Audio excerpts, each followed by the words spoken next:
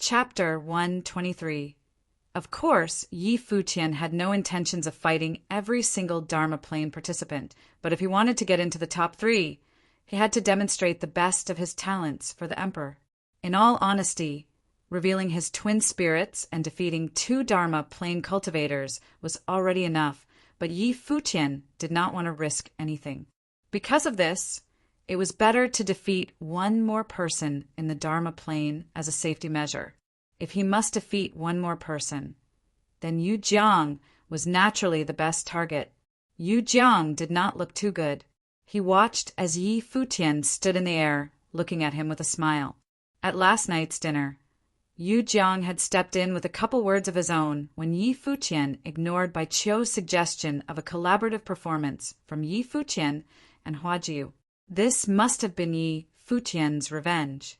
At the time, Yu Jiang thought that a mere 7-starred glory plane cultivator had no right to be pretentious and arrogant in front of Bai Qiu. But after the 2 battles just now, Yi Futian's power and strength made Yu Jiang realize how right it was for him to be arrogant.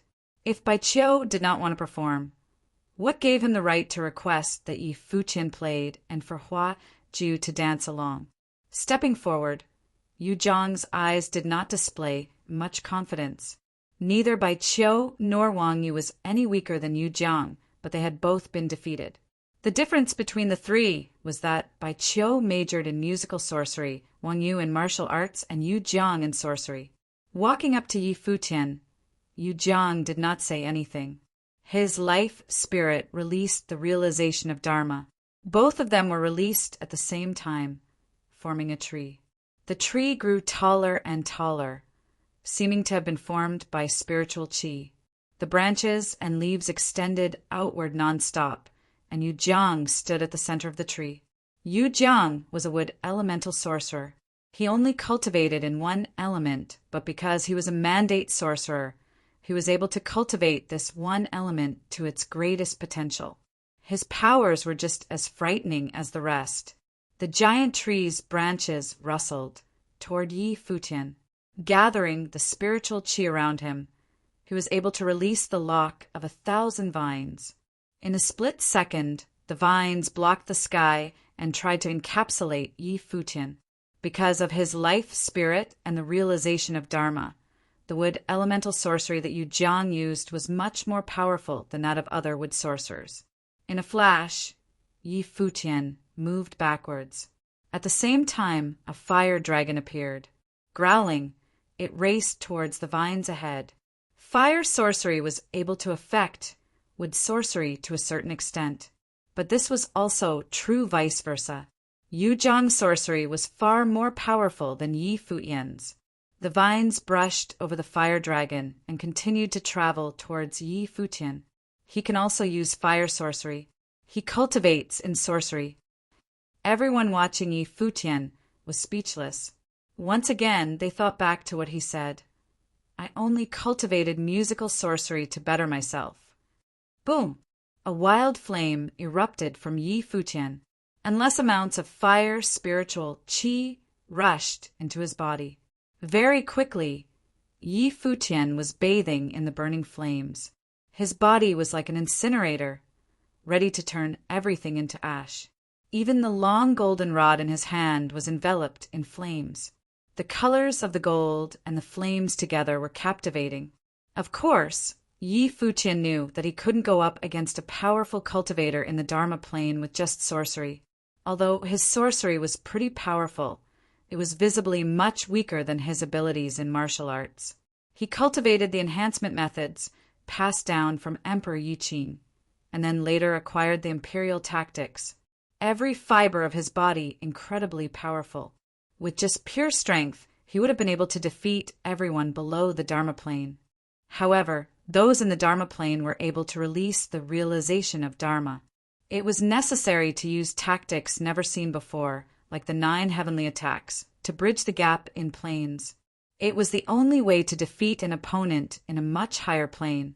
Even though it was true that Yi Futian was a full attribute mandate sorcerer and was highly gifted, because he cultivated in battle tactics, he was still stronger in martial arts under comparison with sorcery. When the vines came closer, his body soared through the air. His rod danced, and a great force of power collected. The vines kept chasing after Yi Futian like there was no limit to where they could go. Yi Futian ignored the vines and continued to fly in the sky. He then swung his rod downward, and a fearsome burst of flames rushed to engulf the vines. An apparition of the rod appeared and attacked Yu Jiang. Yu Jiang's face was emotionless.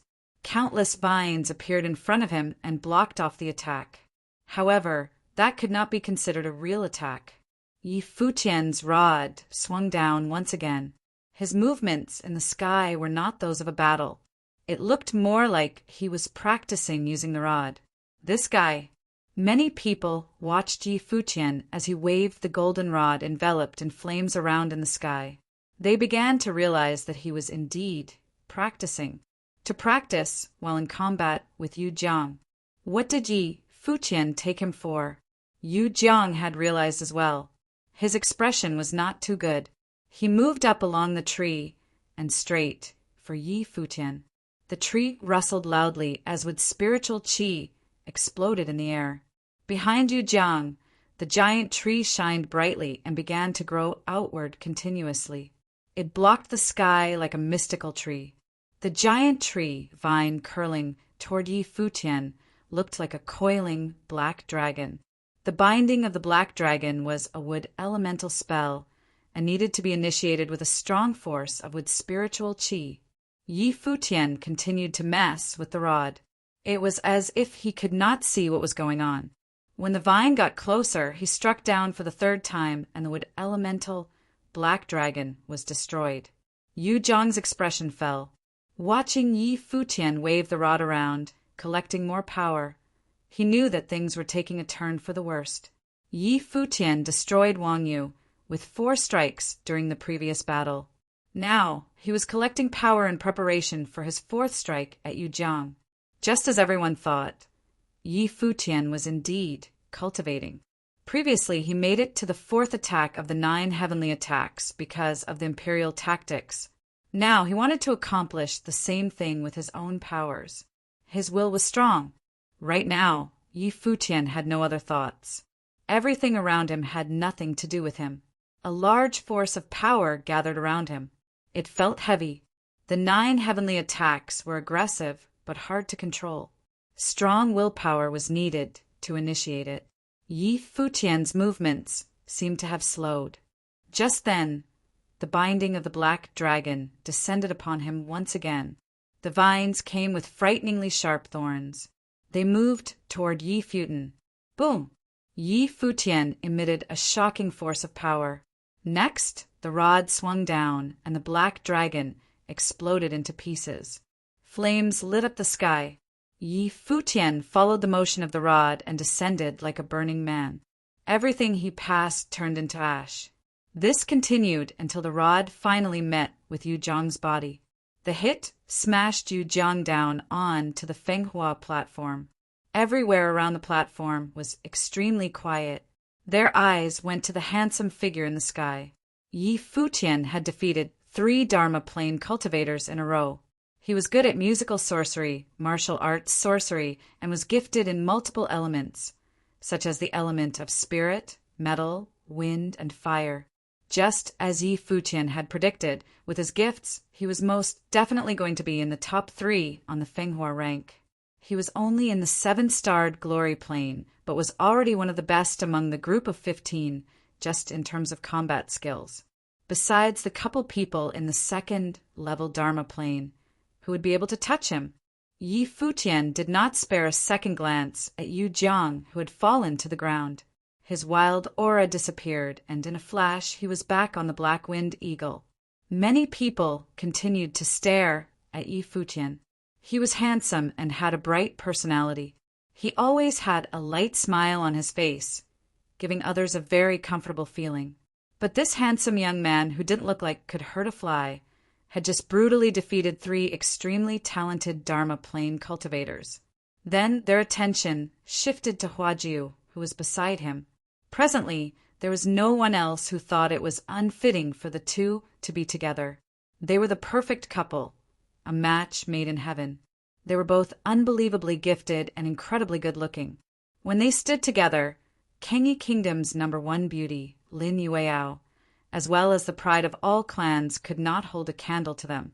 Furthermore, there was still Yu Sheng, standing behind the couple. He was also so talented it was unnatural. People thought, what kind of group is this? After the shock had passed, the battles continued. Participants in the Dharma plane made exchanges on the platform. Young Lord Yi Wuqian and Kengi College's Zhuo Qianfan could be described as invincible. There was no one who could lay a hand on them. Without incident, these two would be the two most powerful people at the Fenghua banquet. Besides them, there was a prodigy-level person who was not from the Kengi Kingdom. He was also very powerful. After they were defeated by Yi Futian, Bai Qiu and Yu Jiang continued to battle. However, they had lost their air of arrogance. They had been taught a lesson by a 7-starred glory plane cultivator and no longer had the right to be arrogant. But to be honest, they were not weak at all. They were victorious battle after battle against those in the same plane. This helped everyone understand. The two of them weren't weak. Yi Futian was simply way too powerful. Even if it had been someone else in the first level Dharma plane who fought against Yi Futian, the results would be the same. If that's how it was, Bai Qiu and Yu Jiang still had a chance to enter the Fenghua rank. Wang Yu was the most pitiful. He was beat until he lost his power to battle. He didn't even get a chance to demonstrate his talents. There was no reason for the emperor to pick him. In the glory plane, Lin Yueao and Hua Zhixin battled. Both beauties were talented, but with the advantage of being in a higher plane. Lin Yueao won. Despite that, Hua Zhixin perfectly displayed her combat skills in this battle. In terms of gifts and talents, Hua Zhixin wouldn't have lost to Lin Yueao. After the two of them fought, there was no one else to compete. In the glory plane, there was also Yi Futian, Yu Sheng, and Huaju, but who would they fight? They might as well challenge those in the Dharma plane. This saddened the two young women. Today, on the Fenghua platform, the one who shined the brightest would have, without a doubt, been Huajiu. She stole Lin Yueao's spotlight. Yu Sheng fought another battle with someone in the Dharma plane. However, he did not win. The reason for that was simple. The opponent could fly, and Yu Sheng couldn't, so he could take the attacks. This pissed off Yu Sheng big time. In the end, even though Yu Sheng hadn't been beat into the ground, he still stepped off the Fenghua platform feeling very melancholic. Although he did not win, no one dared to underestimate Yu Sheng's gifts. This guy was also able to fight Dharma plane cultivators. If only he could fly, then he would have had a chance of defeating those in the Dharma plane. As the battles came and went, the Fenghua banquet was getting closer to the end. No one would have ever expected for 3 7-starred glory plane cultivators to come out of nowhere and display such talents at the Fenghua banquet. Chapter 124. It was a little bit quiet since there were fewer people went to battle on the Fenghua platform. Only the strongest were left. They were the young Lord Yi Wuqian, Zhuo Qianfan from Kengi College, and Li. Other than Yi Futian's trio, Li Yi was the other dark horse. No one knew him before, and he was not from this kingdom either. Among the talents from the other nations, Li Yi would be the most outstanding if Yi Futian's trio wasn't there. His life spirit was the sun bird, a 3-foot golden bird with the attributes of both wind and fire. He cultivated both sorcery and martial arts at the same time, and his martial arts techniques were peculiar. When fighting, the fire inside him seemed to come not only from the spiritual qi of the world. It was more frightening than it. At this moment, Li Yi came out and looked at Yi Wuqian. Yi Wuqian had shone so brightly on the Fenghua platform, but he still wanted to try. Yi Wuqian landed on the platform quickly. He looked calm as usual, his body standing there like a sword. Such temperament became especially obvious when he was about to fight. It was as if the intent of the sword surrounded him. Li Yi also reached the realization of Dharma through his life spirit. He turned into a huge golden bird. The flames could burn everything, and were far stronger than Wang Yu's. "You still won't release the Dharma?" Li Yi asked. "No need." Yi Wuqian was still calm, his tone full of confidence. The illusions of golden birds pounced toward Yi Wuqian with monstrous flames. For a moment, Yi Wuqian's body was set on fire, but he stood still with sword's light swirling around in a storm. They slashed through the illusions of the golden birds. What strong sword intent! People felt their hearts fluttering. The sword intent around Yi Wuqian seemed to turn into a substantive sword moving around his body. It was amazing. Before the Fenghua banquet started, Yi Wuqian had been cheered the most. Everyone took him as the strongest, and Yi Wuqian didn't disappoint them. Li Yi moved quickly toward Yi Wuqian. Yi Wuqian stepped forward only one step, and the sword intent swept as if it gathered an endless amount into one sword. He was that one sword. Li Yi halted. Yi Wuqian seemed to be a real sword to him instead of a man. The flames went out. Li Yi turned and flew away. "I was defeated." Hearing Li Yi's voice, the people felt somewhat confused. In the beginning, Li Yi chose to challenge Yi Wuqian even when knowing his mightiness. Why did he concede before the fight? They didn't understand, but for Li Yi he knew he was defeated as soon as Yi Wuqian stepped forward. He hadn't reached the other state, not only technically but also spiritually. Yi Wuqian drew back his foot and returned to the air. Many eyes fell upon Zhuo Qianfan, who was the only one left who was considered a threat to Yi Wuqian. However, Zhuo Qianfan was not going to fight. Perhaps he was not confident enough. Of course, as long as he didn't fight, no one would know who was stronger. Yi Wuqian didn't have the desire to challenge him. He was confident enough to believe that there were no rivals on the Fenghua banquet and there was no need to challenge anyone. The Fenghua platform became quiet again. It seemed that no one continued to fight. An elder of Kengi College went on the platform and said, "Anyone else? Otherwise, this is the end." No one responded. The elder looked at the emperor. Emperor Yi nodded slightly. The disciples from the Kengi College bowed and departed. People all looked at those young people in the void.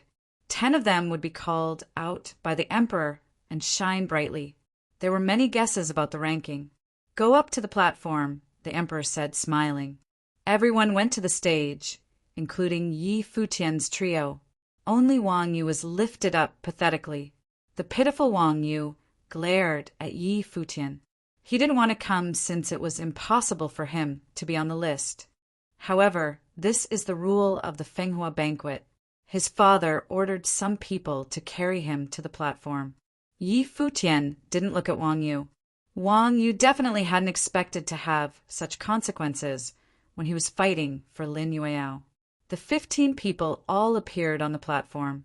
Yi Wuqian still looked calm, as if he didn't care about anything, while Zhuo Qianfan smiled handsomely.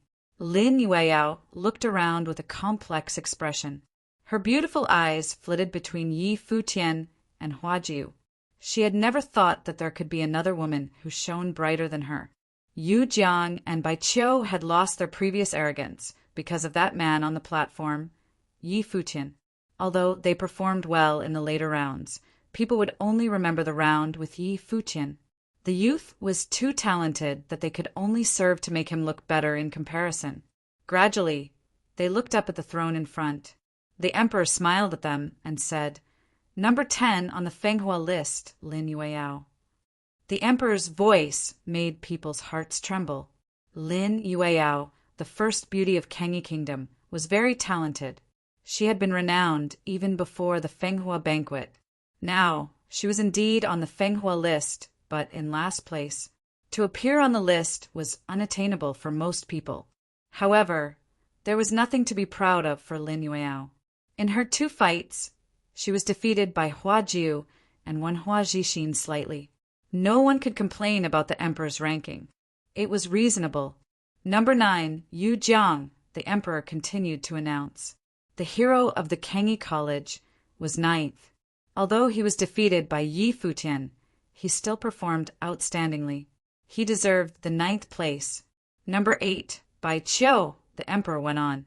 Many people also guessed this outcome. Yu Jiang, Bai Qiu, and Wang Yu were the 3 talents in realization of Dharma, but they were all defeated by Yi Futian. However, it was proved later that Yu Jiang and Bai Qiu were not weaker than the others in the Dharma plane. It was just because Yi Futian was too monstrous. Therefore, Yi Futian must be one of the top 3. It was absolutely a miracle that a man from the 7-star glory plane could be one of the top 3. Number 7, Hua Zhixin. Hua Zhixin, another beauty, was the 7th. Hua Zhixin herself felt a little bit surprised. She looked at the emperor with puzzlement. She had only fought with Lin Yueyao and she was defeated. Why would the emperor put her in 7th place? It was unexpected not only for Hua Zhixin, but also for many other people. However, they knew that it couldn't call a defeat since Hua Zhixin had used the 8-star glory plane to fight with Lin Yueyao to that extent. If she was on the same plane as Lin Yueyao, it was quite possible for her to win. Lin Yueyao was also stunned. She had battled twice, defeated by Hua Jiu, but victorious over Hua Zhixin. However, the emperor ranked her at the last and set Hua Zhixin at the 7th place. It was natural to be upset. Number 6, Li Yi, the emperor continued. Li Yi, a strong cultivator in the Dharma plane, was 6th. There were 5 people left. Yi Futian's trio were all in the top 5. Other than them, there was also Yi Wuqian and Zhuo Qianfan. These 2 hadn't been defeated yet. In fact, Yu Sheng was just like Hua Zhixin. He had only fought once and was defeated. So what? Who was Yu Sheng's competitor? It was the genius in the Dharma plane, and it shouldn't be counted as a defeat. He had left because he couldn't hit the other. As for Hua Zhixin and Lin Yueyao, Yu Sheng just didn't want to fight with them, which made sense to everyone. No one was surprised by the result. There was another man who was defeated in his only fight, but was also strong. It was Wang Yu, but he was different. His rival was Yi Futian, who was only at the 7-star glory plane. They were on the same plane, but different levels. However, he was defeated to a miserable extent, as everyone could see. After that, he had no chance to prove himself as Bai Qiu and Yu Jiang did. He could blame no one. It was destined that his name couldn't appear on the list. Next was the top 5. Everyone was looking forward to the result. Emperor, you looked at those people on the platform. Everyone tensed. The remaining people were really difficult to rank. Of Zhuo Qianfan, Hua Jiu, and Yu Sheng, who would be the 5th? Zhuo Qianfan hadn't been defeated yet, while what he had showed was just as powerful as Yi Wuqian. Therefore, Zhuo Qianfan and Yi Wuqian must be the 2 strongest. Some people wondered whether Zhuo Qianfan didn't challenge Yi Wuqian to deliberately avoid him. As for Hua Jiu, she had only fought once and defeated Lin Yueyao, crossing 2 planes. Yu Sheng was also strong. There would be dispute no matter who was the 5th. Do you have anything to say? The emperor smiled and asked. Everyone's expressions grew complex. Zhuo Qianfan smiled and said, Your Highness, though I haven't fought with Yi Wuqian, there is a greater possibility for me to be defeated if we battle. From Yi Wuqian's matchless demeanor, he must be the top one. As for me, just take me as I was defeated. Many people looked at Zhuo Qianfan in surprise. He seemed to be uninterested in the ranking. Many people admired his attitude, for he took the initiative to admit that he would be defeated and recommended Yi Wuqian to be the top one. But Yu Sheng glanced at Zhuo Qianfan coolly. For him, the first place should be Yi Futian. Zhuo Qianfan didn't have the right to judge and disturb the emperor's decision. Yu Sheng knew that Yi Futian might not be so interested in the rank either. He didn't challenge anyone else after defeating the 3 talents in the Dharma plane. This meant his goal was only the top 3. He attended the Fenghua banquet only for his teacher's injury. Whether it was 1st or 3rd place was not so important to him. However, Yu Sheng cared about this. Zhuo Qianfan was from the Kengi College, while Yi Futian had humiliated Yu Jiang, who was from Kengi College too. Chapter 125. Although Yusheng had a bad temper, he was definitely not dumb. On the contrary, he was very smart in certain aspects. Zhuo Qianfan's words made him seem generous, but in reality, they carried a hidden meaning. He said it on purpose. Any place in the top 3 was honorable and could make a request to the emperor, but first place and the 2 places afterward were still different. Many times, people only ever remembered those in first place. Plus, if Yi Wuqian was first, that meant the determining factor was ability. Then it would be only fair to give Zhuo Qianfan second place. I only had 1 battle and was defeated. I should be in 5th place, said Yusheng. He suddenly looked in the emperor's direction and said, Zhuo Qianfan and Yi Wuqian are both 2nd-level Dharma plane cultivators, Yi Wuqian being the stronger of the 2. Although Zhuo Qianfan was not actually defeated in battle, he did not battle with Yi Wuqian and has admitted that he is lacking in comparison. Zhuo Qianfan did not fully prove his worth. He should be 4th place. Zhuo Qianfan and Yu Jiang were dumbfounded by Yusheng's words, especially Zhuo Qianfan. His gaze turned sharp as a knife. Yusheng had pointed out in front of everyone that Zhuo Qianfan had not proved his worth. That makes sense, the emperor smiled and nodded.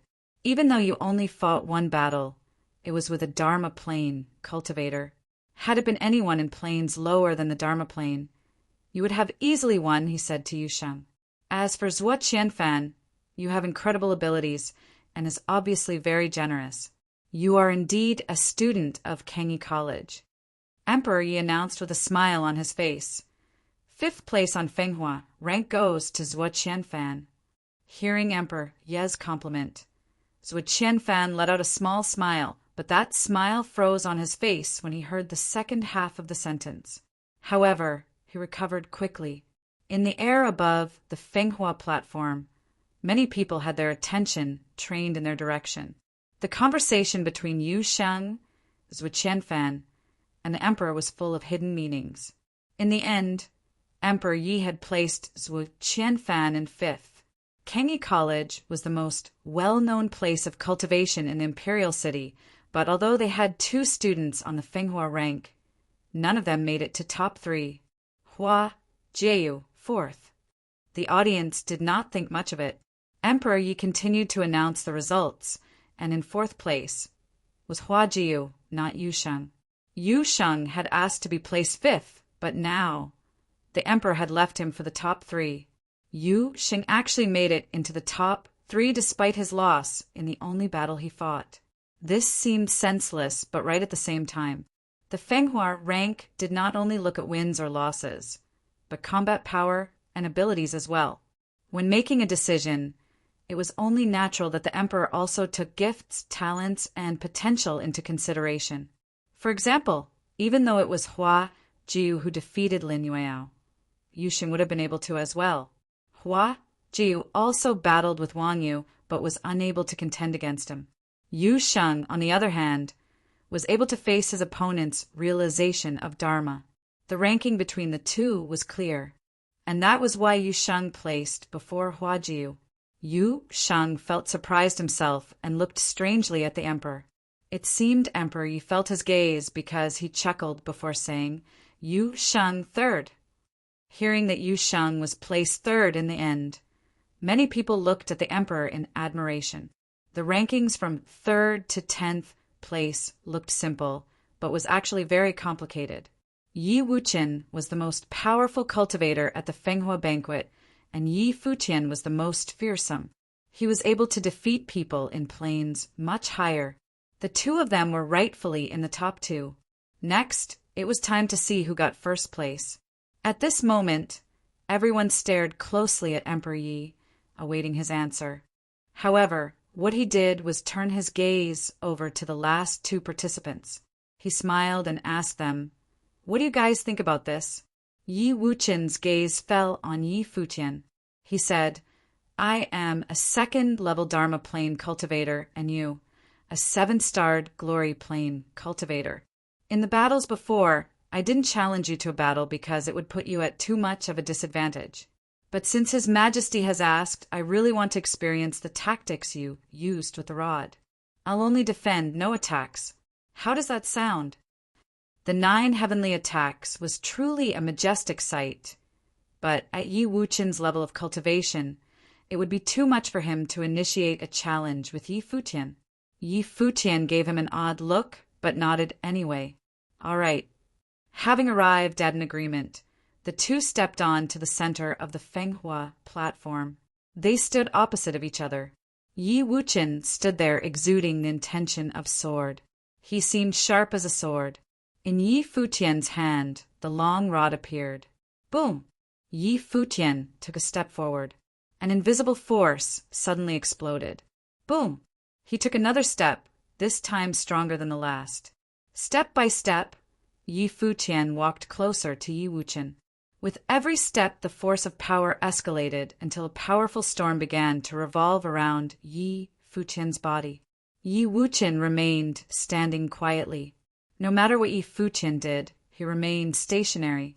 When the force escalated all the way to the top, Yi Futian's wings appeared and took him up in the air. Like a bolt of lightning, the long golden rod struck down, and in the air a bright light flashed by.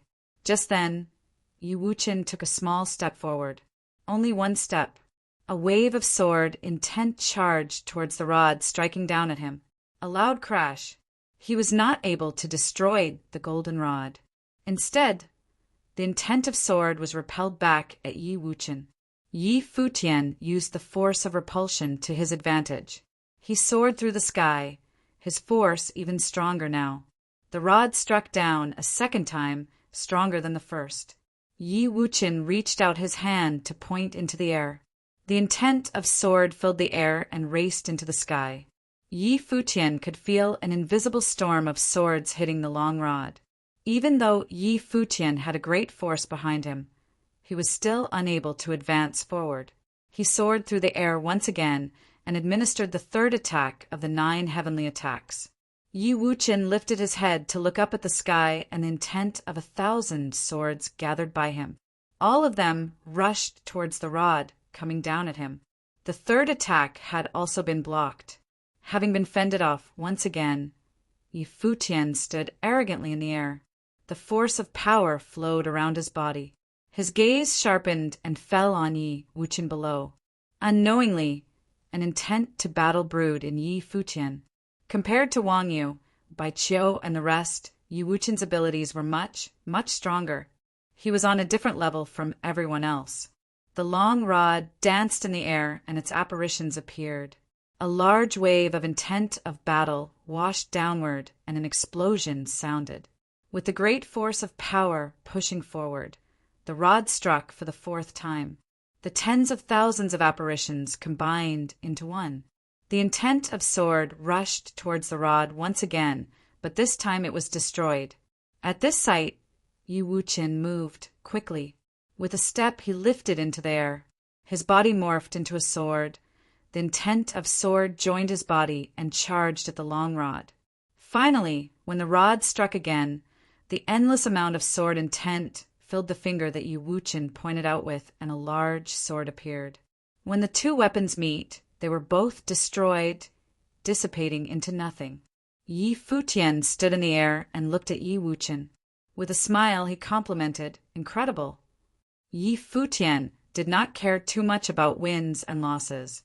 Although Yi Wuqian was in the 2nd level Dharma plane, he was incredibly gifted to begin with. So, even though he was in the same plane as Bai Qiu and others, they could not be compared. This gap between Yi Futian and Yi Wuqian was too large for Yi Futian to overcome. Yi Wuqian nodded and returned to his original position. Yi Futian also returned to stand beside Yu Sheng and Hua Jiu. The results of this round were not as surprising to everyone. The gap was too great. Emperor, Yi looked at the two of them, and then his gaze settled on Yi Wuqian. "Wuqian, how would you feel if I placed you first?" Everyone's heart began to race. Had the emperor already decided who was going to be first place on the Fenghua rank? Yi Wuqian was invincible during this year's Fenghua banquet and was definitely qualified to be first. Yi Wuqian lifted his head to look at Emperor. Under the gaze of all spectators, he opened his mouth slowly and said, Yi Futian is more qualified than I am. His words dumbfounded everyone. They all looked at him in shock. But Emperor Yi only smiled, seemingly very satisfied at Yi Wuqian's reply. He looked at Yi Wuqian and smiled. Then, as you wish. Second on the Fenghua rank, Yi Wuqian. At this announcement, everyone was shaken. They were surprised by the emperor's decision. The emperor had asked Yi Wuqian what he thought of being first. This made everyone think that he was going to be in first place. But now, countless pairs of eyes landed on the Fenghua platform, right at the handsome figure standing between Huajiu and Yusheng. They all knew that after today, Yi Futian would be famous throughout the entire Kengi kingdom. Beside Emperor Yi, Yi Lingxi smiled at Yi Futian. He was finally receiving the honor he deserved for his gifts. He defeated 3 Dharma plane cultivators in a row and was destined to shine brighter than others. First place on the Fenghua rank, Yi Futian, said Emperor Yi with a smile. Everyone was so quiet, you could hear a pin drop. All eyes were focused on a single person, truly the center of attention. Zhua Qianfan and Yu Jiang of the Kengi College stood frozen. Yi Futian, first place, while Zhua Qianfan was placed 5th. Bai Qiu and Wang Yu looked coldly at Yi Futian. Hua Zhixin hid a smile. She was happy for him. Lin Yueyao looked conflicted. Hua Ji smiled at Yi Futian. He had been chased from the Nanda nation, carrying rage and hate. He had come a long way to arrive at the Kengi kingdom. He never expected to stand out so much in this country. This was the kind of person Yi Futian was. No matter where he went, he would always be the most outstanding, the brightest existence.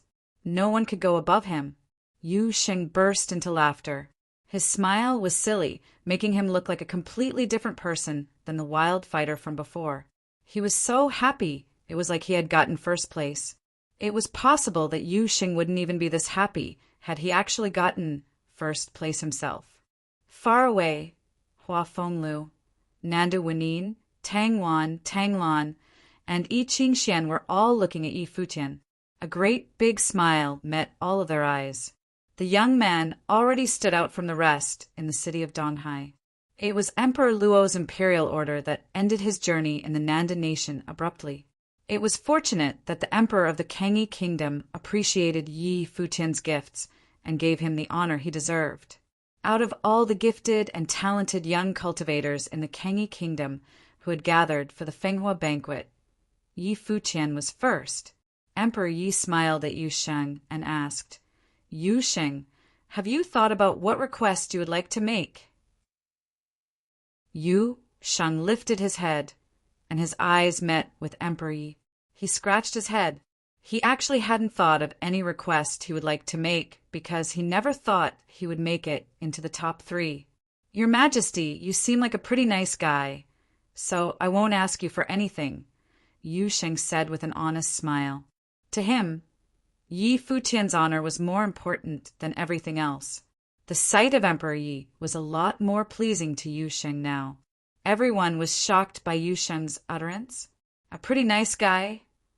Even Emperor Yi was dumbfounded. He then let out a light-hearted laugh.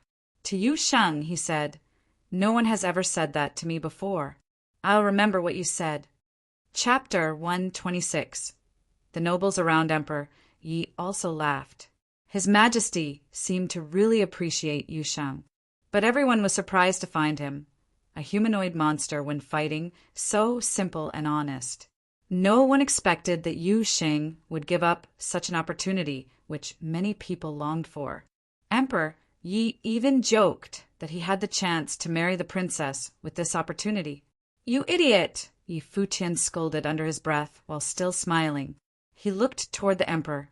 Yu Sheng, there is no jesting in His Majesty's words. Since you get the top 3, you should ask for something or you are looking down upon His Majesty. Hearing Yi Futian's voice, everyone looked at him, startled. That handsome figure, standing there quietly, looked to the emperor straightforwardly and sincerely as if he was really thinking for the emperor's good. Even Emperor Yi was astonished. His words seemed to be quite reasonable. That's right. Yu Sheng, if you don't ask for a reward, you are looking down upon me. Think about it again. The emperor smiled at Yi Futian and Yu Sheng. These two little kids are really interesting. Yu Sheng was bewildered. He looked at the emperor and then looked at Yi Futian. Hua Jiu chuckled. He was the same as before. Wuchen, what's your request? The emperor looked at Yi Wuchen, smiling. Your Highness, I would like to pay a visit to the palace's library, Yi Wuchen answered. The emperor's eyes flashed. He smiled and said, You make some good requests. Okay, I promise you. Thank you, Your Highness, Yi Wuchen said. The emperor finally looked to Yi Futian and asked, Yi Futian, what do you want? Your Highness, I want to have my teacher cured, Yi Futian said with anticipation in his eyes. This was the reason why he attended the Fenghua banquet. Many people were somewhat surprised. Since Yi Futian was so talented, who would his teacher be? And this person seemed to have been injured. So Yi Futian asked for the emperor's help. Where is your teacher, and how is he injured? The emperor asked. Yi Futian looked back to the crowd's direction and shouted, Masteress! Hearing Yi Futian, Nanda Wenin and Tang Lan walked out from the crowd. They helped Hua Fenglu to the Fenghua platform. Many people were shocked at the trio. Without mentioning their talent, this group was just too good-looking. Yi Futian and Hua Jiu's good looks went without saying. Now among these three people, Hua Fenglu was handsome with a gentle demeanor, while Nanda Wenin next to him was so elegant, noble, and as beautiful as the queen beside the emperor. Tang Lan was also very attractive. Father, mother. Hua Jiu went forward. People suddenly understood their relationships. No wonder Hua Jiu had such charming features. Then, people looked at Yi Futian. This guy had snatched his teacher's daughter. Amazing. At the same time, they also vaguely guessed the reason why Yi Futian attended Fenghua banquet to show his talent. He attended it for his teacher. My teacher's life spirit has been destroyed. Later he forced his life spirit to fight, which caused great trauma to his spiritual force, Yi Futian explained. I heard that only sorcerers from spiritual elemental can cure my teacher's injury. Please help me, Your Majesty. Can you still release your life spirit? The emperor asked, looking at Hua Fenglu. Hua Fenglu nodded slightly. Then a light shone as if his life spirit appeared, but instead of it, the people saw broken fragments of a guqin. People inferred that Hua Fenglu must be a music sorcerer from Yi Futian's music spell. Emperor Yi also figured out this fact and nodded. No problem. His injury can be cured. Yi Futian expected this, but was still very comforted to hear this from the emperor.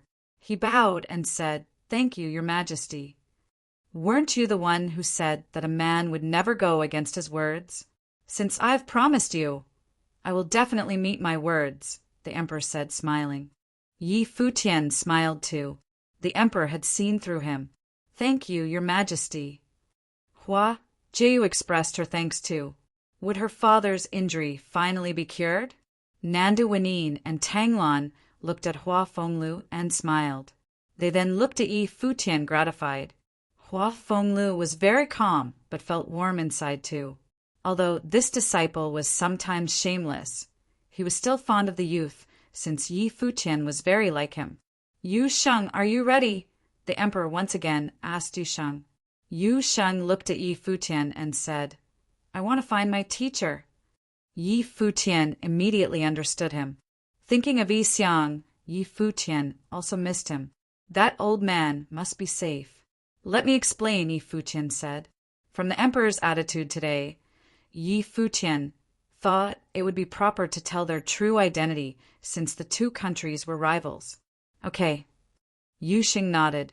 Yi Futian looked to the emperor and said, I want to ask Your Majesty's forgiveness first. The emperor looked at him in puzzlement. Another forgiveness? These guys seem to have some secrets. Say it. I will not punish you, the emperor said. We are not from the Kengi kingdom, Yi Futian said. Hearing this, many cheery people became silent and studied Yi Futian's group. Yi Futian, Yu Sheng, and Hua Jiu had displayed amazing talent at this banquet. Now, they said they were not the people of this kingdom. They took 2 of the top 3 places. This was a slap to the talents of Kengi Kingdom. The emperor was slightly stunned, but recovered instantly. They were so gifted, but not the people of this kingdom. They must have attended the Fenghua banquet for an ulterior motive. Go on, the emperor said. We come from East Sea Prefecture of the Nanda Nation. Yi Futian's words raised an uproar in the surrounding crowd. The Nanda Nation was the enemy of Kengi Kingdom. People from the enemy nation came to their Fenghua banquet and shone so brightly. I cultivated in Donghai Academy, but on the last day of the divine calendar, Yi Futian continued, Emperor Luo suddenly ordered to execute us. Thanks to the elders' fight to the death to protect us, we escaped safely to the Kengi Kingdom. Emperor Yi nodded lightly.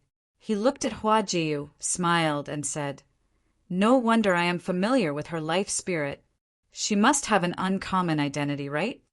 My masteress comes from the Nanda clan, the past noble family of Nanda Nation, but the Nanda family was also ordered to kill us. Yi Futian did not conceal anything since the emperor had guessed it. The East Sea Prefecture was in such unrest. If Emperor Yi wanted to investigate, it was very easy to find out. It would be better for him to tell everything straightforwardly. The past royal family, so she was a former princess. Emperor Yi smiled and continued. What does this have to do with Yu Sheng's request? Yu Sheng's teacher was also one of the elders, Yi Xiang, the former headmaster of the School of Finance Star in East Sea Prefecture, Yi Futian answered. In order to help us escape, he left to fight the pursuers. Yu Xing naturally worries about him. He wants to ask whether your majesty could help find his teacher. Emperor, you looked at Yu Sheng, and the youth nodded. In the distance, Yi Qingshuan's eyes reddened. She had been worried about her father all these days. She hoped Emperor Yi could agree.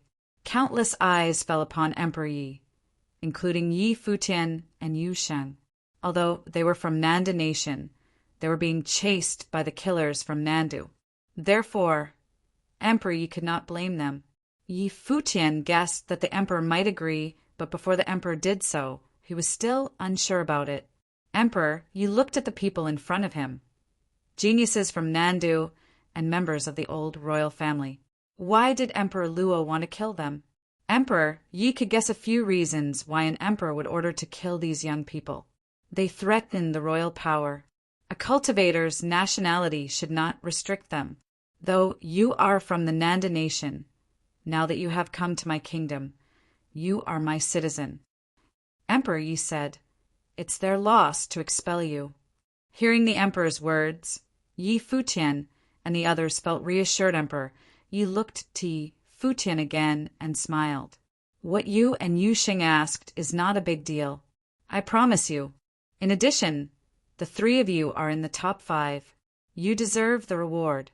You and Yu Sheng made requests, so I will give Hua Jiu the reward. She is the descendant of the old royal family, a former princess.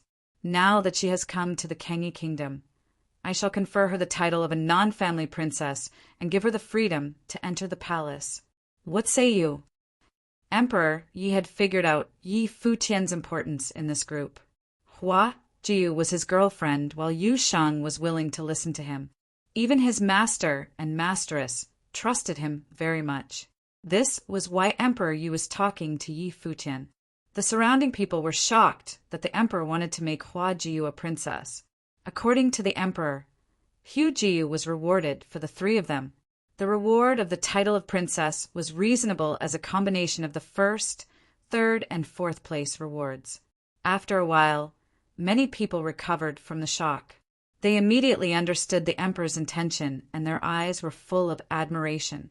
The group was wanted for death in the Nanda Nation, but Kengi Kingdom's emperor rewarded them heavily, even conferring Hua Jiu the title of princess. Not only did he strengthen ties, this action also represented Emperor Ye's generosity. Yi Futian naturally understood this. He wasn't hung up on Nanda nation status. Jiu's title of princess was just a title, but it represented Emperor Ye's attitude and required a response. "Thank you, Your Majesty," Yi Futian said without any hesitation. Everyone was stunned by this. What a surprise for today's Fenghua banquet. Jiu was conferred the title of non-family princess. Chapter 127. Jiu was still in a daze. How did she suddenly become a princess of the Kangyi kingdom? Hua Fenglu and Nandu Wenin also froze momentarily. Then they broke out into a smile. This way, it could be said that they had gained a footing in the Kangyi kingdom. This would solve many of the worries they had. Many nobles stood to bow at Hu Jiu. "Greetings, Princess Jiu." Even though Hua Jiu was an outsider given the title of princess and did not equal a real princess, everyone understood the emperor's intentions. From now on, Yi Futian's trio was definitely going to be of an extraordinary status. The people must show respect to the emperor's decisions. Besides, it was very logical for Emperor Yi to confer the title upon Hua Jiu. Conferring her was equal to conferring Yi Futian. The man a princess was in love with would naturally become a prince in the future. "What should Jiu call Your Majesty?" Yi Futian asked the emperor. "It's just a title, not of importance. For now, she can call me however she pleases. When she gets used to this title, she may even call me godfather if she is willing," smiled Emperor Yi. Jiu looked at Yi Futian and then at her parents. She was not perfect without proper etiquette. Emperor Yi was so nice to her and had agreed to heal her father. How could she be casual with what she called him? She looked at Emperor and bowed. "Greetings to Godfather from Jiu." Emperor Yi smiled brightly.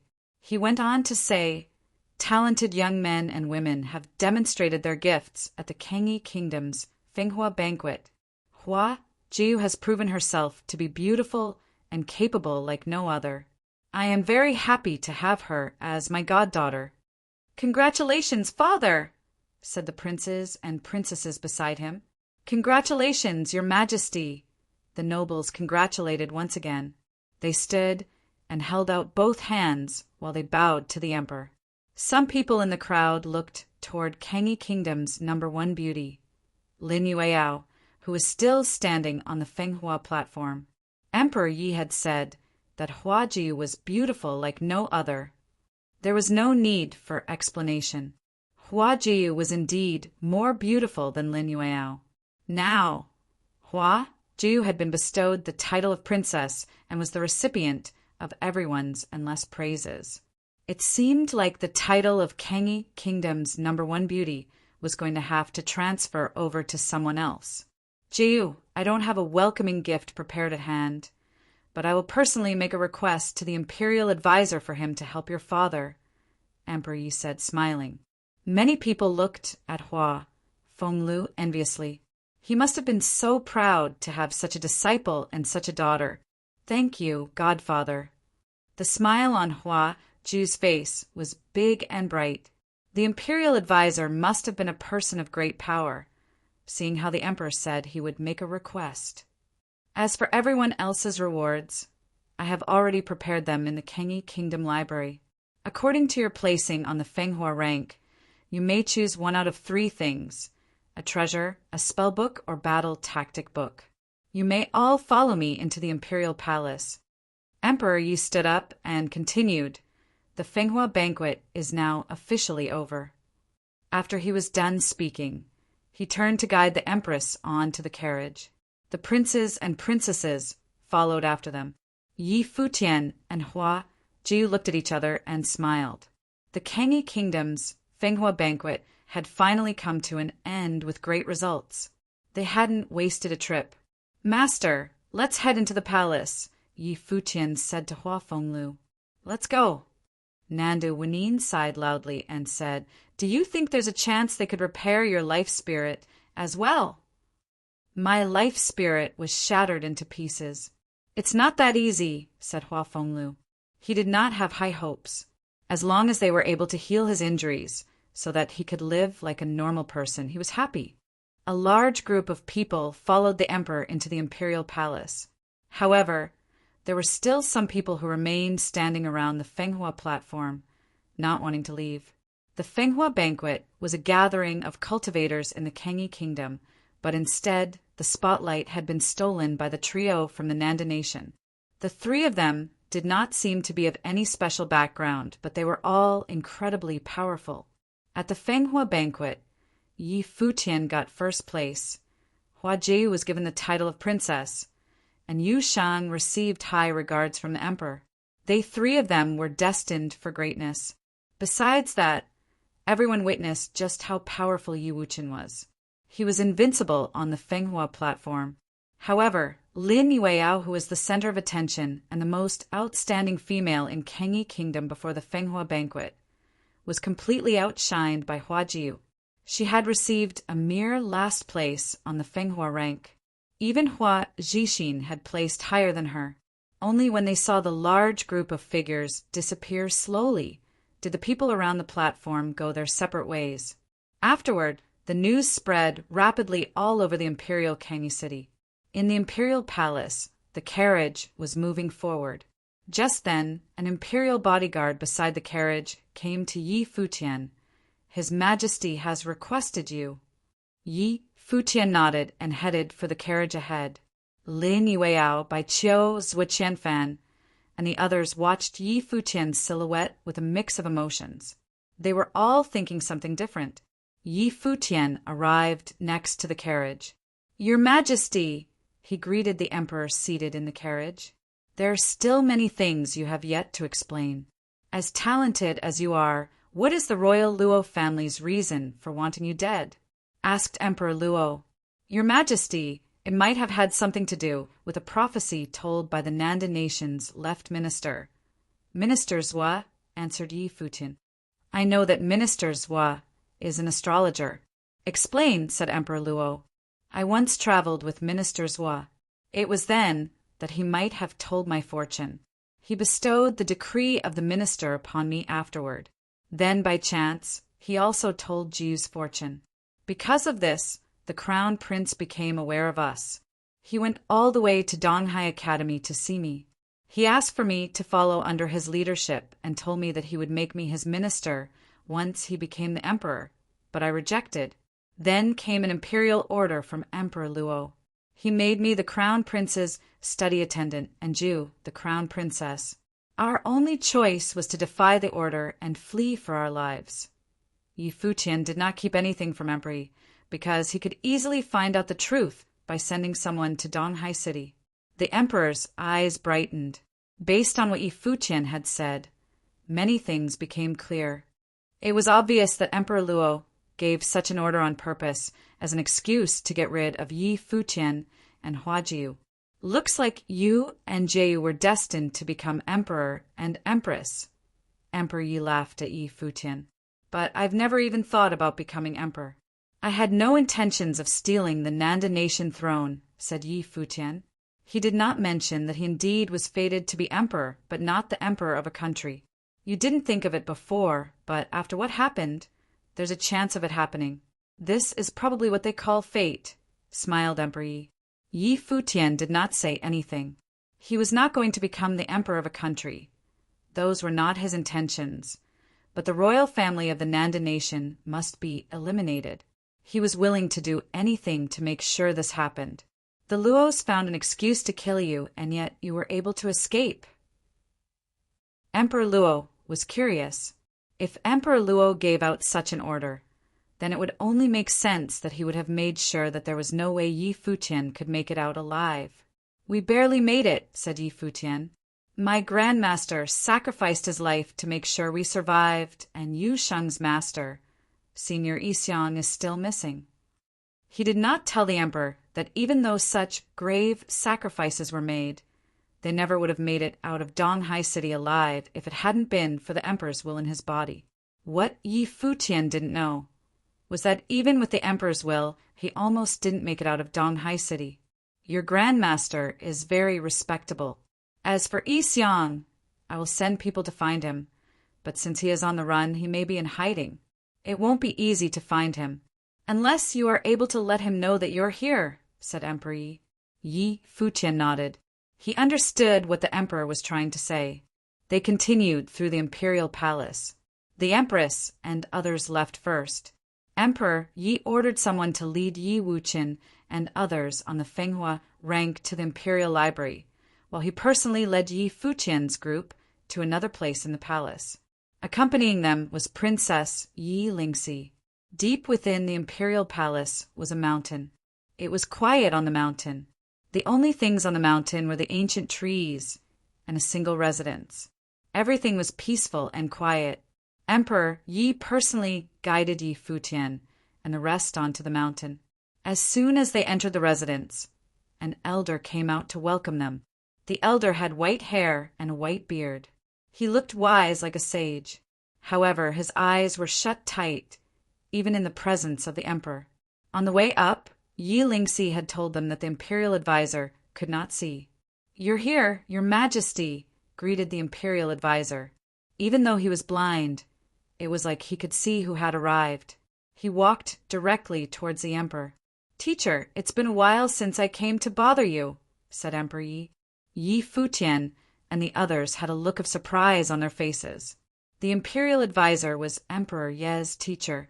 "Your Majesty, have you come because of him?" The imperial advisor turned in Hua Fengliu's direction. "That's correct. Teacher, the Fenghua banquet ended today. This is Yi Futian, Hua Jiu, and Yu Sheng. The three of them are unbelievably gifted and have a lot of potential. They may even surpass me in the future." Yi Futian ranked first, and his request was for his master's injuries to be healed. "Originally, I did not want to disturb you, but then I took Jiu as my goddaughter. So the only thing I could do was to ask you to help heal her father," explained Emperor. "They are extraordinary indeed," nodded the imperial advisor. He turned to Hua Fenglu and asked, "How are your injuries?" Hua Fenglu released his broken life spirit once again, then leaned against Nandu, Wanine fatigued. He didn't even have energy to speak. Yi Futian spoke for him. Master forcefully summoned his life spirit in a battle after it was disabled. "I can heal him, but it's not something I can do in a day, especially since his life spirit is shattered. It will take a long time to recover fully," said the imperial advisor. "You can repair his life spirit?" asked Yi Futian with a shaking voice. Even Hua Fengliu's heart skipped a beat. He had never even dared to dream of it.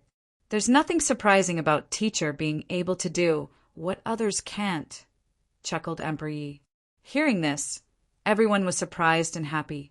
All of them bowed to Emperor again. "Thank you, your highness." "You guys should be thanking my teacher," laughed Emperor Yi. The imperial advisor waved his hand. "Since his majesty has requested, it is only right for me to oblige. He will need to stay here for treatment. As for the rest of you, if you don't mind that there isn't much to offer here, you guys can stay here as well." "Thank you, senior." Yi Futian put his hands together and bowed at the elder with great gratitude. Hua Jie was excited. Her father's life spirit could actually be healed. Nandu Wanine's eyes were getting red. All these years, she'd never had any high hopes. "Then you guys shall stay here with teacher. If anything happens, you go down the mountains and find someone to report directly to me." Emperor Yi instructed the group and then departed with Princess Yi Lingxi. Just when the Kengyi Kingdom's Fenghua banquet ended, in the Nanda Nation's imperial city, cultivators gathered for their countrywide event. The Nanda Nation's Tingfeng banquet was about to begin. Chapter 128. Countless strong cultivators gathered here in the magnificent imperial city of Nanda Nation. There were 36 prefectures in the Nanda Nation, with many cities in each prefecture and academies in each city. At this time, the younger generation of talents from all the cities gathered here in Nanda City for the Tingfeng banquet held by the Nanda Nation. Different from the Fenghua banquet of Kengi Kingdom, the Tingfeng banquet had no preliminary test. Any young person could participate and show their talents. The Fenghua banquet was held every 3 years in Kengi Kingdom, so efficiency was highlighted and it was fast-paced. As for the Tingfeng banquet, held every 10 years, it was grander. People from the East Sea Prefecture gradually arrived at the imperial city. Not only young participants came, but also those strong cultivators who wanted to witness the grand banquet. The strong cultivators from Donghai Academy of the East Sea Prefecture definitely would not miss such a grand banquet. Yan Shao, the headmaster of the school of Emperor Star, led his excellent disciples together with the other headmasters. Stepping into the city, a group of demon beasts flew in the sky.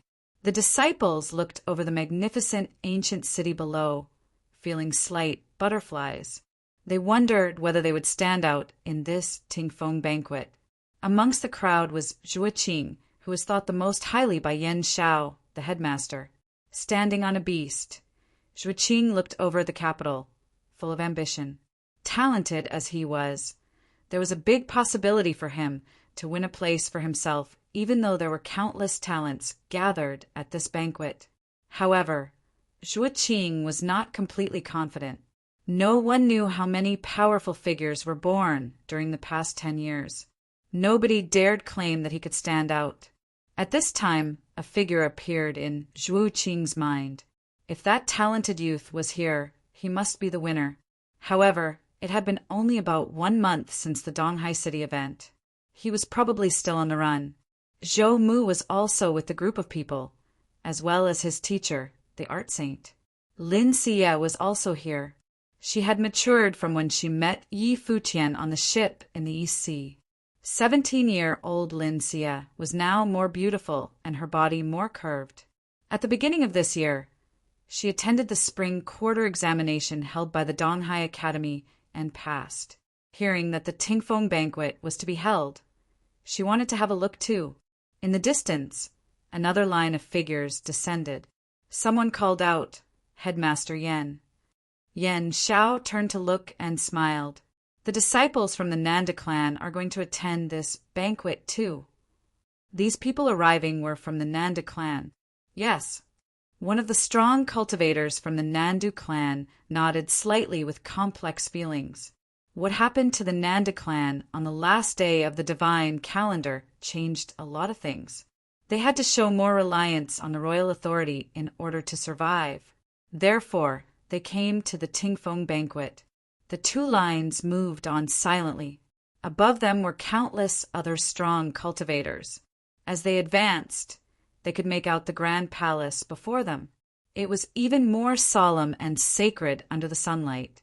At this time, Emperor Luo stood in the main hall of the palace, reading a message from his guard. The message was about the Fenghua banquet held in Kengi Kingdom. It was held every 3 years, and many outstanding persons would emerge. Nanda Nation would naturally pay attention to such news. However, Emperor Luo generally wouldn't care about such things. Countless talents emerged every 3 years. How could he, the emperor of the Nanda Nation, have enough energy to care about these trivial matters? But this message was sent to his hands because several names that should not have appeared were on the Fenghua rank. First place was Yi Futian. What a familiar name. As the emperor, he should not pay attention to a youth. However, Minister Zhua, Minister Hua, and the prince all showed a great interest in him. Therefore, 1 month ago, the Emperor Luo had sent a decree that everybody in Nanda Nation shall listen to him, for he stood for God. However, Yi Futian still escaped from Nanda Nation. The emperor didn't expect that he would next see Yi Futian's name on the Fenghua rank of the Kengi Kingdom, joining the Fenghua banquet as a full attribute genius with twin spirits. Of course he would win. Emperor Luo laughed. Yi Futian had displayed his horrible talent at the Nanda clan, so the emperor was not surprised that Yi Futian was the winner. Once he attended, he would definitely win the first place. The fourth was Hua Jiu. This name was also quite familiar to him. She should have been the crown princess of Nanda Nation. Declare my will. Emperor Luo raised his head and delivered an order again. Just like last month, it was still about Yi Futian. He knew this decree was even more impossible to complete, but he still sent it. In the Kangi Kingdom's palace, Yi Futian and Yu Sheng were cultivating in tranquility on a hill while waiting for their teacher to recover. They didn't go out.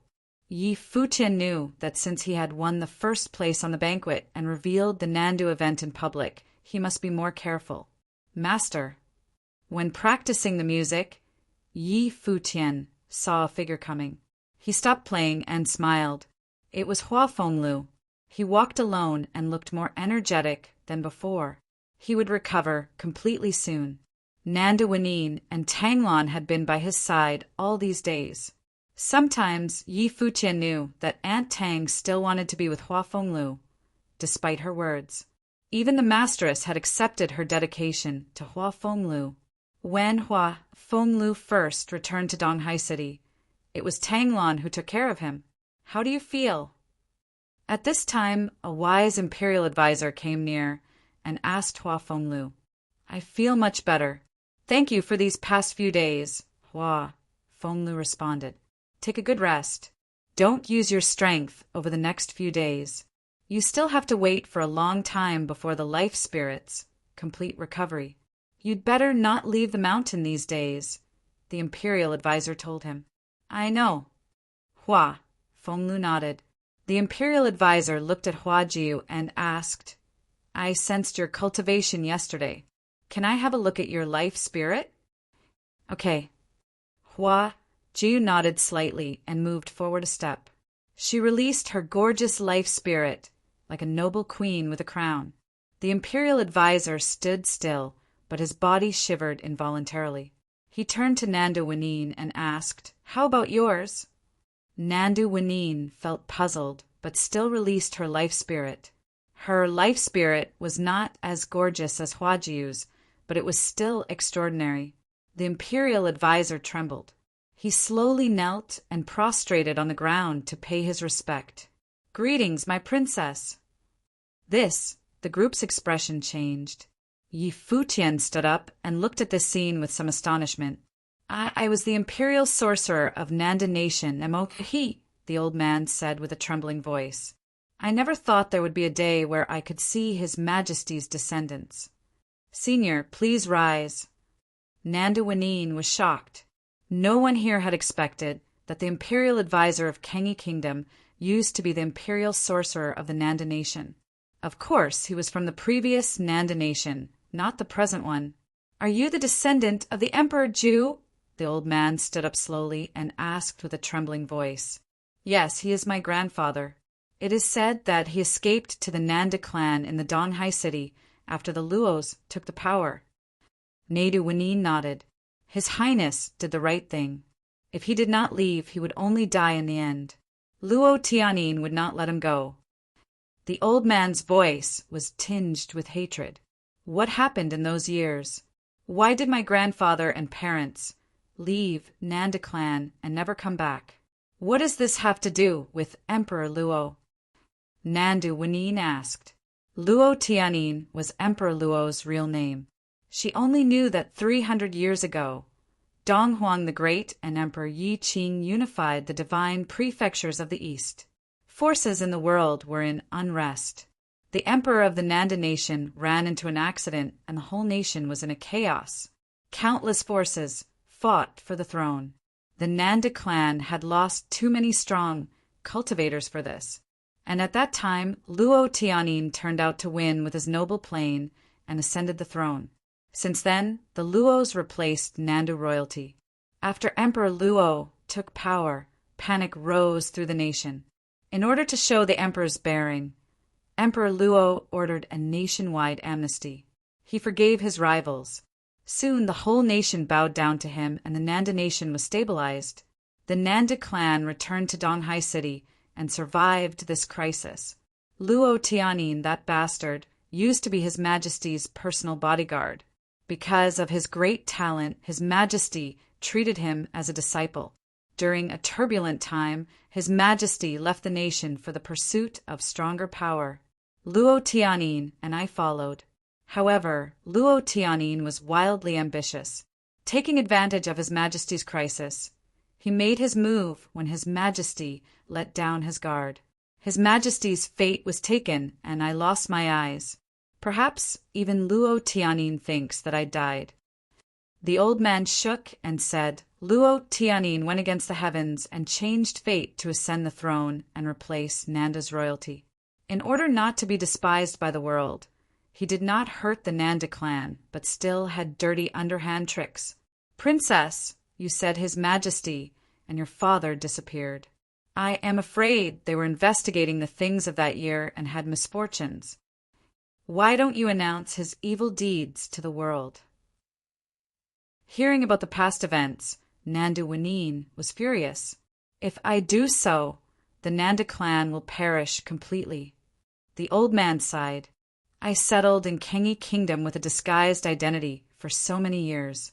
I taught the emperor how to cultivate so the Kengi Kingdom can become stronger and one day overthrow the Luo reign. Yi Futian didn't expect the secret and suddenly understood many things.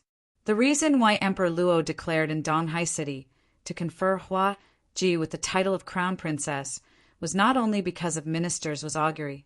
The poor Nanda clan didn't know that the emperor would definitely not let Hua Ji rise unless she became subordinate to him and became the crown princess. Moreover, Emperor Luo had once gone against fate. He was not afraid of fate at all. Now he'd become stronger. As the emperor, how would he fear the two fated youths? When they were discussing this issue, a messenger from the Nanda nation came to visit the emperor of the Kengi Kingdom. Chapter 129. In the main hall of the Kengi Kingdom's imperial palace, an ambassador from the Nanda nation had arrived. Emperor, you met him seated on his throne. Greetings, Emperor Yi, said the ambassador. He knelt down on the floor in a deep bow. Rise, said Emperor Yi. Thank you, Your Majesty. The ambassador rose from the ground and looked at Emperor Yi. I have come under the order of His Majesty of the Nanda nation. We heard that traitors of our country, Yi Futian and Huaju, were here at the Kengi Palace. His Majesty has sent me in a request that they be returned to the Nanda nation for punishment. They are already citizens of the Kengi Kingdom. Furthermore, I have already conferred the title of princess upon Huajiu, and she is now my goddaughter. Relay the message to your emperor. They no longer have anything to do with your country. Do not use the term traitor in reference to them anymore, Emperor Yi said with a cold demeanor. He was dignified and stern. They were once citizens of the Nanda nation's East Sea Prefecture and have defied the orders of the emperor. They are traitors and deserve capital punishment. Is it really proper for Emperor Yi to handle things this way? The ambassador asked the emperor without fear. How preposterous, said someone on the sideline. They stared at the ambassador with cold eyes, but he only lifted his head to look at Emperor Yi calmly, neither haughty nor humble. I will repeat myself once more. They are now part of the Kengi Kingdom. Huajiu is a princess, and, in the future, Yi Futian will be a prince. Did you hear me clearly? Said with a natural sternness. Noble will befell the ambassador, and he could feel an invisible force pushing down on his head. Our country is willing to trade a city for each of them. The ambassador bowed his head. If I want one of your cities, I will fight for it myself. You may head back to answer to your emperor now, said Emperor Yi. Battles always happened at the borders of the two countries. One day, the border cities belonged to the Nanda nation, the next to the Kengi Kingdom. It changed hands every couple of days. To an emperor of an entire country, of what use was one city? The ambassador reached both hands out, bowed down, and said, the Nanda nation's Tingfeng banquet is about to begin. We are inviting emperors of each country to attend. Our emperor has sent me here with an invitation, inviting Emperor Yi to attend. He fished out an invitation and submitted it with both hands. Someone took the invitation and then handed it to Emperor Yi. He read it over and smiled. Very well. Tell your emperor that I will be attending the banquet. The Nanda nation awaits Emperor Ye's presence. I will excuse myself now. The ambassador bowed his head and retreated backward. He continued out of the hall before bowing once again, and only then did he turn his back to leave. After he left, Emperor Yi put down the invitation in his hand and went into deep thought. Emperor Luo is actually inviting emperors of different countries to attend the Tingfeng banquet. Was he that confident in this year's banquet? Standing up, Emperor Yi walked out of the main hall. Yi Futian had no idea of this, although he knew that the results of the Fenghua banquet might attract attention from the Nanda nation. He never thought they would send someone so quickly. On the mountain, Imperial Advisor Mohi said to Huaju, Princess Jiyu's life spirit seems to have evolved. Back in the old Nanda nation, I used to follow His Majesty around and have a pretty good understanding of this life spirit. Princess Jiyu, you can continue to cultivate here, and I can teach you what I know. Hua Jiyu's eyes sparkled, and she quickly nodded. Thank you, Senior. I have hidden my name for so long, not even His Majesty, Emperor Yi, knows my true identity. In public, you can continue to call me Imperial Advisor, said Emohi. Okay, everyone nodded. Yi Futian was moved. Who would have thought that, in a foreign land, they would be able to meet the imperial sorcerer of the Nanda nation's previous royal family? Years ago, the royal Nanda family was stripped of their title and moved out of the East Sea Prefecture to avoid danger. They did not dare to even think of revolting because they were afraid that Emperor Luo might try to kill them. Once an imperial bodyguard, Luo Tianyin had become emperor. One imperial order from him was able to scare the wits out of the entire clan. What a joke. Someone's here, said the imperial advisor. He walked outside, and moments later, Prince Yi Danqin and Princess Yi Lingxi arrived. Greetings, imperial advisor. The two of them bowed at the elder in respect. No need for formalities, your highness, said Emohi. Imperial advisor, we are here for Yi Futian and the others, said Yi Danqin. Emohi nodded. Yi Futian walked over and asked, What is it, your highness? Not long ago, an ambassador of the Nanda nation came to see father, asking him to hand you two over, Yi Danqin explained. Yi Futian's eyes faltered. That was quick. Father rejected, of course. However, the ambassador then brought out an invitation, inviting father to the Tingfeng banquet. Father wants to bring all 10 of the cultivators on the Fenghua rank along with him and wants to know if you guys would be willing to do so. Yi Danqin asked Yi Futian. The Tingfeng banquet. Yi Futian was frozen. It was a familiar name. Once upon a time, back in the Nanda nation, ministers had wanted him to head to the imperial city in the spring to attend the Tingfeng banquet. Yi Futian had the same idea himself and prepared to make the trip. But in the span of a mere month, which seemed like such a long time, hearing about the banquet, it seemed so foreign. Was the Tingfeng banquet about to begin? We'll go, Yi Futian nodded without hesitation. He wanted to see Emperor Luo for himself, the man who ruined his life with one imperial order. As for his safety, Yi Futian was not worried. Even though the Kangyi kingdom and the Nanda nation had been rivals for hundreds of years, there had never been any battles significant enough to ruin either country. Even when there were more serious battles, both countries knew their limits. There was a strange equilibrium in the relationship between both countries. It was something that no one would destroy. The reason was simple. Both emperors were powerful cultivators in the noble plane. Neither person had an advantage over the other. What truly determined the fate of a country was not the strength of its army, but the ability of its leader, the ability of the emperor. For example, in the old Nanda nation, the emperor had fallen and led to the entire family being overthrown, becoming history. If Yi Futian attended the banquet with Emperor Yi, Emperor Luo wouldn't kill him even if he wanted to, because what would happen if Emperor Yi charged into the Nanda nation's imperial palace in a fit of rage? Fighting with a person in the noble plane would only mean death. Even between rival countries, there was a mutual understanding. No one was allowed to cross the line and break equilibrium, or else there would be heavy consequences. That was, unless one of the emperors was already strong enough to kill the other on the spot. In the world of cultivation, personal abilities were more important than anything else. Even royal power was the result of a person's abilities. Since Emperor Yi had Yi Danshin come to ask Yi Futian to attend, it was obvious that he had also realized this point. Emperor Luo wouldn't dare to touch Yi Futian, especially not in his own country. "Are you all going?"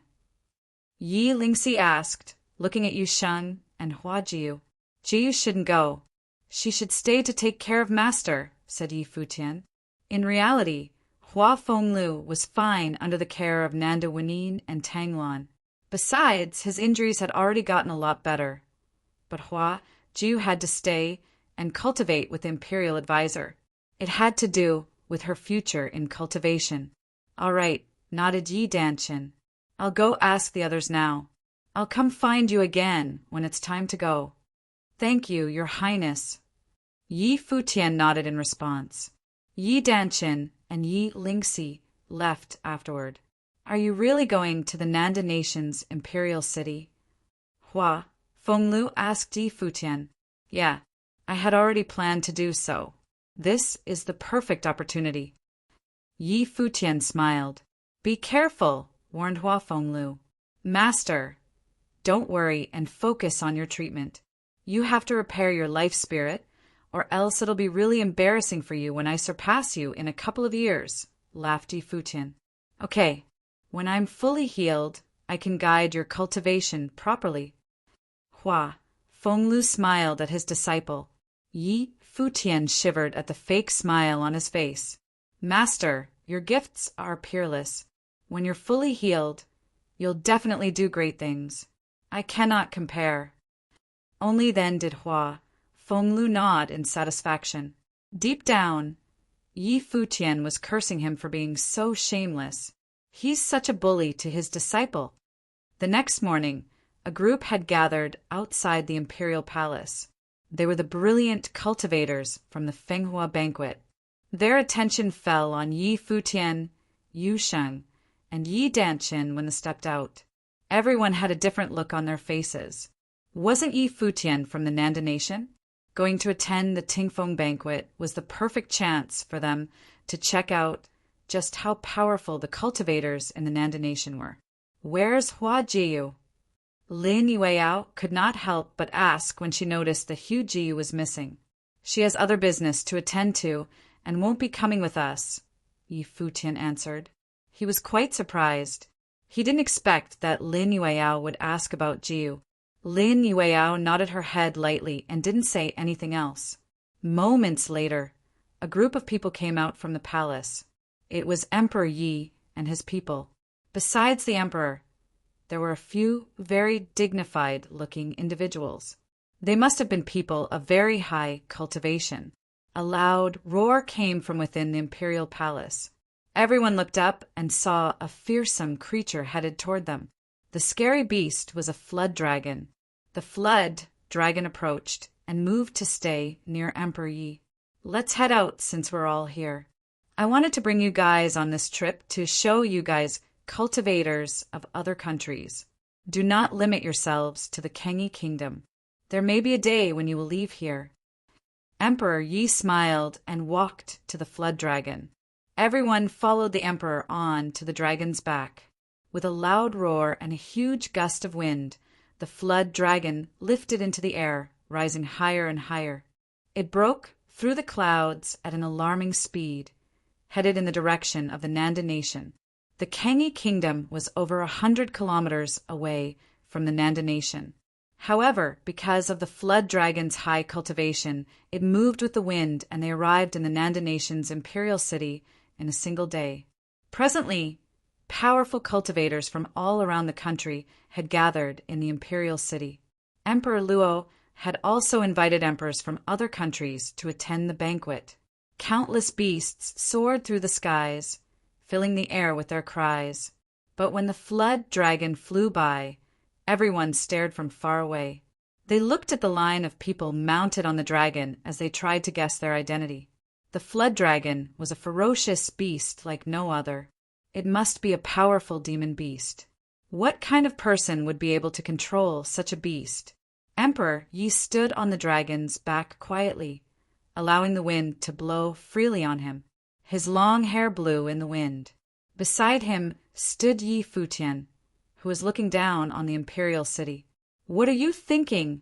asked Emperor Yi with a smile. Yi Futian must have been experiencing a wave of emotions coming back here. "I was thinking about when I can finally wipe out the imperial Nanda Palace," Yi Futian replied as he looked out far ahead. A light smile crossed his face, his tone calm. Chapter 130. As the dragon came closer to the palace of the Nanda nation, a line of figures flew over. The dragon roared ferociously. "Stop!" Emperor Yi said. Then the dragon halted. Those comers bowed and said, "Your Majesty." "What's the matter?" the emperor asked. "We were ordered by our emperor to welcome you." "The accommodation has been arranged for you," the man said. "Lead the way," Emperor Yi said lightly. The other nodded and walked in front, leading the way. Soon, they arrived at a giant palace near the imperial palace.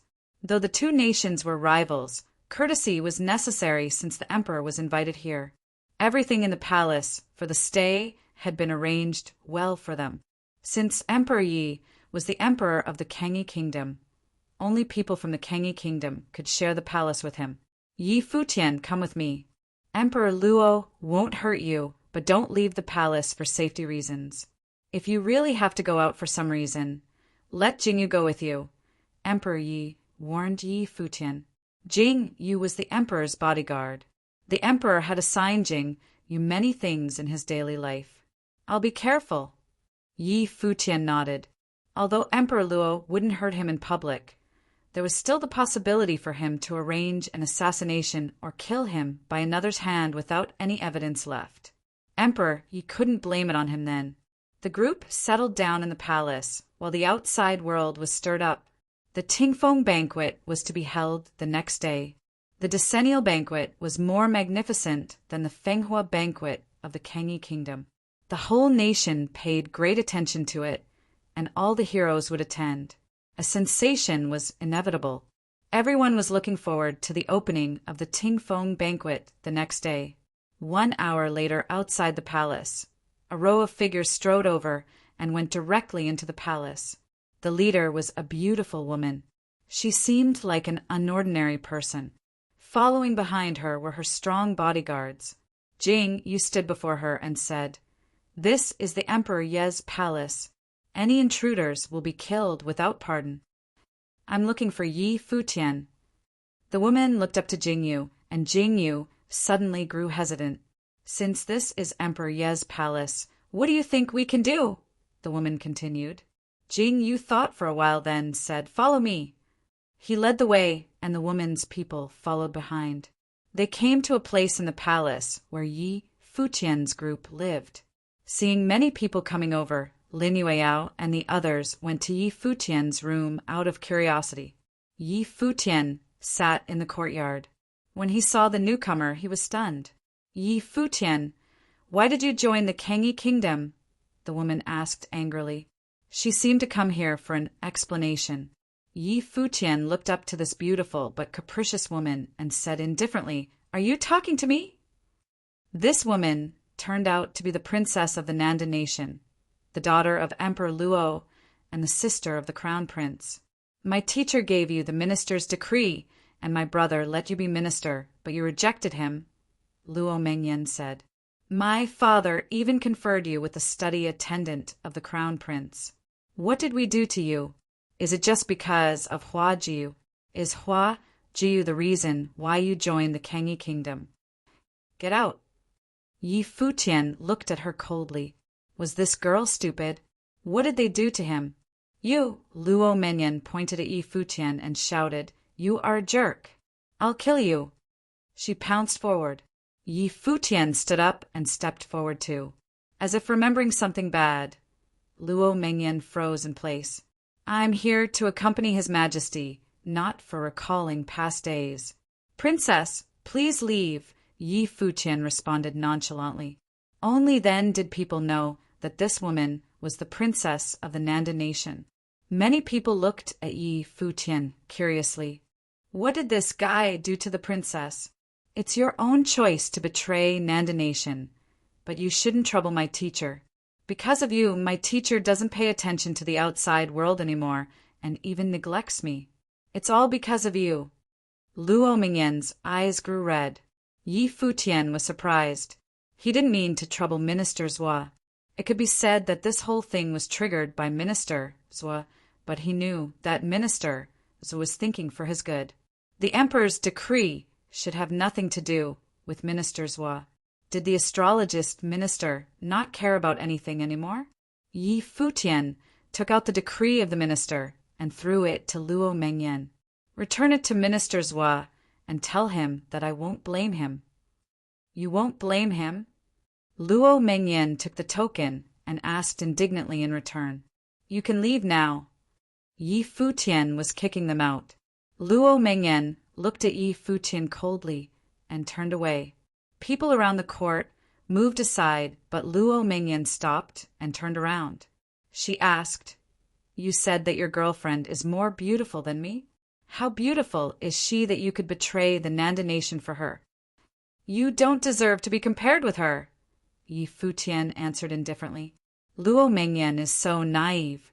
Does she really think that Emperor Luo and the crown prince were thinking for his good? Or maybe it's just hard for her to think of her father and brother as bad people. Luo Mengyan looked coldly at Yi Futian and left. After she left, Lin Yueyao asked Yi Futian in confusion, What have you done to the princess of the Nanda nation? Yi Futian looked at Lin Yueyao and smiled slightly. Do you want to try? Seeing Yi Futian's mean smirk, Lin Yueyao said, No, thank you. With that, she left. Bai Qiu and Yu Jiang watched the whole thing silently. As the top beauty of the Kangyi kingdom, Lin Yueyao was always very aloof, but she had struck up a conversation with Yi Futian several times. However, Yi Futian just directly ignored this beauty, which annoyed the onlookers very much. The difference between them. But Yi Futian's girlfriend was indeed more beautiful than Lin Yueyao. Let's go out for a walk, Zhu Qianfan suggested. All the strong cultivators gathered here in the Nanda nation. They could go take a look. Since the emperor of the Nanda nation invited them, he wouldn't stoop so low as to play tricks on them. Good idea. Yu Jiang nodded and went out. Yi Futian didn't go with them, but continued his cultivation. The next morning, people from the Nanda nation came to the palace and visited Emperor Yi. He went to greet them, and Yi Futian's group also showed up. The people from Nanda nation bowed and said, My Majesty ordered me to invite your Highness to the imperial palace so that all their majesties can attend the Tingfeng banquet together. What about them? Emperor Yi asked, looking to Yi Futian's and others. Only the emperors have been invited. The rest shall go separately. They can meet your Majesty in the imperial palace, the man answered and smiled. Emperor Yi didn't respond, but turned to Jingyu. You take them there. Yes, your Majesty. Jingyu nodded. Emperor Yi followed the people and left. Let's go, Jingyu said. Other than him, there were many other strong cultivators of the Kangyi kingdom. The group of people went out and walked directly toward the imperial palace. Outside the palace, there were people from other kingdoms also moving toward the imperial palace. The Tingfeng banquet was held outside the north gate of the imperial palace, where there was already a sea of people. The number of the attendees of the Tingfeng banquet was bigger than that of the Fenghua banquet. When Yi Futian's people arrived, they were almost submerged by the sea of people. Outside the north gate, there were 9 tall platforms erected in a row, which was surrounded by a vast open space. The throne and the stands were set opposite the platforms. Ordinary people would not be allowed to enter that area. People from all over the Nanda nation were gathered here, naturally including the people from the East Sea Prefecture. The Nandu clan stood in the crowd and watched the throne and the stands in front of platforms where the royal families sat. The Nandu clan could sit there before, but at this time they could only stand in the crowd.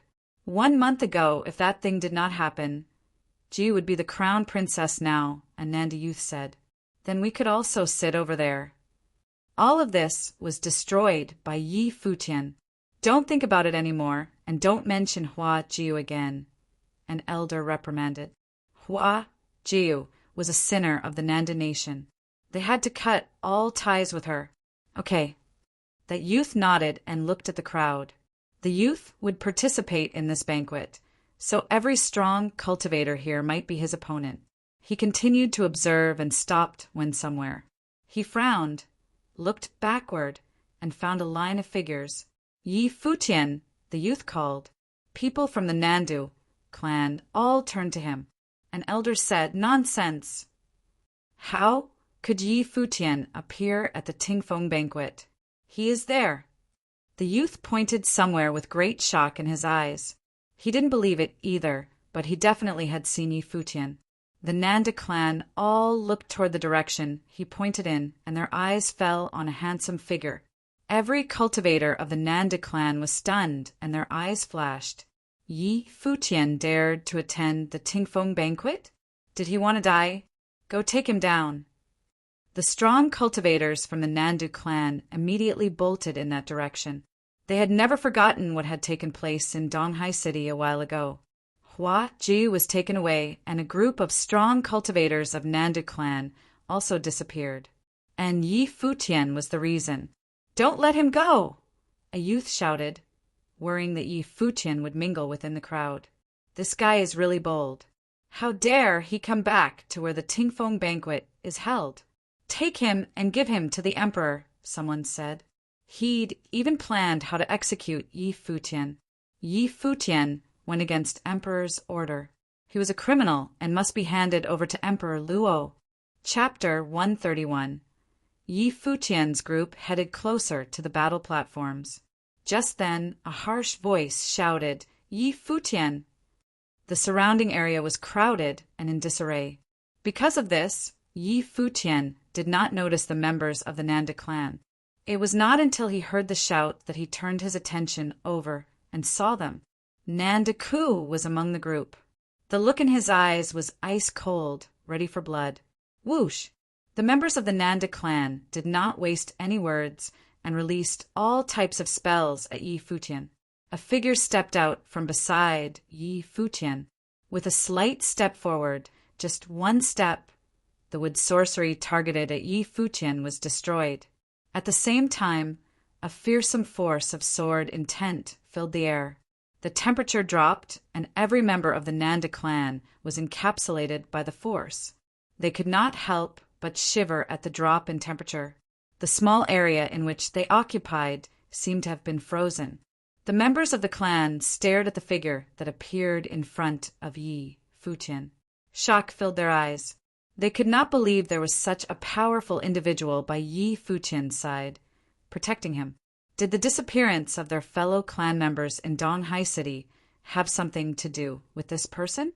When Yi Futian had appeared in front of their very eyes just a moment ago, they had no other thoughts but to capture him. But seeing this powerful individual, the clan members seemed to have broken out of their daze. Why had Yi Futian shown up at the Tingfeng banquet? "There's no need for you guys to be in such a rush. I will pay a visit to the Nanda clan in Donghai City sooner or later." Yi Futian quickly glanced at the clan members and continued on his way. He did not want to get pulled into this situation with them right now, and obviously, Jing Yu could not start a massacre at the Tingfeng banquet. Jing Yu and the others moved forward together, leaving the members of the Nanda clan to stand in place, watching Yi Futian as he walked away. No one chased after him. They were all intimidated by the powerful feel Jing Yu gave off. What on earth was going on? It was true. Everyone thought it was odd that Yi Futian had the guts to show up at the Tingfeng banquet, an imperial event held by the emperor. Jing Yu was strong, but no matter how strong he was, he could not go up against the emperor of the Nanda nation. Emperor Luo was a cultivator in the noble plain.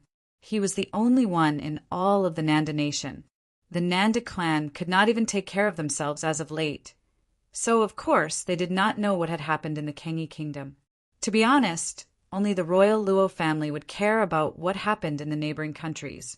Thus, never in a million years would the Nandu clan members guess that Yi Futian came with the emperor of another country. Many imperial bodyguards appeared to maintain order. They stood around the 9 battle platforms. Up ahead, a crowd of powerful cultivators had arrived.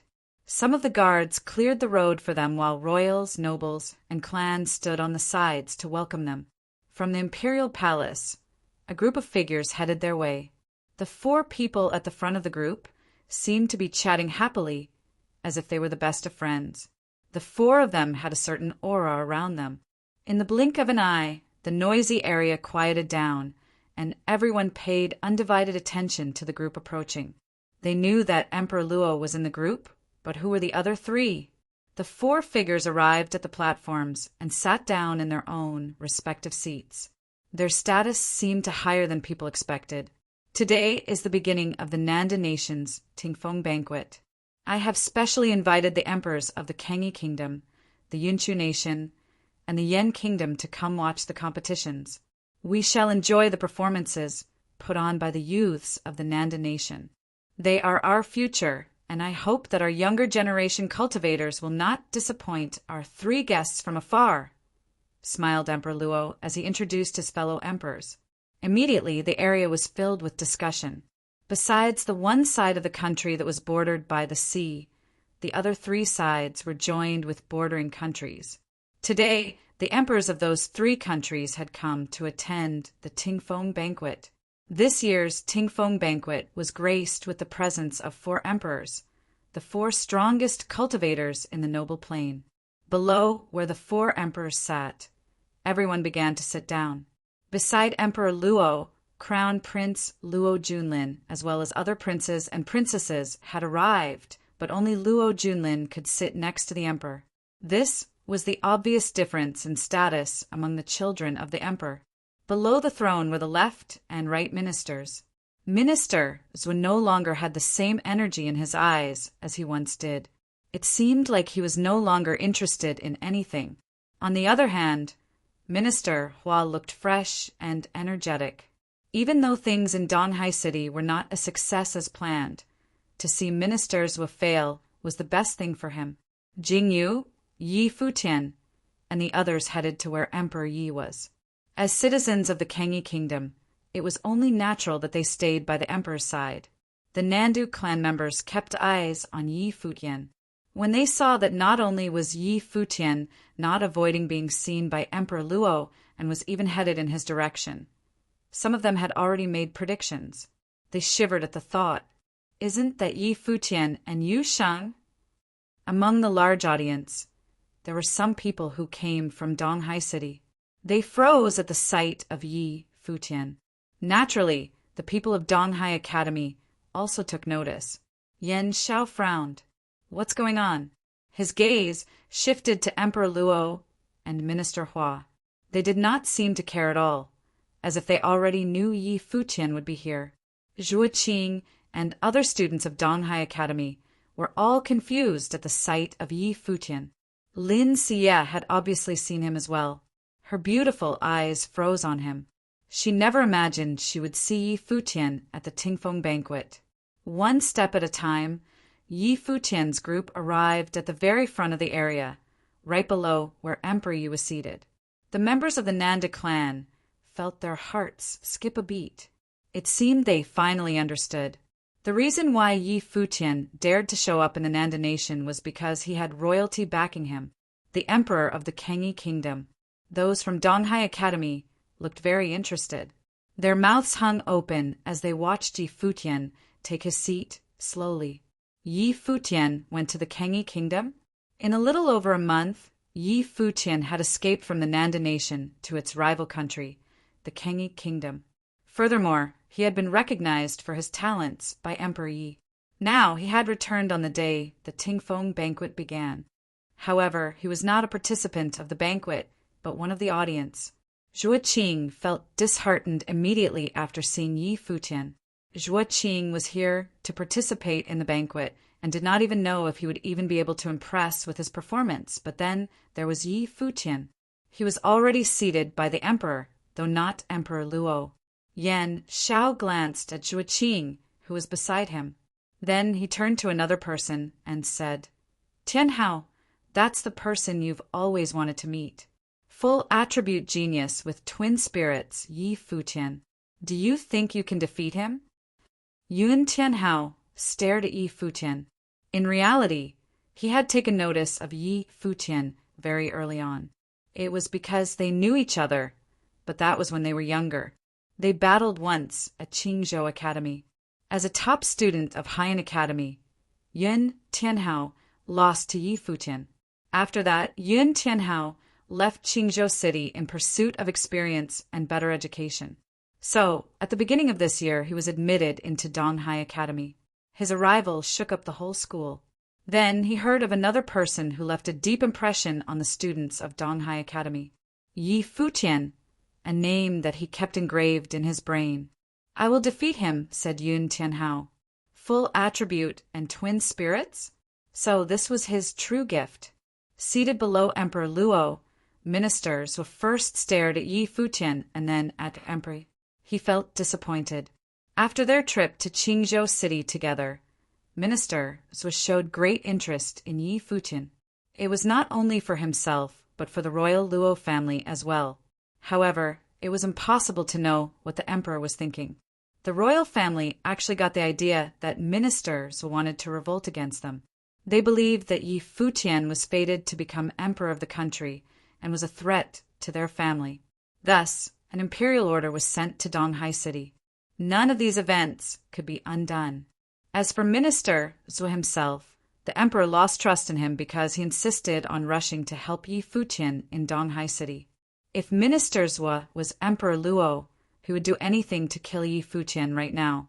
Even if Emperor Yi would get mad and kill a lot of people, it would still be better than the downfall of the royal family. But Emperor Luo would never do that. Although Emperor Luo believed in fate and Minister Zhuo's prophecies, he would not trust them fully. Emperor Luo was very headstrong and believed that as an emperor and a powerful cultivator in the noble plane, he could easily change fate. Obviously, Minister Zhuo was not going to attempt to persuade Emperor Luo. He wouldn't do it even if he could. He was not going to come up with any more plans for Emperor Luo. Despite this, Minister Zhuo knew he would never be able to leave. Even if the emperor was not going to give him anything to do anymore, he would also never let him go. The reason the emperor has not yet killed Minister Zhuo was because he did not have a crime to accuse him of. The minister had recruited and bred many talented officers for Emperor Luo. If he killed Minister Zhuo without reason, it would be poorly received by the emperor's subordinates. I heard that the Kangyi Kingdom's Fenghua banquet ended not too long ago. These should be the ones from the Fenghua rank, correct? Emperor Chu of the Yunchu nation asked with a smile as he looked at Yi Futian and the group. They are the top 10. My goddaughter had other business and could not join us, answered Emperor. He returned a smile. In my Yan kingdom, all those with outstanding gifts and high cultivation have the chance of being recognized by me. Some are even made lords or ministers. It has been like that for generations now. This is a policy that everyone agrees on. My people have the utmost trust in our royal family. To this day, as long as there is a brilliant person, they would make themselves known to me. There is no need for us to hold some boring banquet. I've always been curious. Your countries hold these events once every couple of years. Does it actually help to pick out brilliant individuals? Said the emperor of the Yan kingdom. He looked at the group of people seated below Emperor. His words also included Emperor Luo, who was holding the Tingfeng banquet, but it did not seem like Emperor Luo minded. He smiled lightly and replied, Every country has their own way of doing things. What matters is that we all do it for the same reason. I invited you all here today, so we'll just have to wait and see if some outstanding young cultivators will appear today. And all of you have brought some younger generation cultivators along. If interested, you can tell them to give it a try as well. I don't mind, Emperor Luo continued. The people that the emperors of the Yunchu nation and the Yan kingdom brought along were indeed younger generation cultivators. They were all people their country had high hopes in. They had been brought to attend the Tingfeng banquet to check out the genius cultivators of other countries. As of now, the Tingfeng banquet had not begun. Nobody knew what kinds of outstanding individuals would appear, but Yi Futian and the others had already piqued the interest of the cultivators from the two other foreign countries. From time to time, they would turn their gazes over to the group from the Kenyi kingdom. Just then, Emperor Luo stood up. To everyone in the large area, he said, "Today is the start of the Tingfeng banquet, for emperors have gathered to observe the event. Starting from now, the stage is yours. I look forward to all your performances." Chapter 132. After Emperor Luo spoke, people walked onto the 9 battle platforms to organize the matters of the banquet. The Tingfeng banquet was different from the Fenghua banquet. The 9 battle platforms would have fights at the same time. Because it was only held once per decade, the requirements of the Tingfeng banquet were looser. Divided by plane, each of the 8 planes from the 5 glory planes and 3 dharma ranks had a battle platform. They could only fight within the plane to find the strongest of each plane. The center platform was for those of even higher planes. Those under 25 years of age and higher than the 3rd level dharma rank could go there to display their radiance. This way, the age range was 10 years from 16 to 25. The Tingfeng banquet was held once every 10 years, so all the talents created during that time could have this opportunity. The rules were simple and straightforward. It wasn't as efficient as the Fenghua banquet, but it was easier to see what level the talents were at. Yi Futian sat quietly in the stands. He obviously wouldn't demand anything from Emperor Luo right outside the Nanda Palace. In fact, he hadn't even looked at Emperor Luo. The Emperor and Crown Prince hadn't looked at him either. Both parties had forgotten about the Donghai City event in mutual agreement. No one would bring it up. Today was the Tingfeng banquet, and Yi Futian was a guest who had come with Emperor. Seeing the people walk to and fro, and the endless crowds before the 9 battle platforms, Yi Futian realized that the Tingfeng banquet was on a much larger scale than the Fenghua banquet. It spanned 10 years, and he was sure there were many monstrously talented people born in those years. However, this didn't make him feel anything. Monstrous? So what? Battles erupted on the platforms, and the atmosphere rose instantly. Countless eyes stared at the 9 platforms. The young talents' eyes all burned with competitiveness. They were ready to go up and perform at any time. Emperor Yi, how do you think our Tingfeng banquet is compared to your Fenghua banquet? Emperor Luo gazed over at Emperor Yi and smiled while asking. It's much larger and there are more participants. However, the efficiency is too low. The final winner, the pride of the kingdom, might not be comparable to my Fenghua banquet, Emperor Yi said, smiling. You are confident. Emperor Luo laughed. Nanda Nation's Tingfeng banquet is held once per decade. You think that the talents from a decade can't be compared to the 3 years of your kingdom? You must understand that the top talents can't be discussed with time as the basis. Regardless of Nandu or Kenyi, how many years must pass before there is a noble plane, cultivator? Emperor Yi said calmly. The emperors of the 4 nations all nodded at that. Someone of the noble plane could become an emperor and was difficult to come by. Those who had a noble talent were too rare. In addition, it wasn't enough to only have the talent. Too many talents died before they matured. They also needed to have a noble fate. This type of person had definitely appeared in the 4 nations' hundreds of years of history. It wasn't just one person either. However, the emperors might not be able to discover and use them. Emperor Luo, your fate isn't enough. Emperor Yi smiled while Emperor Luo's eyes flashed. There was a hidden meaning behind these words.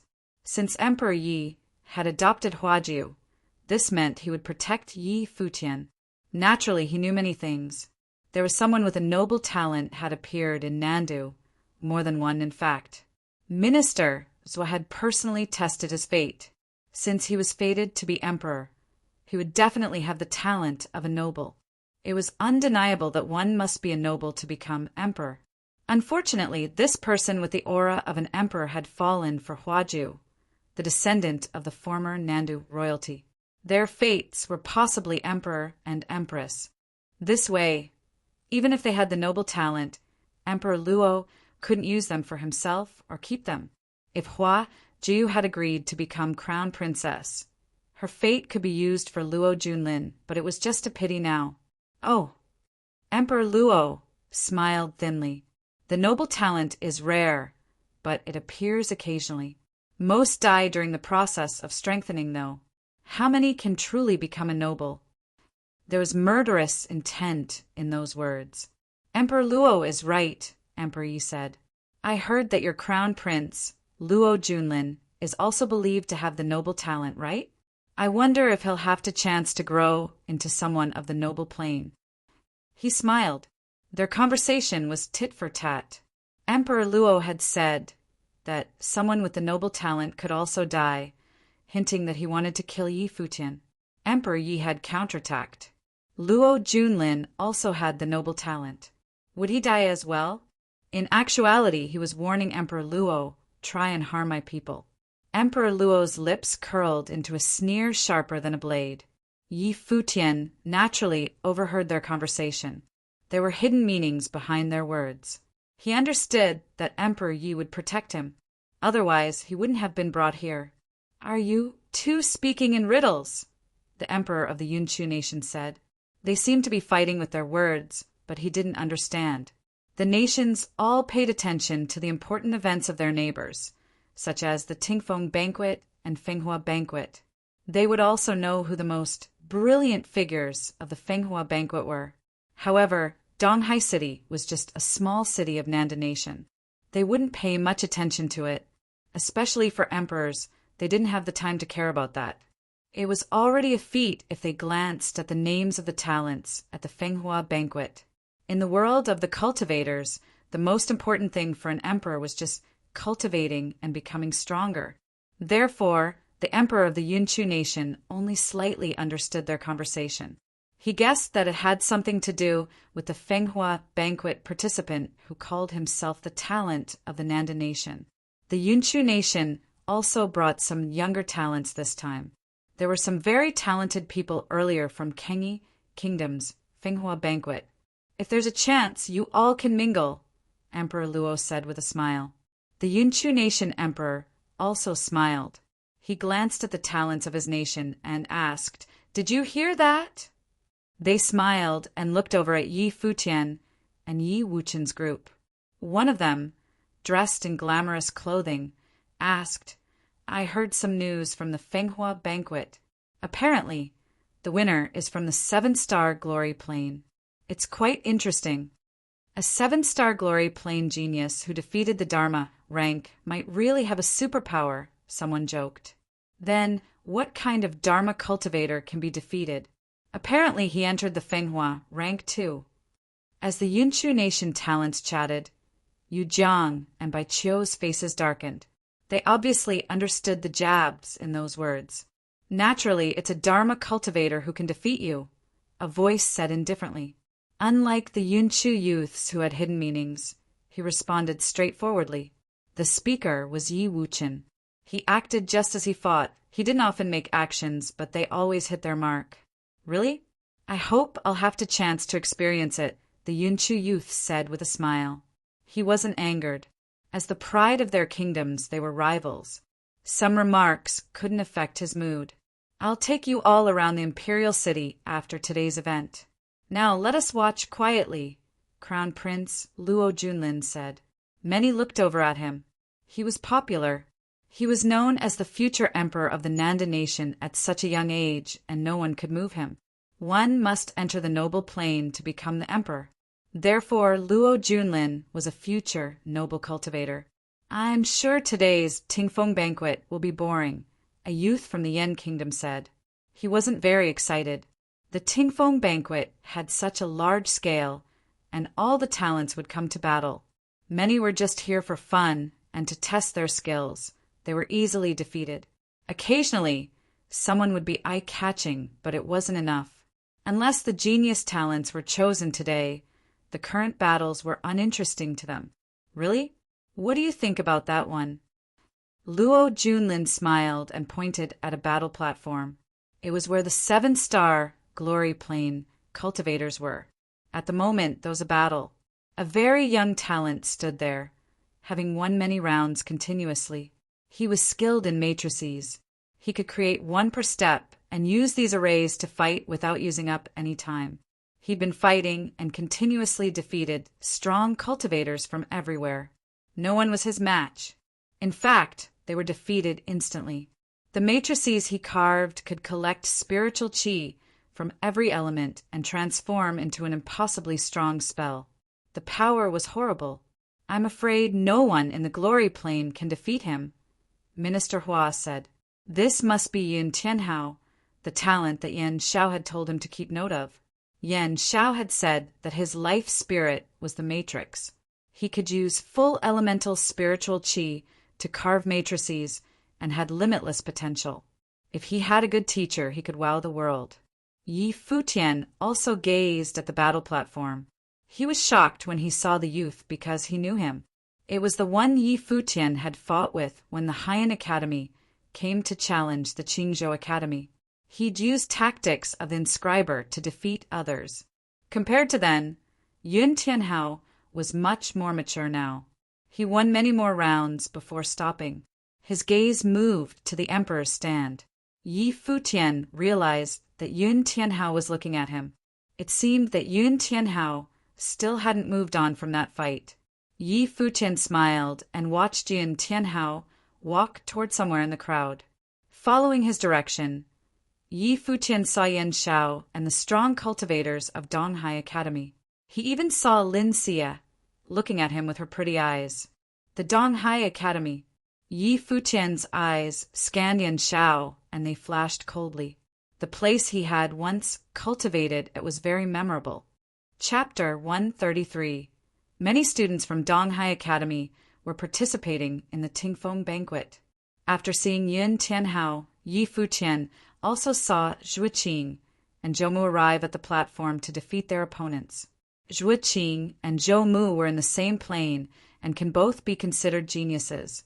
Zhou Mu was the disciple of the art saint, and Zhu Qing was known as best of everyone below the Dharma plane. However, during the battle at the school of the Emperor Star, while Yi Futian and Yu Xing shined above the rest, many of the school's best lost their confidence. There was even less to be said after the battle at the Nandu Clan Palace on the last day of Divine calendar year 10,000. After that day, no one in Donghai City dared to claim to have unparalleled gifts. Time passed little by little. The Tingfeng banquet continued battle after battle. So many things happened at once, it was impossible for the audience to take in everything. The 4 emperors chatted about nothing in particular, but each word from their mouths carried hidden meanings. It was their own secret battle. Yi Futian was looking at the battle platforms, but he was not watching. His heart was elsewhere.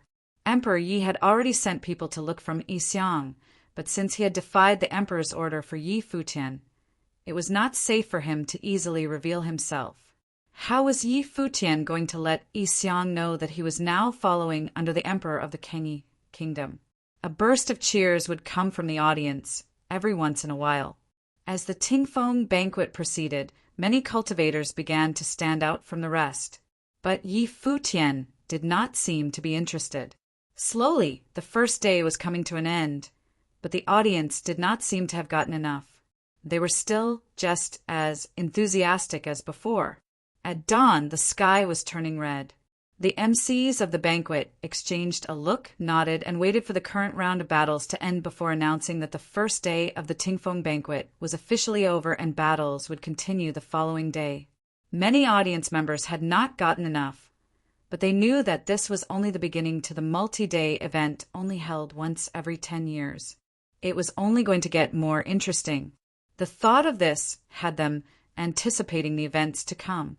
Many people looked towards where the emperors were seated, for emperors had gathered here today. To everyone, It was hard enough to catch a glimpse of one emperor on a normal day. It was only possible during special events, like the Tingfeng banquet. Now that they were able to see 4 emperors at once, many people were going to be bragging about it for a long time. Where the emperors sat, Emperor Yen spoke up. Is the Tingfeng banquet the only reason you have invited us to the Nanda nation, Emperor Luo? Emperor Chu and Emperor Ye's eyes fell on Emperor Luo. They saw him smile before saying, Brother Yen, are you getting impatient already? What's so bad about watching the battles between younger generation cultivators in our free time? Besides, it's rare for all of us to be gathered like this. Later, we can talk about cultivation and check up on each other to see what we can improve on. It'll be better than cultivating on our own, right? Well, he isn't wrong, chuckled Emperor Chu. Then let's go, said Emperor Luo. What about them? Emperor Yi asked, looking at the people behind him. Crown Prince Luo Junlin will show them around. Just let the youngsters wander freely. They won't be comfortable with us around, Emperor Luo said. Emperor Yi did not say anything else. The 4 of them walked away alone, not bringing anyone with them. After all, they were the strongest, most powerful cultivators across 4 countries. There was no need for them to bring bodyguards. After the 4 emperors left, Crown Prince Luo Junlin smiled at the others. He said, Everyone has come a long way. I have set up a dinner at the Qixing Lake to welcome you all. We'll be able to walk around the city, and I can show you the beautiful sights of the Nanda nation's imperial city. This way, please.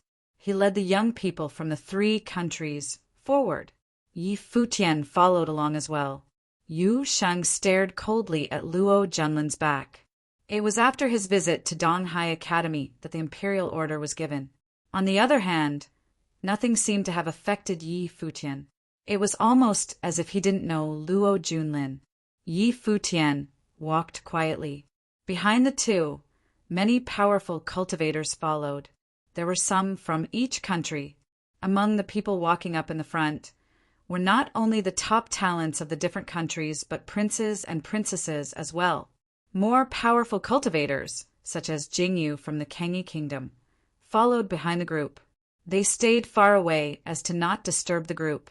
The Qixing Lake was not far from the imperial palace. It was located at the center of the imperial city. Night had come, and the waters of the lake looked extra beautiful in the moonlight.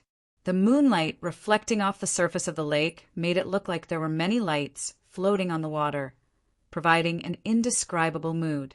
Presently, there were quite a few people visiting the lake. In the Qixing Lake were 7 ayats.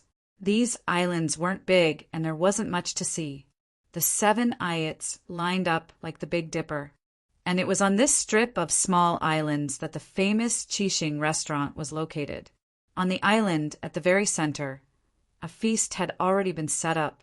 Many beautiful servants were waiting there. This dinner was obviously prepared far in advance. The venue was set up along 4 sides.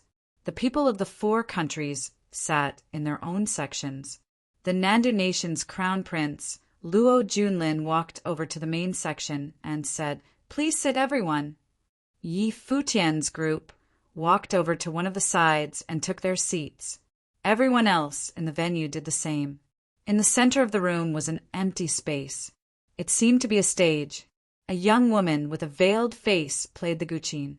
The beautiful, moving sound of the music started and provided an incredible atmosphere under the moonlight. Then, a line of dancers entered, dancing around the young lady playing her instrument. In Qixing Lake, people traveling past the restaurant by boat looked in on this scene. Knowing who these people were, many boats came this way, but no one dared to get too close. They all just watched from afar. It was the first night of the Tingfeng banquet. Crown Prince Luo Junlin had set up a feast to welcome the cultivators of the 3 neighboring countries. The onlookers were secretly anticipating for something to happen.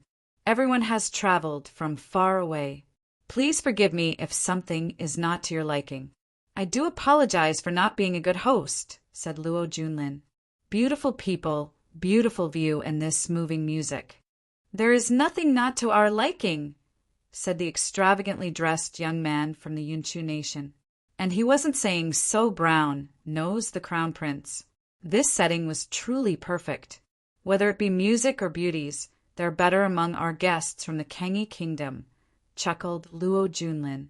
Many people turned their attention over to look at the three beauties from the Kangi kingdom, Lin Yueyao, Hua Jixin, and Yi Lingxi. They were all beautiful, especially Lin Yueyao. Her looks were too outstanding. Many people had taken notice of her very early on. There were also females amongst the cultivators from the Yunchu nation and the Yan kingdom, but their appearance could not hold a candle to the three Kangi beauties. In the past, the one piece you played for me at Donghai Academy is still fresh in my mind. The world! Luo Junlin smiled and then turned to look in Yi Futian's direction. Yi Futian put down the wine glass in his hand and lifted his head to look at the crown prince. Luo Junlin was still as he used to be, a face of arrogance. Even today, he still gave Yi Futian looks of superiority. He still thought Yi Futian was inferior and a joke. I take back what I said in the past. The piece is not suitable for you. Yi Futian smiled. It doesn't matter to me. The world known as the Nanda Nation is too small for me, said Luo Junlin. It seemed that this was not where his heart was. His target was a world larger than just the Nanda Nation. But let's talk about you. I offered you a great opportunity. If you had taken it and aided me, the things that followed would have never happened. Perhaps that's just your fate, Yi Futian replied calmly. They both spoke sharp words.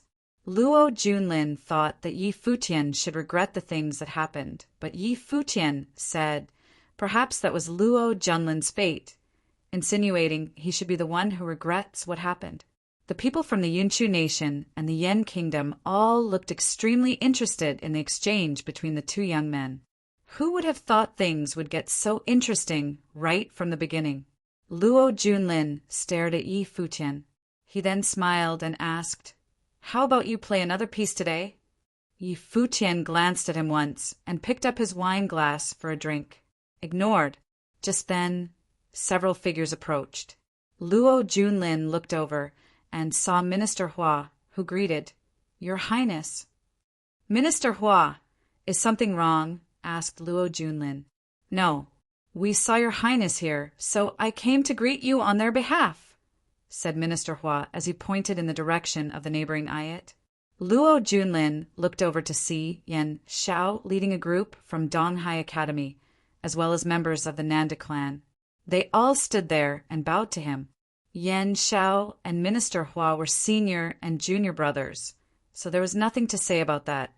But the Nanda clan was just trying to get on Minister Hua's good side. "All right, I understand. Minister, Hua should go attend to your own business. No need to worry about what happens here," said Luo Junlin. Minister Hua excused himself and took a look at Yi Futian before leaving. Yi Futian returned the gesture, and his eyes followed Minister Hua all the way to the next ayat. There was something Yi Futian wanted to ask those people. "So, you're the one emperor Yi picked for first place at the Fenghua banquet?" asked a young man from the Yan kingdom. Yi Futian looked at him and smiled casually. "I'm very curious as to how a 7-starred glory plane cultivator got first place at the Fenghua banquet," said a powerful cultivator from the Yan kingdom. "Guess I was lucky and looked pleasing to the emperor's eyes," said Yi Futian. "Do you guys believe him?" the young man from the Yan kingdom asked the Yunchu group. The extravagantly dressed young man from the Yunchu nation smiled. "Can't we just battle him to find out?" "Yan Zhan, didn't you want to test out the abilities of first place on the Fenghua rank?" asked the Yan cultivator. Yan Zhan stood up. Luo Junlin waved his hands, and the dancers stepped down. "I am also a 7-starred glory plane cultivator," said Yan Zhan. He stood there, his large body exuding an invisible force, staring at Yi Futian. "I have stuff to do, so count me out," Yi Futian said. He put down his wine glass and stood up. He stepped out away from his table, but he did not walk towards Yan Zhan. Instead, he headed out of the dinner venue. "What do you mean by this?" a person from the Yen kingdom asked. Not interested. Yi Futian did not turn back to answer. Is this how bad Emperor Ye's judgment is? Yanzhan asked. Yi Danqin and Yi Lingxi were enraged. How dare he question their father's judgment? Yi Futian did not stop. He continued on his way out. It was as if nothing here had anything to do with him. Many people narrowed their eyes at his silhouette. Was he hiding from battle, or did he feel he was too good to battle? He was first place on the Fenghua ranks, so there should be no need for him to hide from battle. But to say he felt that he was too good to battle, wouldn't that make him really conceited? Yu Sheng! From far away, Yi Futian called out. Do what you see fit. Okay. Yu Sheng replied. Chapter 134. Yu Sheng walked out from the Kengi Kingdom group. Everyone instantly looked away from Yi Futian. Yanzhan from the Yen Kingdom was very burly and filled with explosive strength, but when Yu Sheng walked out, Yanzhan seemed to shrink instantly. His presence was overshadowed. Many people were shocked. Were these two blokes going to fight? Emperor Yi is a nice person with a nice eye to match, Yu Sheng said, looking at Yanzhan. Yanzhan looked at this guy and smirked. There was a crack. He'd made a sound when clenching his fist, so it was obvious how strong he was. There was a low roar. A terrifying demon ox appeared on Yanzhan. It was enormous, and his life spirit appeared behind him. It was a huge black ox. Yanzhan was confident, but he wouldn't underestimate his opponent. Where's your life spirit? He asked. For you. Yu Sheng scanned Yanzhan. He hadn't released his life spirit for anyone yet, let alone Yanzhan, who was on the same plane.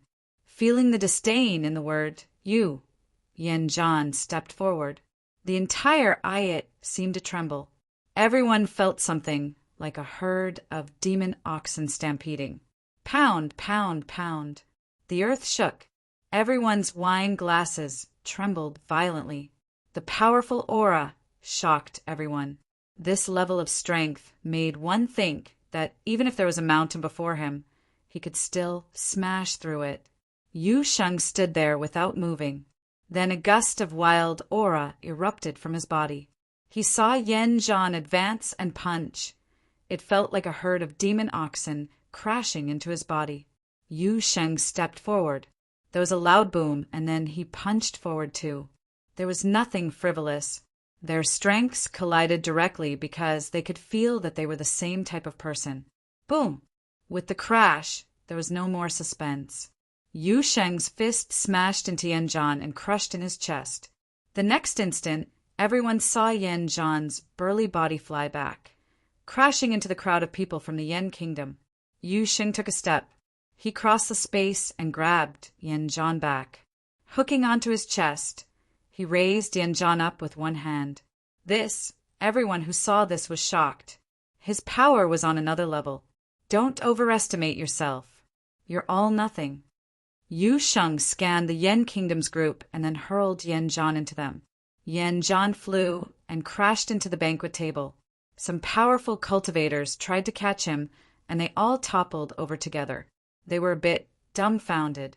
They were familiar with Yanzhan's power, but he'd been defeated so badly now. It was humiliating. They could sense the 7-star glory plane aura from Yu Sheng. This was a battle of the same plane. Too weak, Yu Sheng said, a bit disappointed. Then he returned to his spot. The strong cultivators of the Yen Kingdom had dark expressions. It was the first time someone mocked Yanzhan for being weak, but they couldn't say anything back. The people of the Kengi Kingdom didn't find anything strange. They'd witnessed Yu Sheng's strength at the Fenghua banquet. Even people of the Dharma rank had to avoid him, let alone someone in the same plane. He could shake the Dharma, but couldn't fly, and this was all done without releasing his life spirit. They didn't believe that someone as crazy as Yu Sheng wouldn't have a life spirit. He was just hiding his true abilities. As for Yi Futian, he didn't look back once he left. No matter if it was the Yen Kingdom or the Yunchu Nation, no one on the same plane could beat Yu Sheng. It was impossible. On another ayat, Yi Futian walked toward the table in the front. The people there were chatting happily. The atmosphere was much merrier than the strong cultivators of the four nations. After all, this group was different. Everyone was here to appeal to Minister Hua. However, once Yi Futian approached, the atmosphere froze and silence came. Their gazes fell on Yi Futian. They all knew who he was. They were Minister Hua, some people from Donghai Academy School of the Emperor Star and the Nanda clan. Not only did they know Yi Futian, but they were enemies. If possible, they would definitely want to wipe Yi Futian out of existence. However, he'd come with the emperor of the Kengi kingdom. If he could be killed, Emperor Luo would have done so long ago. It wasn't up to them. Furthermore, the strong cultivators of the Kengi kingdom were watching them. We haven't seen each other in 1 month. Seniors, you all look great, Yi Futian suddenly said, seeing everyone looking at him. The people all froze. He really had a high tolerance. No, because you're not dead, Minister Hua said straightforwardly without holding back. When Yi Futian escaped, he'd been terrified to report to the emperor. He was given a hard time, despite being the minister of the nation. Oh, I'm sorry, Yi Futian said, smiling. Then he looked toward the Nanda clan and Yan Shao's group. Where is Jiyu? A Nandu clan member suddenly asked. Didn't Minister Hua tell you all? Yi Futian asked curiously. Other people might not know, but Minister Hua should know. He was always by the emperor's side and interacted with the crown prince often. He was an insider. The Nanda clan looked to Minister Hua, who looked back coldly. What? You still care about that genius descendant of yours? Minister Hua, of course not.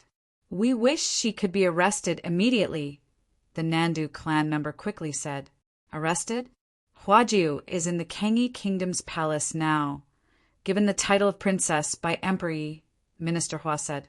The Nandu clan's expressions changed fascinatingly. Hua Jiu had become a princess of the Kengi Kingdom? 1 month ago, the emperor had sent the decree to the Nanda clan, and they wished Hua Jiu would enter the palace as the crown princess. However, Hua Jiu was in love with Yi Futian and escaped with him. To the Nanda clan, Hua Jiu was obsessed with an immature relationship. But 1 short month later, Hua Jiu had become the princess of Kengi instead of the crown princess of Nandu.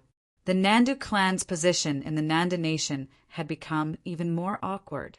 They were still jittery and timid to this day. How they felt went without saying. You're not here to chat, right? Minister Hua asked coldly. Yi Futian obviously wasn't here to chat. He studied Minister Hua and asked, Where is my grandmaster buried? Minister Hua looked at Yi Futian in shock. He didn't expect Yi Futian to come to ask him about a dead man. I guess my senior didn't waste his life in exchange for yours, Minister Hua said indifferently. He glanced at Yan Shao. This task had been given to him. There's no need for you to know, Yan Shao answered coldly. Yi Futian looked at him and then said, Grandmaster liked the school of the Emperor Star. He said that that's his home even after death. He should be buried there. Blasphemy, Yan Shao said coldly. The school of the Emperor Star wasn't a cemetery. It's okay even if you didn't do it. I'll settle the score for Grandmaster later and let him return to the school of the Emperor Star.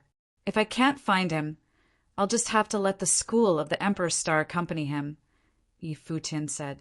With that, he turned and left. Yan Shao stared at his back, extreme murderous intent in his eyes. He just wanted to kill Yi Futian then and there. Yi Futian knew this because the feeling was mutual. However, they couldn't kill each other now. Wait, a voice suddenly said. Yi Futian stopped and turned to see someone looking at him. It was Yun Tianhao. I want to see your true abilities, Yun Tianhao said coolly. Yan Shao didn't say anything. Ever since Yun Tianhao entered the Donghai Academy, he knew that the youth would become the most talented one of the academy. He was a talent blessed by the gods. He would definitely snatch the spotlight during this Tingfeng banquet. Yi Futian looked toward Yan Shao and the school of the Emperor Star. They seemed to anticipate their battle. Yi Futian, Tianhao's talent is at your level, Yan Xiao said somewhat proudly, his eyes smiling slightly. Yi Futian looked at Yan Xiao and said, "Oh, ask him how much of my true abilities he saw when he lost me back then." Back then, he'd only revealed his talent as an inscriber. He didn't even reveal his mandate sorcerer talent. Yan Xiao gazed blankly at Yun Tianhao. He didn't know about this because the youth hadn't told him. That was before. The present is different. Yun Tianhao's eyes were cold. "I don't have time to play. If you want to fight, then are you ready to die?" Yi Futian asked coldly. Yun Tianhao's eyes sharpened. The strong cultivators of the school of the Emperor Star glared at Yi Futian as well. He was way too arrogant. "Seems like you're not as confident as you thought." Yi Futian smirked and turned to leave. Countless eyes watched his receding figure, their eyes frigid. Yun Tianhao clenched his fists tightly. He'd lost to Yi Futian once at the Qingzhou Academy. Then he thought that he could surpass the other. When he came to Donghai City, he realized that Yi Futian's name was known throughout the city. He had twin life spirits and was full elemental. Though Yun Tianhao was proud, he wasn't completely confident. "Don't mind him. He won't live for long," Minister Hua said, raising his wine. Yan Xiao and the others looked at him and nodded lightly. However, they knew that if an emperor wanted to protect Yi Futian, it would be difficult to kill him. Even if he was outside like today, there were many powerful figures protecting him. A sneak attack was difficult. Chapter 135. Yi Futian returned to the venue. The people from the Yunchu nation and the Yan kingdom were all looking at him. They had wanted to test out the abilities of the Fenghua rank's first place. However, Yi Futian did not want to. It was Yu Sheng who stepped out and threw a punch. This made it clear to them. Yi Futian was not hiding from battle. He thought he was too good for a battle. Yu Sheng and Yi Futian were on the same plane. But in first place was Yi Futian, not Yu Sheng. If Yan Zhan was defeated by Yu Sheng, what level was Yi Futian on? It was safe to say that it would be difficult for anyone in the 7-starred glory plane to win against him. At today's event, the Emperor of the Yan Kingdom said boring events, like the Fenghua Banquet, could not help pick out truly brilliant people. But that doesn't seem to be true. What just happened is a perfect example. Do the others from the Yan Kingdom want to give it a try? The extravagantly dressed young man from the Yunchu nation opened his mouth again. "Well, of course. Not only that, we also want to know how strong Chu Kuangren of the Yunchu nation is," said a young man from the Yan Kingdom, looking at the person who had just spoken. The young man was Yan Qi, and the extravagantly dressed young man he was speaking to was Chu Kuangren. Even back in the Yunchu nation, I have heard of Yan Qi's knives. In the 2nd-level Dharma plane, Yan Qi's knives were able to execute a person in the 4th-level Dharma plane. He even became the godson of Emperor Yan, and was given the family name Yan, said Chu Kuangren with a smile. The two young men were attacking each other with their words. Chu Kuangren and Yan Qi were both the leaders of the young cultivators from their respective countries. One was an actual prince, and one was bestowed the title of prince. Just as Emperor Yan had said, the Yan kingdom was in need of talent. So anyone with extraordinary gifts had a chance at high-status positions. It was even possible to become a prince. Chu Kuangren and Yan Qi met eyes. Both of their gazes were sharp like knives. An invisible force spread throughout the venue. Just then, Chu Kuangren laughed, and the force disappeared immediately. "The Tingfeng banquet has only just begun. Brother Yan, there is no need to rush." "The time will come," said Chu Kuangren. "It is such a shame that the cultivation of the Fenghua rank's first place is so low. That's no fun at all. If he were in the Dharma plane, then things would be so much more interesting." Even though they had all heard that Yi Futian defeated Dharma plane cultivators during the Fenghua banquet, they would not accept this as proof of Yi Futian's powers. Realization of Dharma that could be defeated by a mere 7-starred glory plane cultivator was definitely looked down upon. Chu Kuangren and Yan Qi's gifts were able to overpower every one of the younger generation cultivators in their respective countries, so there was no need to question just how strong and powerful their gifts were. "But it's a relief that Yi Wuqian is also on the Fenghua rank," said Chu Kuangren. A moment later, he looked at the figure seated quietly across from him and said, "Yi Wuqian, you are the most powerful participant of the Fenghua banquet and is second place on the Fenghua rank. If Yi Futian did not defeat people levels above him, you would have been in first place." "You know quite a lot," said Yi Wuqian. He put down his wine glass and finally looked up at Chu Kuangren, breaking his silence. "It's not hard to find out about these things. After all, the Kengi Kingdom's Fenghua banquet isn't exactly a small event," answered Chu Kuangren. News circulated in the imperial palace, and as a prince, it was not difficult for him to find out about every battle that went on during the banquet. Even though Chu Kuangren was not present at the event, two people made an impression on him purely based on the reports he received. One was Yi Futian, who battled across plains, and the other was the invincible Yi Wuqian. Between these two people, Yi Futian's level of cultivation was much too low to pique his interest. Chu Kuangren was very obviously more interested in Yi Wuqian. "But I don't know anything about you," Yi Wuqian said nonchalantly. An awkward smile was frozen on Chu Kuangren's face. Yi Futian chuckled. Yi Wuqian was indeed an interesting person. "Chu Kuangren, it seems you're not as popular as you had thought," laughed Yan Qi. "You're just the same." Yi Wuqian opened his mouth once again. Yan Qi gave him a strange look. Yan Qi knew that Chu Kuangren was extremely insolent, but he would never have imagined that he would meet someone even more arrogant today. Yi Wuqian was not being arrogant. In his opinion, cultivation was not an easy task. Swordsmanship required a lot of time for exploration and refinement.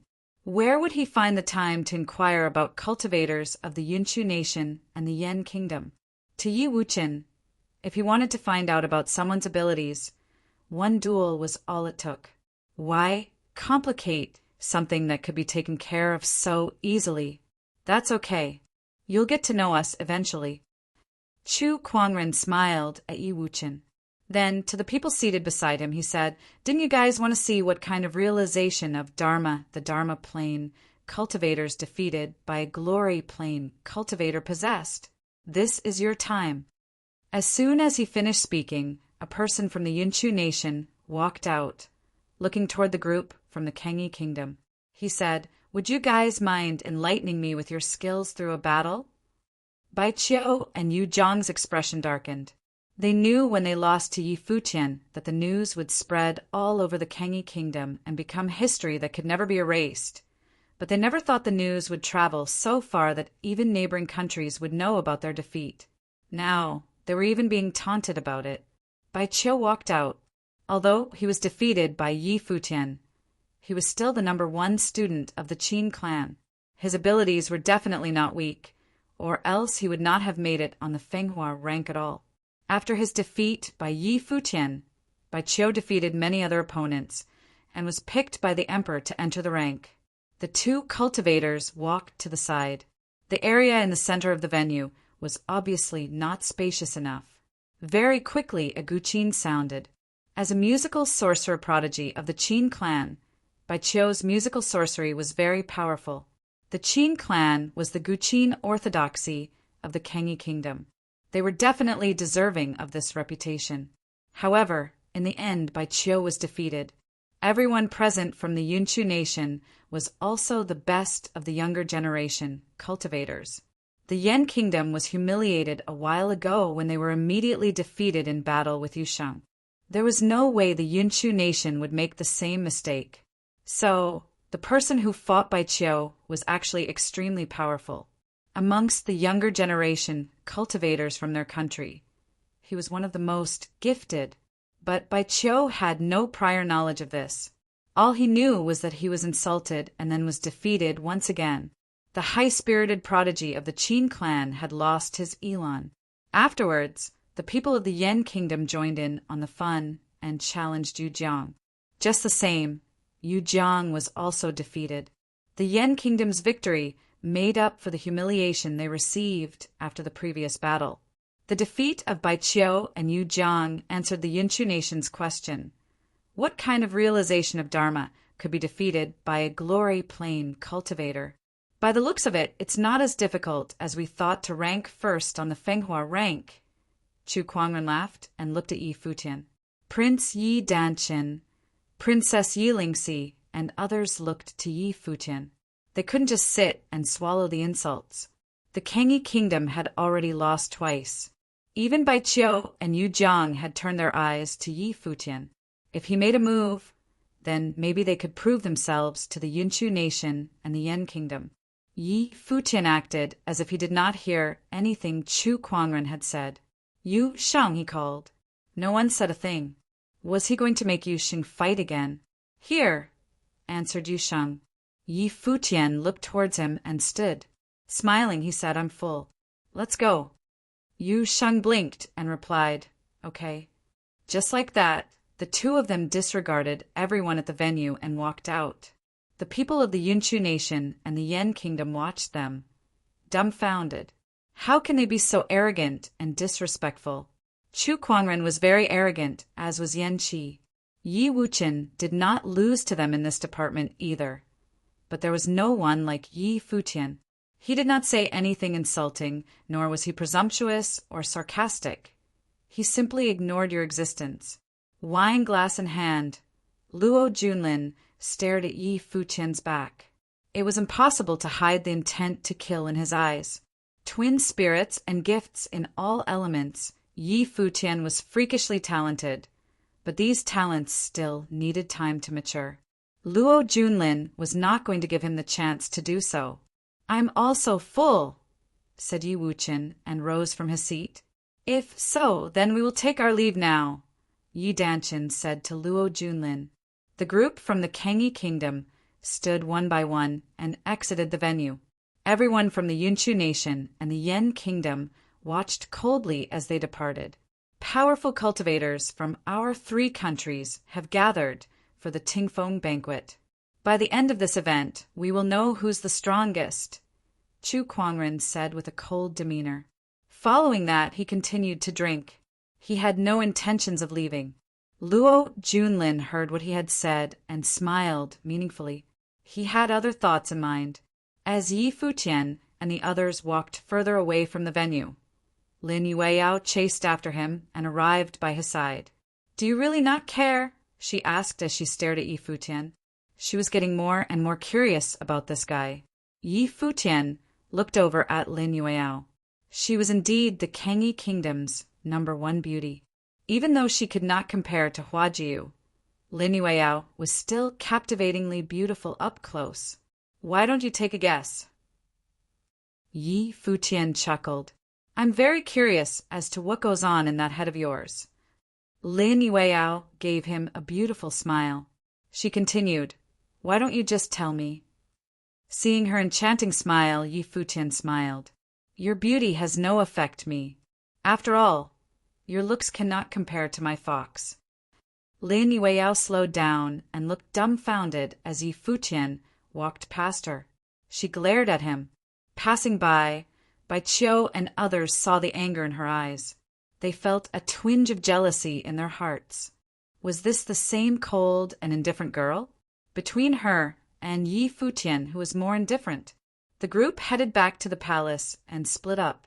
Upon arriving at the palace, Yi Futian saw a familiar silhouette waiting outside. When she saw Yi Futian, she headed for him with sparkling eyes. You're back, she said loudly. Yi Futian walked toward the smiling girl. The people behind Yi Futian gave strange looks when they saw the beautiful girl. They remembered when they had arrived at the palace yesterday, a beautiful had come by. What's more, she was the princess of the Nanda nation. Tonight was their second night, and yet another beautiful girl had come for Yi Futian. Had he really escaped to the Kangyi kingdom from the Nanda nation as a fugitive? Lin Yueyao looked at the two figures and was speechless. Isn't his luck with women too ridiculously good? Yi Danqin, on the other hand, looked at Yi Futian with worship in his eyes. "Impressive," he muttered. Everyone returned to within the palace. Only Yusheng remained, waiting for Yi Futian on the side. "Lin Xie, didn't you come with the people from Donghai Academy? What are you doing here?" Yi Futian asked. In the day, he saw her amongst the Donghai Academy crowd. His guess was that Lin Xie was cultivating at Donghai Academy. Chapter 136. Lin Xie's pretty eyes focused on Yi Futian. From the close distance, she could see that he'd matured a lot since their first meeting on the ship in the East Sea. He'd become even more handsome and was no longer the youth from before. "Yes, I'm cultivating at Donghai Academy. You aren't mad, are you?" Lin Xie asked with a smile. "Why would I be mad?" Yi Futian shook his head. He wasn't that close-minded. He would remember the people from the school of the Emperor Star, but the conflict had nothing to do with Donghai Academy, let alone a regular disciple from that academy. "You still didn't tell me why you're here. Is there something wrong?" Yi Futian asked. "Can't I come to see a friend?" Lin Xie smiled gently. Seeing her like that, Yi Futian smiled and nodded. "Of course." "There's nothing much," Lin Xie said. "I just saw you at the Tingfeng banquet and wanted to come see you.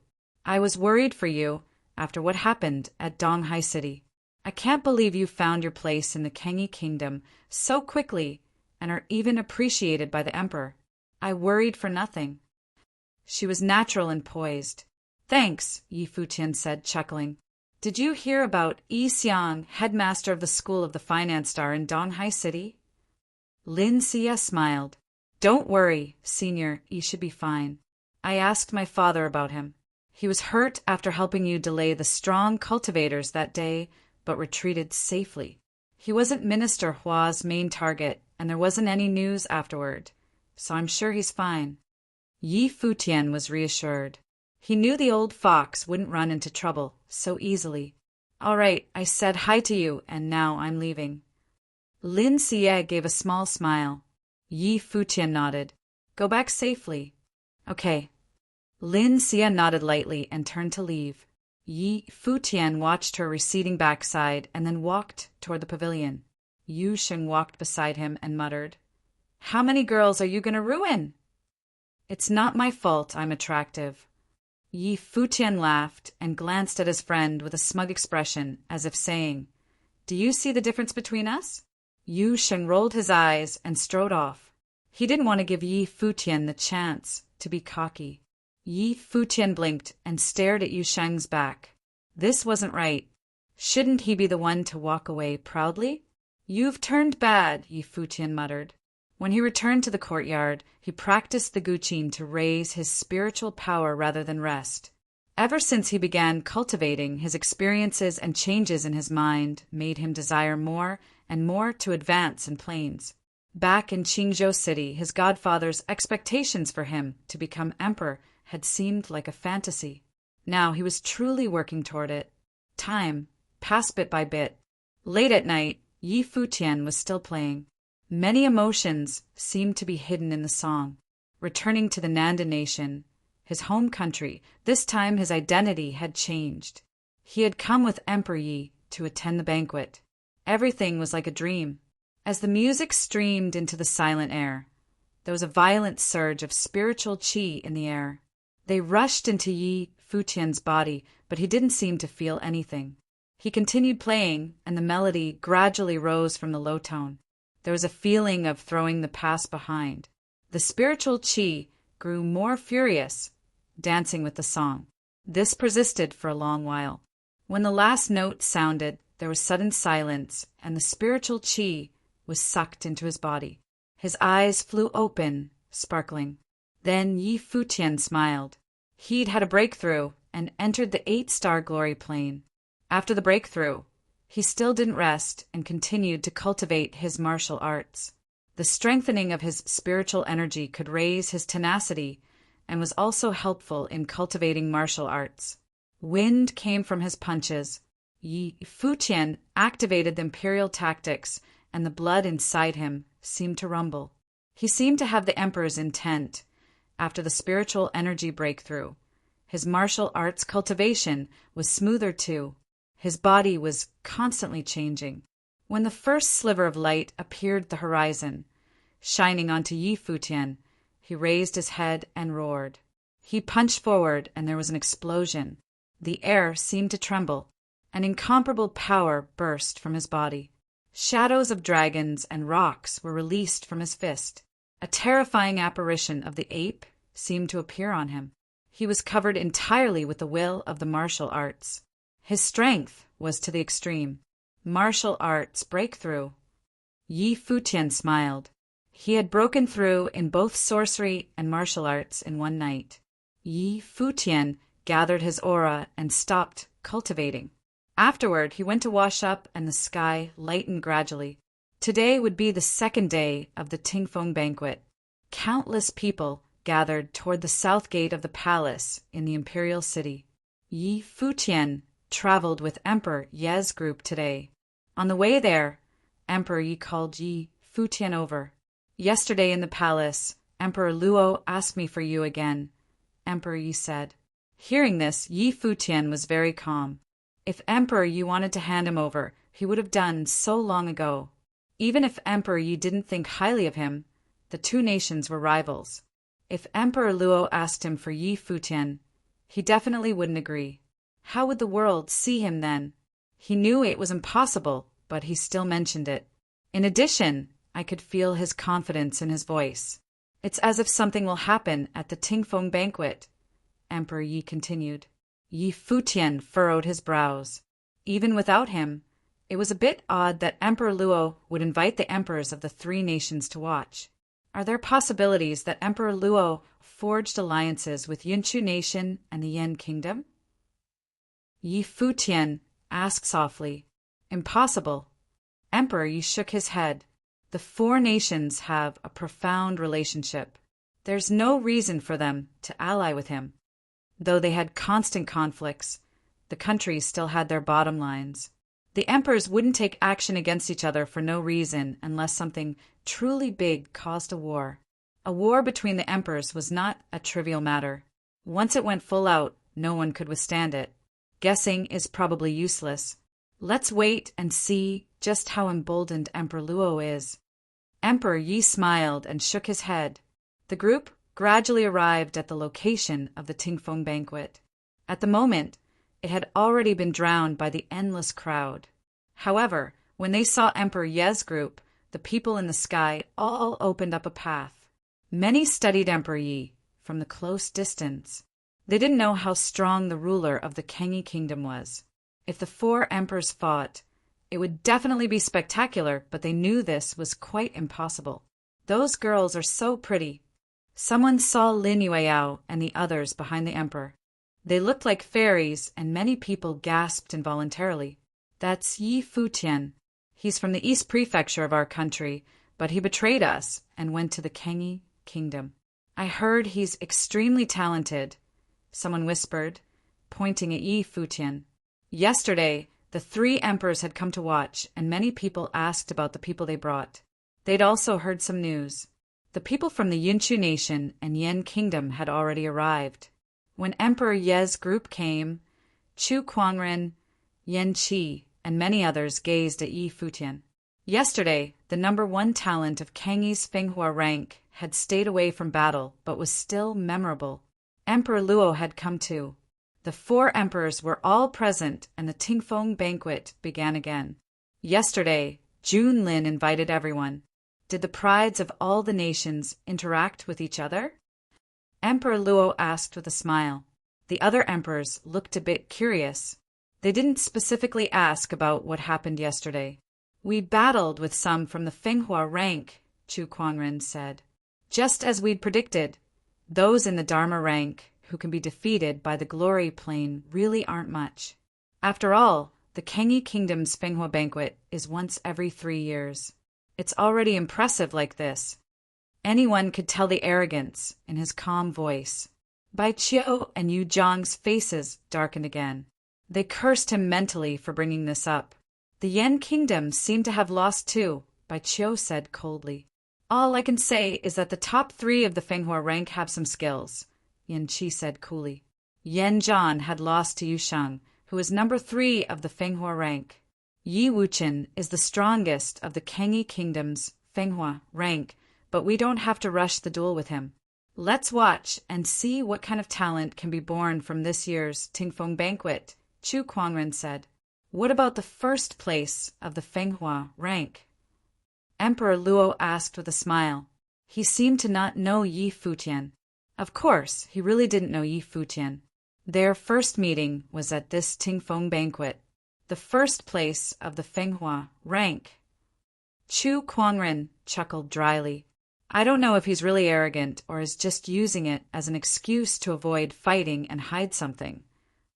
Chu Kuangren hinted that Yi Futian was pretending to be arrogant in order to avoid fighting. If he didn't fight, no one would know what his abilities really were like. He had proved himself at the Fenghua banquet, but only the Kangyi Kingdom had witnessed that. There were top talents from every nation here. Who would think that they weren't as good as the others? Many gazes fell upon Yi Futian, including Lin Yueyao and Bai Qiu. Chu Kuangren seemed to have been provoking him since last night. Would he still be unmoving? Yi Futian continued to sit there, gazing at the battles on the 9 battle platforms. He ignored Chu Kuangren's provocation. Everyone was speechless. This guy, don't you have anything to say? Chu Kuangren asked, looking at Yi Futian. Seeing how insistent he was, Yi Futian finally spared him a glance. Just one glance. Then he continued watching the battles, unbothered. Everyone blanched. Were the battles really that interesting? Many followed his gaze and saw that Zhou Mu from Donghai Academy was fighting on the 7-star Glory Plane platform. His name is Zhou Mu. He used to be really arrogant, Yi Futian suddenly said as he watched him. Hearing this, everyone looked back. Yi Futian smiled and continued. He became much better behaved after getting wiped out by a staff. Chapter 137. After Yi Futian had spoken, everyone around could only stare at him wide-eyed and dumbfounded. Even his fellow cultivators on the Fenghua rank were speechless. Yi Futian was just too arrogant, but at the same time, hearing him insult others was a great feeling. Even Bai Qiu was feeling better about Yi Futian. Good thing Yi Futian didn't use my defeat as an example. Would Zhou Mu spit blood in anger if he heard what Yi Futian said? Emperor, you blinked a couple of times. The young man he picked for first place on the Fenghua rank was one with personality. Everyone from the Yunchu nation and the Yan kingdom were frozen in shock. They watched as Yi Futian continued to focus on the battle platform. Although it was not specified that Yi Futian was speaking to Chu Kuangren, the latter could not stand what Yi Futian was saying. The emperors could not help but turn their attention to Yi Futian, especially the emperor of the Yunchu nation. Chu Kuangren was his son, so he knew well of his abilities. Where did this glory plane nobody get the courage to speak in such a manner? However, he was an emperor, so naturally he was not going to involve himself in a conflict between those of the younger generation. But still, listening to what Yi Futian was saying, he was asking for a beating. Chu Kuangren was dazed for a moment. Then he sneered and said, "All geniuses are arrogant. There is no need for surprise. But to hear a mere glory plane cultivator like yourself speaking out so wildly is a first. It's a bit absurd. If you were in the Dharma plane, I wouldn't have minded personally teaching you how to conduct yourself properly." Yi Futian turned to Chu Kuangren with a slight smile on his face. "All right, if I get the chance, I'll definitely ask for your advice. Let's wait until you enter the Dharma plane." Chu Kuangren turned his head away from Yi Futian, no longer looking at him. Chu Kuangren was not his real name, but this name was much more well-known than his original name. After a while, people had forgotten his real name. This went to show just how wild Chu Kuangren was. But now, Chu Kuangren had met his match. "We'll just wait to test him out after the results of the Tingfeng banquet are announced," said Yan Qi. After listening to Yi Futian's words, even he wanted to beat him up, How could Yi Futian compare Chu Kuangren to an opponent he once defeated, and go as far as to say he'd be much better behaved later? The young man on the battle platform, Zhou Mu, was indeed talented, but how could he be compared to Chu Kuangren? Chu Kuangren was the most powerful cultivator of the younger generation in all of Yunshu Nation. Yi Futian shook his head lightly. He was not very interested in what they were talking about. The only thing he would gain from defeating the prodigies of the Yunshu Nation and the Yan Kingdom was praise. It would also make him more enemies. There was no need for Yi Futian to prove himself to the others. Even last night, when Chu Kuangren tried to provoke him, Yi Futian just left, not wanting to deal with him. How fitting of a person who once defied my order, thought Emperor Luo. He then called out, "Yi Futian!" Yi Futian's eyes brightened, and he turned his body around, his eyes falling on Emperor Luo. Emperor Luo had eyes filled with arrogance and pressing air of royalty surrounding him. One would not have been able to guess that he had usurped the throne to become emperor. In these 300+ years, he had already gotten used to this identity. He was the emperor of the Nanda nation, the one and only. It was because of this that he was so domineering and had no respect for others. This was also why he was able to make those 2 unreasonable orders. Had you followed my order and come to the imperial city, perhaps I would have given you another chance. Why did you have to try so hard to escape? Now, your ending will remain the same. Do you ever regret your decision? Emperor Luo suddenly asked bluntly. There was no beating around the bush. Yi Futian looked at Emperor Luo. Just as Emperor Yi had said, he was very confident that he would get Yi Futian. Where did Emperor Luo get this confidence from? What's done is done. Why would I regret it? Yi Futian said nonchalantly. You're right, chuckled Emperor Luo. People usually don't have regrets until they reach a dead end. Nanda Nation is my world. My order is the order of the heavens. If you defy my order, then you are going against the mandate of heaven.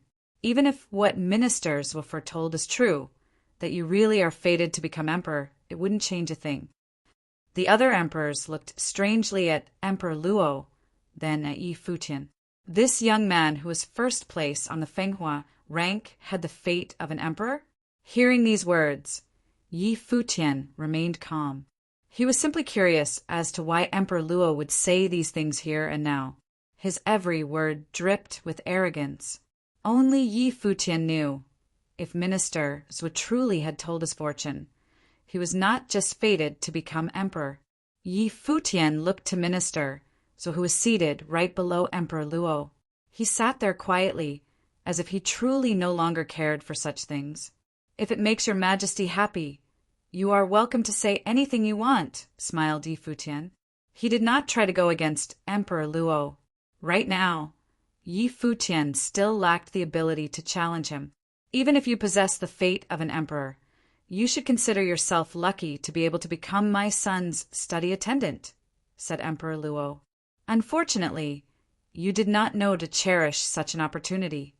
Yi Futian did not reply. Everyone in the Nanda nation knew that out of all of Emperor Luo's children, he doted on Crown Prince Luo Junlin the most. He was made Crown Prince from a very young age and was going to inherit the throne in the future. His gifts were like no other, and he was thought of as peerless throughout the whole Nanda nation. He was truly extraordinary, since he possessed such spectacular gifts. As his father, Emperor Luo had the utmost confidence in Luo Junlin. Crown Prince Luo Junlin was born a couple of years too early. Otherwise, this rascal would have been able to exchange a few moves and learn a thing or two from him, the emperor of the Yunshu nation said while looking ahead at Chu Kuangren.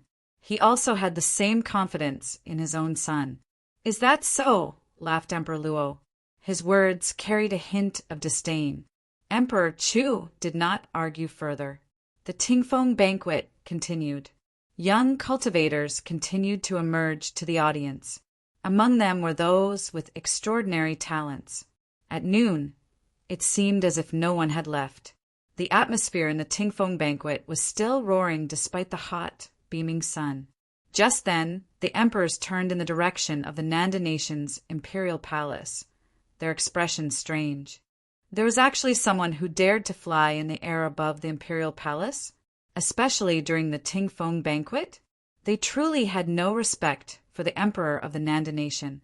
Emperor Yi and the two other emperors looked toward Emperor Luo. They saw a glimmer in his eyes as he stared toward the imperial palace. It was as if he were anticipating something. Rays of light, strong like the sun's rays, shined in their direction. The light moved closer until it was directly above them. A roar erupted through the air, and the audience of the Tingfeng banquet looked up to the sky in shock. Who dares to be so disrespectful in the audience of the four emperors? The Tingfeng banquet will stop for the time being. Everyone, step down from the battle platform. Emperor Luo stood and announced. His voice reached the 9 platforms, sending chills down the backs of all participants. Even those in the midst of a heated duel did not dare to go against the emperor's order and halted immediately. Everyone scampered off the platforms. In midair, 3 figures stood loftily. They were basked in the sun's rays and reflected in even brighter light. The 3 of them floated above the 4 emperors as if that was how it was meant to be. The haughty expressions on their faces said that they thought nothing of the emperors or the Tingfeng banquet. Noble plain. Emperor Luo, Emperor Chu, and Emperor Yan's eyes sparkled. 3 noble plain cultivators had arrived in the Nanda nation. No wonder they had no regard for anything, and even flew over the imperial palace. This was a truly frightening situation. The aura of the 3 guests combined was stronger than that of the 3 emperors. While they were shocked, they were also confused. In the 100 lands of the Eastern Barren Territory, which country could have sent out this terrifying lineup? The large crowd present at the banquet were even more curious. To them, the noble plain meant the emperors. A once-in-a-lifetime occurrence, these 3 people seemed to have powers above the emperors. Who were these people who dared to disregard the emperors? Where is Luo Junlin? The leader of the group asked. Emperor Luo's eyes widened. Has the time finally come? It was quicker than he anticipated. Luo Junlin stood, fists clenched. There was a hint of excitement in his eyes. With steady steps, he headed toward the trio. Looking up at them, he said, "My most humble greetings, seniors." "Let us take a look," said the leader. Luo Junlin nodded and released a frightening force of energy in front of everyone's eyes. A golden light washed over the skies. Luo Junlin was enveloped in an air of royalty, projecting the aura of a young noble. He was insufferably arrogant. Noble will. Emperor Yi and the 2 other visiting emperors were shocked. They stood from their seats, looking up at the sky. They seemed to have a few things figured out.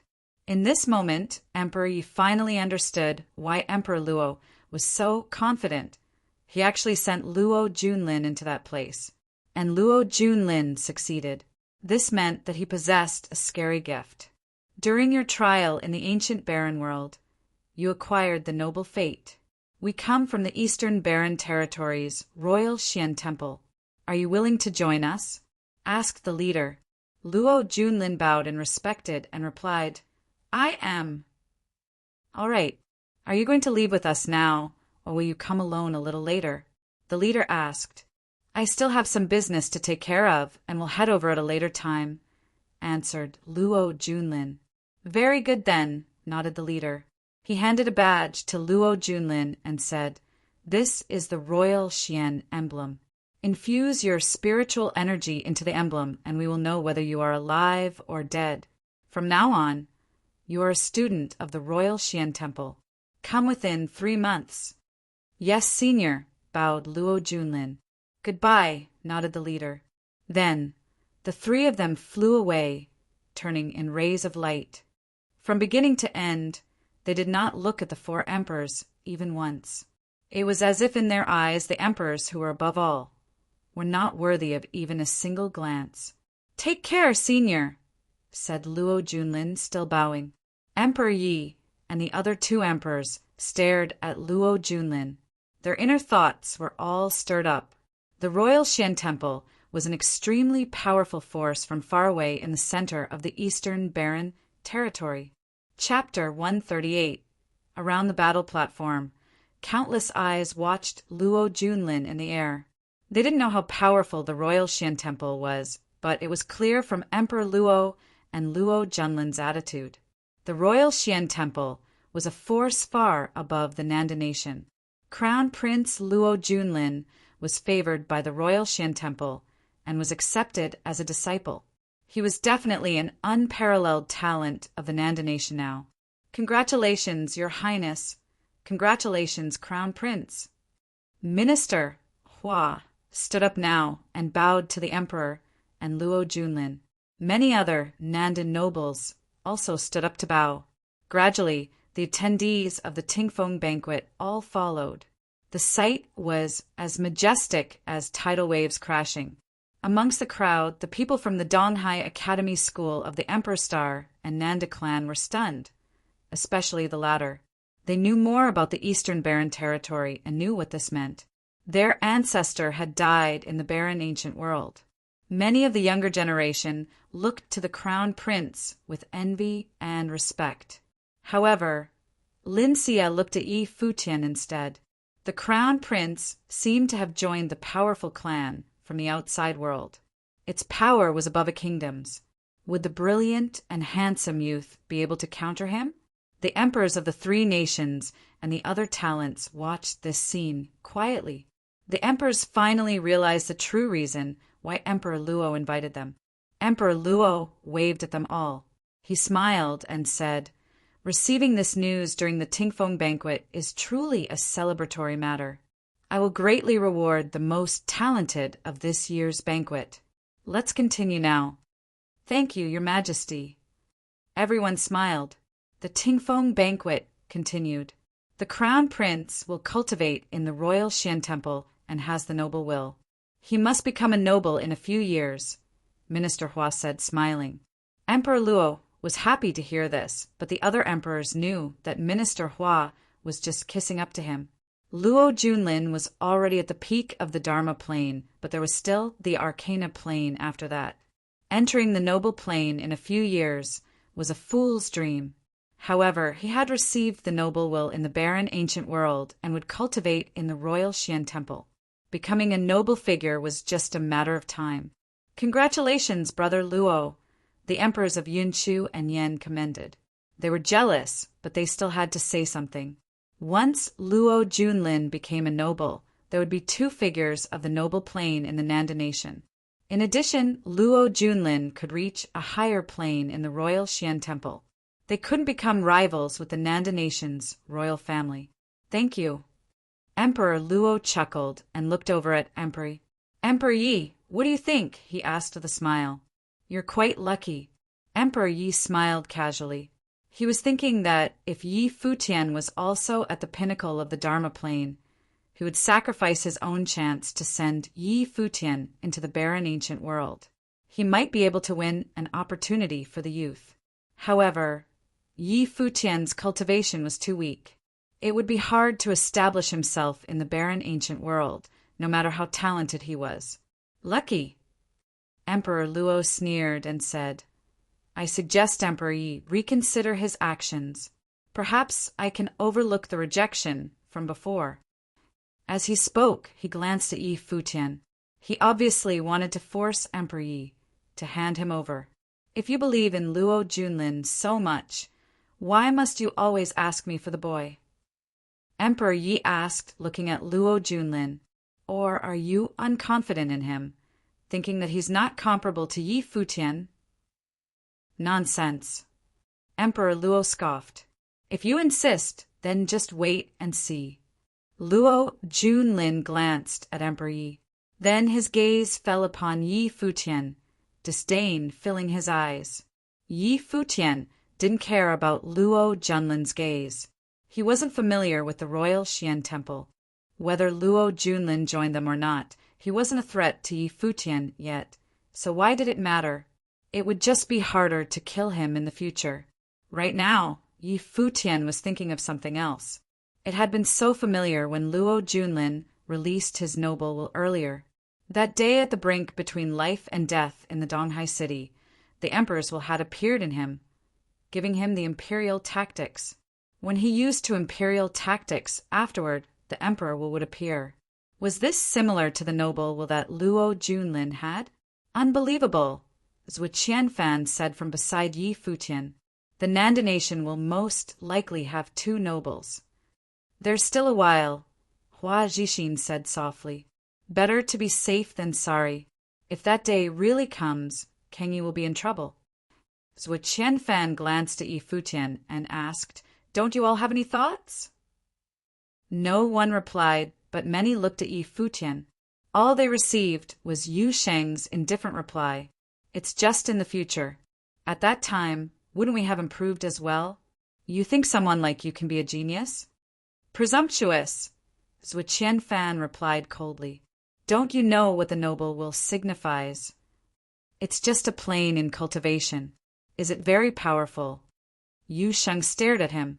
The people of the Fenghua rank all looked at him and saw that there was no fear in his eyes. They seemed to become reacquainted with Yu Sheng through this. Was the noble plane just another plane for the sky? To many, a noble represented the emperor, an unmatchable talent. Zhui Qianfan studied Yu Sheng and then laughed. He was foolishly arrogant. Emperor Yi was attracted by their argument. He gazed at Yu Sheng's unrelenting eyes and chuckled. Yu Sheng is right. The noble plane is just another plane in cultivation. You are all on the Fenghua rank. Don't you have the intention of entering the noble plane? Seeing that Emperor Yi was speaking up for Yu Sheng, Zhui Qianfan had no way of replying. Though Emperor Yi wasn't wrong, Zhui Qianfan knew that it wasn't that easy to enter the noble plane. Not only did it require high talent, one also needed the noble fate and noble will. This was impossible for the majority of people. Your Majesty, where did those people come from? What is the barren ancient world? Hua Jixin asked now. Her father hadn't told her about this before. Since you've seen them today, I shall tell you, Emperor Yi said after hearing Hua Jixin's question. Everyone from the Kangyi kingdom looked at him, full of curiosity. Both the Kangyi kingdom and Nanda nation are part of the Eastern Barren territory, but that is not all. The territory is boundless. Even as an emperor, I still don't know just how vast the territory is. Apparently, there are hundreds of nations in the region we live in. It is known as the 100 Lands of the Eastern Barren territory, stretching an immense amount of land. However, this is not the center of the territory. Emperor Yi continued slowly. The center of the Eastern Barren territory contains countless extremely powerful forces. Those of the noble plane can become kings and emperors in the 100 Lands. However, in the central region, there may be countless nobles in the stronger forces. There are even more top forces. The Royal Xian Temple that came earlier is a very famous one in the Eastern Barren territory. Everyone was stunned. The outside world was far larger than they'd imagined. The 100 Lands was just a small part of the Eastern Barren territory. They finally understood the hidden meaning behind Luo Junlin's words yesterday. Is the barren ancient world a secret place for trials? Lin Yueao asked. No. Emperor Yi shook his head. It's the so-called trial for the people of the 100 Lands. In actuality, the barren ancient world is the true Arapavakara. It is the place of fate and the birthplace of nobles. Since the beginning of history, the people of the 100 Lands must enter the barren ancient world to take the noble fate in order to enter the noble plane. This allows the noble will to be born in one's body for the breakthrough. The fate that goes against destiny has created countless rare objects, even rare demons. Many of the top forces in the Eastern Barren territory establish clans in the barren ancient world. After countless years, it has become just like the outside world. There are clans and kingdoms with the cityscape. Why have we never heard of this type of place? Lin Yueao asked softly. The people of the 100 Lands can't enter the barren ancient world freely. Only nobles have the chance. Furthermore, the the barren ancient world has an upper and lower realm. The upper realm is known as the noble path for people of the 100 Lands. The lower realm can only be entered by people under the Arcana plane. To us, entering the barren ancient world is very difficult, but Emperor Luo gave his chance to Luo Junlin. He brought his son into the lower realm, and Luo Junlin returned with the fate. Everyone listened earnestly. They had a general idea about the barren ancient world and was a bit shocked. Yi Futian listened quietly too. He suddenly remembered something. In the Kangi Kingdom's palace, the imperial advisor had said that he went out for the trial with the Nandu Emperor. The current Emperor Luo had attacked the Emperor of the Nanda nation and stole his fate. Had they gone to the barren ancient world? He had a feeling it was very possible. Emperor Luo had changed his fate in the barren ancient world. Thus, he tried to send his son there to do the same. Now, Luo Junlin had succeeded. He entered the barren ancient world and received the noble fate. He was valued highly by the strong cultivators of the royal Xian temple and was accepted as a disciple. Other than that, there is another path in the barren ancient world, Emperor Yi said. It leads to all directions in the eastern barren territory. The big clans guard these critical entrances. Cultivate well, and when you all reach the peak of the Dharma plane, I may consider sending you to the barren ancient world. All the top talents and various forces are there. Though I've never been there, I'm sure it's an incredible little world. Emperor Yi chuckled. The Tingfeng banquet continued. The Nanda nation's citizens were excited. As more and more geniuses appeared, cheers sounded frequently. However, the prides of the Kangi kingdom seemed distracted.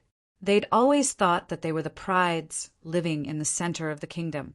Now, they suddenly discovered that there was an even more incredible world out there. They were shaken and really wanted to witness the small world filled with the talents of the Eastern Barren Territory. Chapter 139. At the end of the Tingfeng banquet's second day, Emperor Luo did not extend an invitation to Emperor Yi as he did the day before. Right now, whether it was Emperor Luo or Luo Junlin, they were immersed in this triumphant moment. Immediately after the banquet ended for the day, Minister Hua and others rushed over to congratulate the Crown Prince. The nobles of the Nanda nation chimed in agreement with the flattering remarks thrown at Luo Junlin. They all understood. After Crown Prince Luo Junlin entered the royal Xian temple, there was a chance that he would not inherit the throne to the Nanda nation. He was going to be in an even more fearsome position. If Luo Junlin managed to become a big shot in the royal Xian temple, then forget about the Nanda nation. He would be able to do whatever he pleased in the 100 Lands. He could even build a stronger country of his own. In the 100 Lands, some of the most powerful nations were started in this way, all because of the appearances of more than one noble plain cultivator. Naturally, the people of the Kangi kingdom did not join the crowd. They had already figured out that this was the true reason behind Emperor Luo's invitation. This was the moment he had been waiting for. This put Yi Danshin in such a bad mood that he wanted to return to the Kangi kingdom. However, Emperor Yi was against it. Since they were already here, they must wait until the Tingfeng banquet ended, or else people might think that he, an emperor, was jealous of Luo Junlin. After returning to the palace, Yi Futian noticed that Yu Sheng kept his head lowered. He could not help but ask, "What's wrong?" "I'm in a bad mood." Yu Sheng lifted his head to reply. "Because Luo Junlin entered the royal Xian palace," chuckled Yi Futian. "It's not just that. That father and son duo purposely invited the people of 3 neighboring nations to this event. But it was all so they could gloat. Do they really think that Luo Junlin is all that?" Yu Sheng seemed really pissed off. "He's able to enter the royal Xian temple, so he must be gifted." Yi Futian smiled. "Who cares about the royal Xian temple? They better not interfere when we kill Luo Junlin in the future. If they do, then we'll just have to get rid of them too," Yu Sheng said in a fit of rage. Sweat dripped down Yi Futian's face. This rascal is only in the glory plane, and he's talking about annihilating the top power of the Eastern Barren Territory? Yi Futian thought. When Yu Sheng was angry, he was indeed illogical. Stop thinking about it. Do you want to go cultivate? Let's not attend tomorrow's Tingfeng banquet, Yi Futian said to Yu Sheng. Not go? Asked Yu Sheng. Yeah. Don't you think it's really boring? Yi Futian smiled at Yu Sheng. We can just go on the last day, he continued.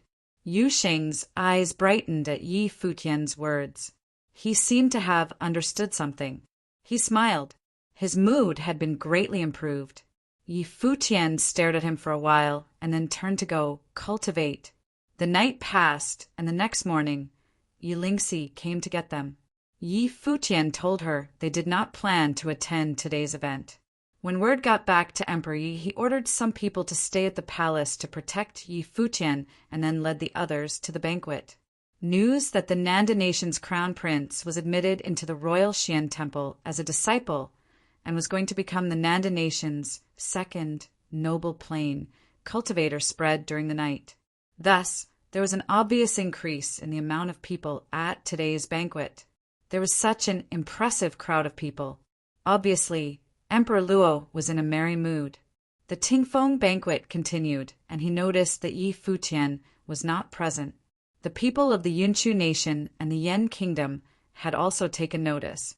Not only did the first-place winner of the Fenghua rank avoid battle before, he's even going into hiding now. Chu Quanren let out a mocking statement when he noticed Yi Futian was absent. You're wrong. Out of nowhere, Yi Wuchen said. He probably just thought it was boring. The banquet is boring, and so are the people. If I had known, I wouldn't have come today either. Definitely a good reason. You and Yi Futian are very alike, said Chu Quanren. Perhaps he was deeply affected by what happened yesterday, laughed someone from the Yan kingdom. Although this was the Tingfeng banquet, but the one who stole the show yesterday was definitely Luo Junlin. Many people were stirred, and when they returned home, many of them went to seek information on the Eastern Barren Territory and the ancient Barren world. Your Majesty, I'm not coming tomorrow either, Yi Wuchen said to Emperor Yi. All right, nodded Emperor Yi. What are you trying to run away from? Chu Quanren smiled at Yi Wuchen. Don't worry, I'll be present on the last day of the Tingfeng banquet, replied Yi Wuchen. Chu Quanren looked at him, still smiling, and said, Good, I'm looking forward to it. Just as Yi Wuchen said, he did not show up for the fourth day of the Tingfeng banquet. Neither did Yi Futian and Yu Sheng. Not just on the fourth day, but as the Tingfeng banquet continued, geniuses kept appearing. The atmosphere was lifted to another level. However, Yi Futian and Yu Sheng were still nowhere to be seen among the group seated by Emperor Yi. Even the people from Donghai Academy and the Nanda clan noticed. They thought that Yi Futian was probably triggered by the fact that the crown prince attracted the attention of such a powerful group.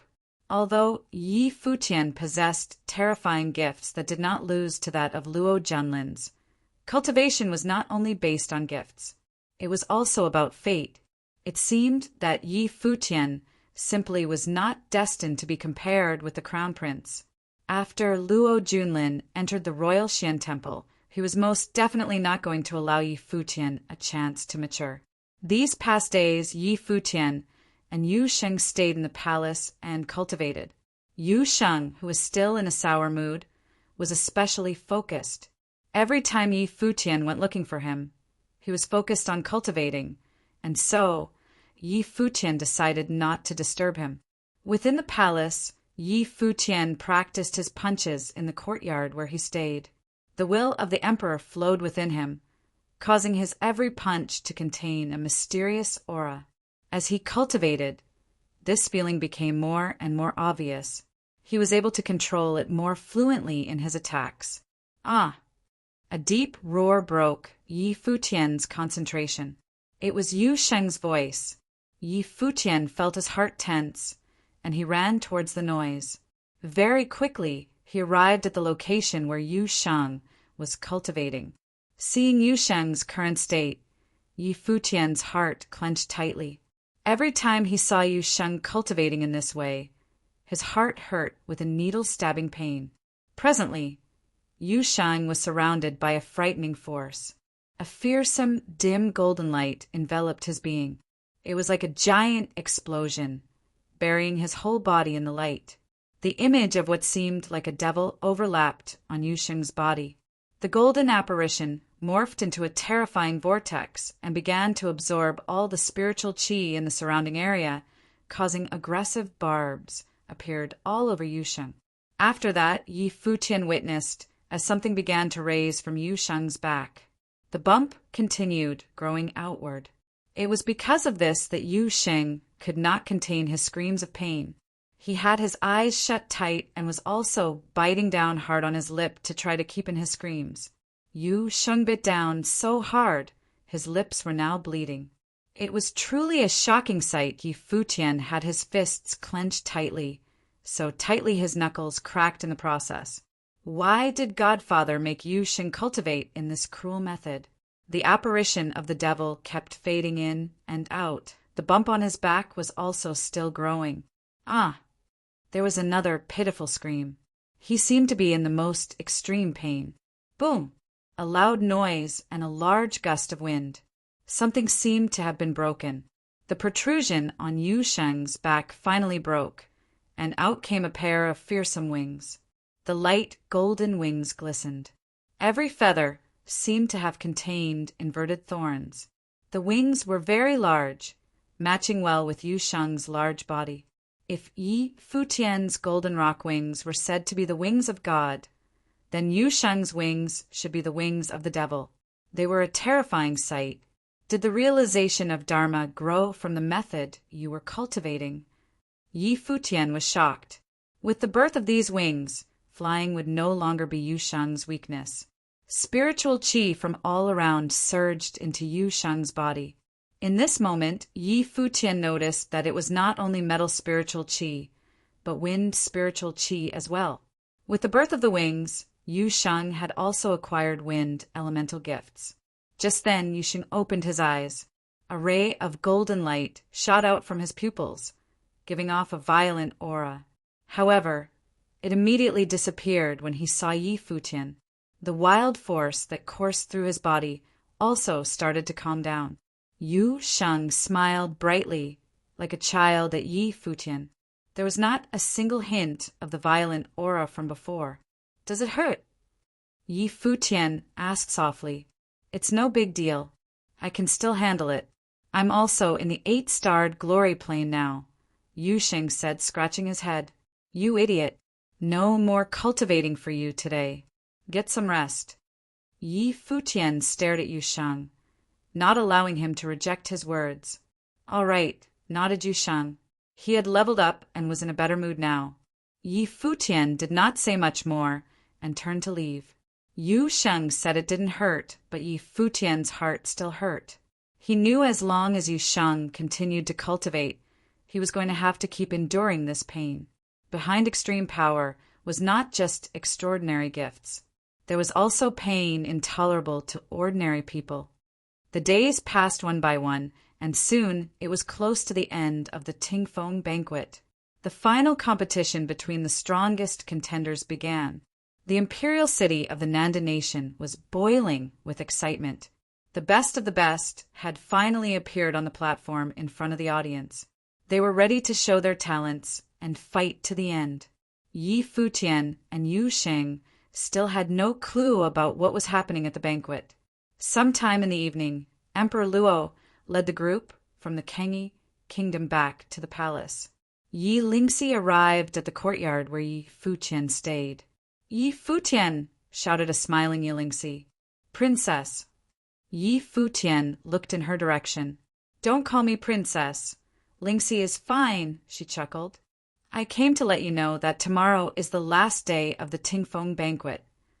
It's finally ending, laughed Yi Futian. It had been a while since the Tingfeng banquet began. Father said we might head straight back to the Kengi kingdom tomorrow. Since there's nothing to do tonight, do you want to go for a stroll? The night view of the Nanda nation's imperial city is quite nice. We won't get a chance to enjoy it after tonight, said Yilingsi. Okay, nodded Yi Futian.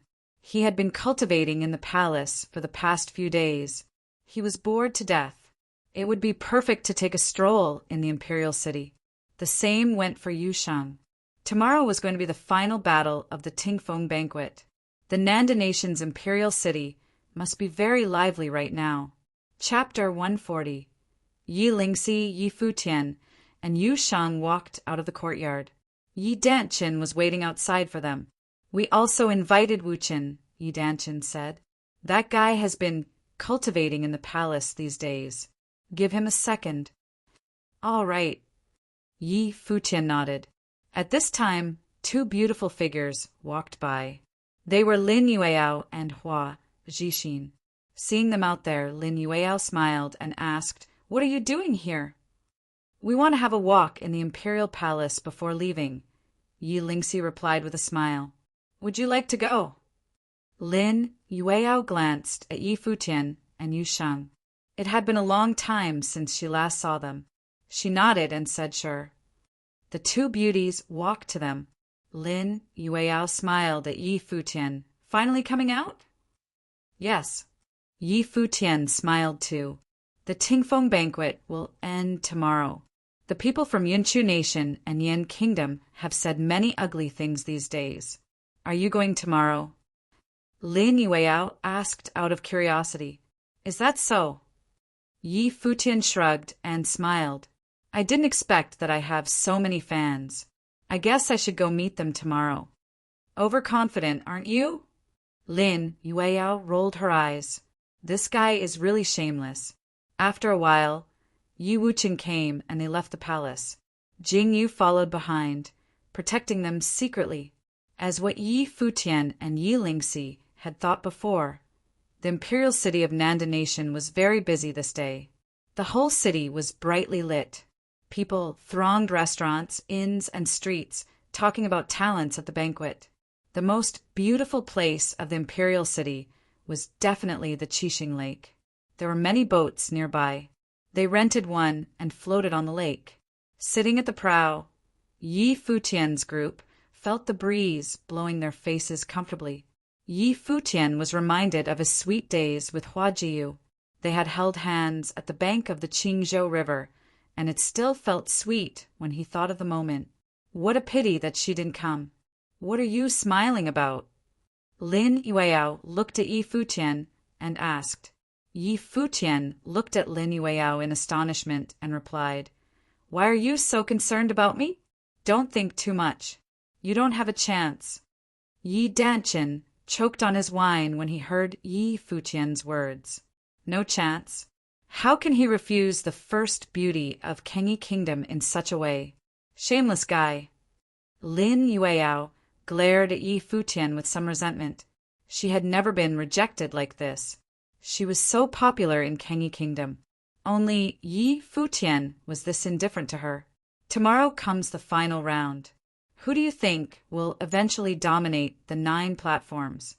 There was a boat nearby, and the people on it were discussing. Shilu, 2nd level Dharma plane. Sumu, 1st level Dharma plane. And Yun Tianhao, who had upgraded to the 8-star glory plane in the battle, are all extremely strong cultivators, while the rest on the platform are also top talents, someone commented. Yi Futian's group heard the comments too. They had never heard of Shi Lu and Su Mu, but it was not surprising to know Yun Tianhao became a shining star, since his life spirit could summon spiritual qi of any attribute to form matrices. Yun Tianhao was undoubtedly very powerful. He had few counterparts in the same plane.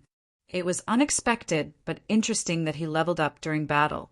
Yun Tianhao's proceeding in cultivation was no slower than Yi Futian's. It was rare for Haiyan City to have someone like Yun Tianhao, although he still wasn't strong enough to be Yi Futian's match. Indeed, the Tingfeng banquet is held every 10 years while there are so many talented people. Even among those who have been eliminated, there are bunches of strong cultivators. Those losers just happened to encounter a stronger one. What a pity. I agree with you. But compared with the Crown Prince, Those strong cultivators were all eclipsed. The boat moved on, and the sound faded. Yi Futian's group were continued enjoying the scenery while drinking. Yi Wuqian looked up to Yi Futian and said, "If we attend the Tingfeng banquet tomorrow, there must be many sarcastic comments about us. Moreover, according to Yan Kingdom and Yunshu Nation, they might attend the final too. You want to see those talents' strength?" Yi Futian asked Yi Wuqian. "Some are just too noisy," Yi Wuqian murmured. "Then make them shut up." Yi Futian smirked.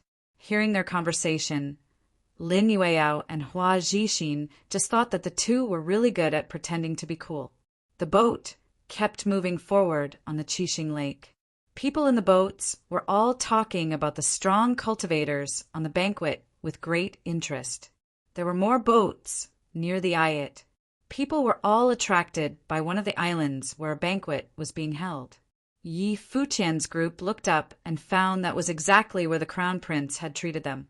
At this time, Luo Junlin was there again to treat the talents of the Tingfeng banquet. "Aren't they from the Kengi Kingdom?" Someone noticed Yi Futian's group. Indeed, apparently, that girl is the top beauty of the Kengi Kingdom. "She really is charming," someone looked at Lin Yueyao and said. 3 beauties were very noticeable, especially beauties like Lin Yueyao, Hua Zhixin, and Yi Linqi. That man is called Yi Futian, who comes from the Donghai city of Nanda Nation. After violating His Majesty's will, he went to the Kengi Kingdom and is valued by Emperor Yi. He accompanied the emperor to the Tingfeng banquet. It's said that he has twin spirits with great talent. "He's Yi Futian. With such a handsome face, he must be popular with the girls," someone said. But after the people of the royal Xian temple came and the crown prince shone so radiantly, Yi Futian didn't appear again. Many people on the lake noticed Yi Futian and his friends. They continuously made comments so that even people at the ayat looked over and saw Yi Futian. People, including Crown Prince Luo Junlin, all looked to Yi Futian's boat in the lake. Yi Futian. Among the people on the island, Yun Tianhao stood up and walked to the edge of the island, looking toward the boat on the water. His sharp eyes fell on Yi Futian. Yi Futian was drinking with head lowered. Seemingly not hearing Yun Tianhao, he didn't respond. "Will you come tomorrow?" Yun Tianhao didn't mind Yi Futian's indifference. Though they had only met a few times, he knew what kind of person Yi Futian was. Yi Futian still didn't answer his question. Yu Sheng stood up, looked to Yun Tianhao coldly, and then walked closer to Crown Prince Luo Junlin. At this time, Luo Junlin was drinking too. Beside him sat a sexy beauty, possibly due to the wine. Her face was charming and enchanting. She was the daughter of a rich family in the imperial city. Both her looks and talent was very outstanding. The reason why she would drink with the crown prince at the expense of losing her dignity was that she wished that Luo Junlin could take her with him to the royal Xian temple. The sexy woman looked to the boat and saw Yu Sheng. She chuckled and said, "This man is so muscular he's ugly." Many people laughed with her. Cultivators always had good ears, and the woman didn't lower her voice, so people on the boat also heard her words. Yi Futian looked up to the ayat and saw the crown prince, as well as the woman beside him. He smiled and said, "Your Highness must be in a pretty good mood with a prostitute accompanying you." The seductive woman's expression changed, instantly feeling embarrassed, but Crown Prince Luo Junlin looked quite calm. These things didn't disturb him anymore. Some people landed on the ayat. One looked to the boat, and a strong temperament spread toward the boat, following his eyes. "It's Shi Lu!" someone exclaimed. Shi Lu's talent had been proved at the Tingfeng banquet. No one at the second level Dharma plane could defeat him. Yi Wuqian looked up with eyes sharp as swords. He stood up and walked to the bow. His horrible sword intent turned into a storm to confront Shi Lu's aura. "Is a fight starting?" People around them grew excited. Who was the winner between the genius of the Kengi Kingdom's Fenghua banquet and the peerless talent of the Tingfeng banquet? "Let's go back," Yi Futian said. The boat instantly started going against the current. The two auras were dispersed. Giant waves were lifted between the ayat and the boat projected. Seeing that the Kengi Kingdom's boat returned, the other side thought they were too scared to fight with the Nanda nation's peerless talent since the Crown Prince was still on the island. This night was doomed to be a sleepless night. It was the day of the decisive battle. Countless people gathered here in the imperial city for the Tingfeng banquet. Some people even came at midnight to keep a seat so that they could see the banquet clear in the daytime. Those finalists all came in advance, gathering around the platforms and being admired. People of Yunchu Nation and Yin Kingdom arrived too. So far, they had to admit that after rounds and rounds of battles, those left were great talents, many of which weren't any weaker than them. Emperor Luo arrived as well. Seeing such a grand occasion, he smiled. He was quite satisfied with this year's Tingfeng banquet. Moreover, his son, Luo Junlin, was thought highly by the Royal Xian Temple. Of course, he was in a very delighted mood. Even on the last day, some came to congratulate him. This was his second time to feel so happy since he became the emperor. Last time, he saw his own bright future when he ascended to the throne. This time he saw the future of his son, Luo Junlin, as well as the whole Nanda nation. Emperor, you walked out of the crowd with Yi Futian, Yu Sheng, and Yi Wuchen. The Kengi Kingdom's people all appeared today. Looking at the frenetic people, Yi Futian smiled slightly. The most prominent cultivators would be born today at the decennial Tingfeng banquet. If Yi Futian and Yu Sheng weren't here, of course. Chapter 141. As Emperor Ye's group arrived at the observation deck, Emperor Luo and others looked over at them. Yi Futian, Yu Sheng, and Yi Wuchen had finally appeared. Chu Kuangren looked over at the three. His gaze and his light smile were slightly cold. Yan Qi looked sharp. He was anticipating what would happen soon. Luo Junlin also turned his attention to the three of them. Things were about to get interesting today. Beside Luo Junlin sat a beautiful girl. It was the girl who drank with Luo Junlin on the island last night. Her name was Shen Rushwang. Her makeup was light, unlike last night. She looked soft and gentle and had the aura of a wealthy family's daughter. Last night, she gave herself to Crown Prince Luo Junlin, and because of that, there was a seat for her next to him today. Many nobles looked over at her. They knew exactly what was going on. They thought, this girl really has a few tricks up her sleeve. Seems like there's no hope for the position of first wife. Maybe a second or third wife. Crown Prince Luo Junlin was only steps away from being a big shot at the Royal Xian Temple. Even if he didn't manage to do that, he could still be emperor of the Nanda nation. A second or third wife wouldn't be so bad. They wouldn't even mind being a concubine. Many people on the battle platform also recognized Shen Rushwang. She had also participated in the Tingfeng banquet. Plus, she was a well-known beauty in the imperial city. She was disqualified during yesterday's banquet, but who would have thought that she would receive the crown prince's sympathy? Shen Rushwang glanced coldly at Yi Futian, but did not say anything. However, Yi Futian paid no attention to the gazes that fell upon him. He took his seat and looked out on to the 9 battle platforms ahead. He also observed the crowd quietly. Just then, a few bursts of light shined from a distance in the skies above. Multiple figures appeared in midair. The leader of the group had a majestic aura, just like a mighty emperor. "Brother Luo, how come you didn't invite me for a drink to celebrate this big news?" asked the leader. Based on the way he greeted Emperor Luo, it was easy to guess his status.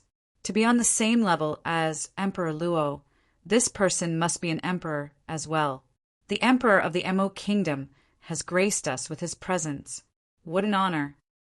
Emperor Luo stood to welcome his guests. "Please join us and have a seat." "I have also come to join the fun," laughed another person. In the sky above the crowd, a bright light erupted and a figure bathed in a red light stepped forward. Congratulations to the Nanda nation's crown prince for entering the royal Xian temple. There will be yet another noble plain cultivator in the future, said the newcomer. His voice was clear and his aura powerful. What a surprise! The emperor of the Hongya kingdom is also here. Please have a seat, said Emperor Luo. The Donglin kingdom has come to congratulate the Nanda nation for the Tingfeng banquet. Another group appeared in midair. The Tianluo kingdom would like to congratulate Luo Junlin for entering the royal Xian temple. More people arrived in the opposite direction the emperor of the Donglin kingdom came from. Seeing the majestic figures in the skies made many people from the Nanda nation nervous. The atmosphere was raging. No one expected the arrivals of yet another 4 emperors. Now, there were 8 emperors present at the Tingfeng banquet. This was a grand occasion unseen in the last 300 years. The last time something similar happened was during Emperor Luo's coronation. Without being told, many people understood that this was not simply because of the Tingfeng banquet. If it had been so, then there was no need for them to show up uninvited and unannounced. It was good enough that the 3 emperors Emperor Luo personally invited came to attend the banquet. Obviously, they had gotten the news that Crown Prince Luo Junlin was accepted by the royal Xian temple. They did not show up during any of the other days of the Tingfeng banquet, but all chose to appear on the last day, as if they had planned it together. Emperor Luo smiled happily. The 4 emperors were all from close-by nations. The Yunchu nation's neighboring country was present, as was the neighbor of the Yan kingdom. Now that they were all gathered to congratulate him, even though he was already an emperor, Emperor Luo still felt proud.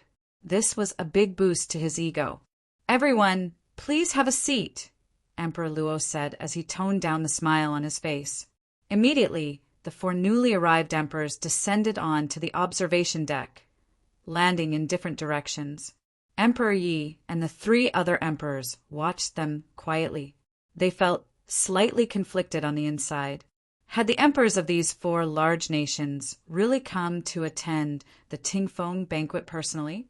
It seemed like they were keeping close tabs on the banquet, or else they would not have been able to make it here so quickly.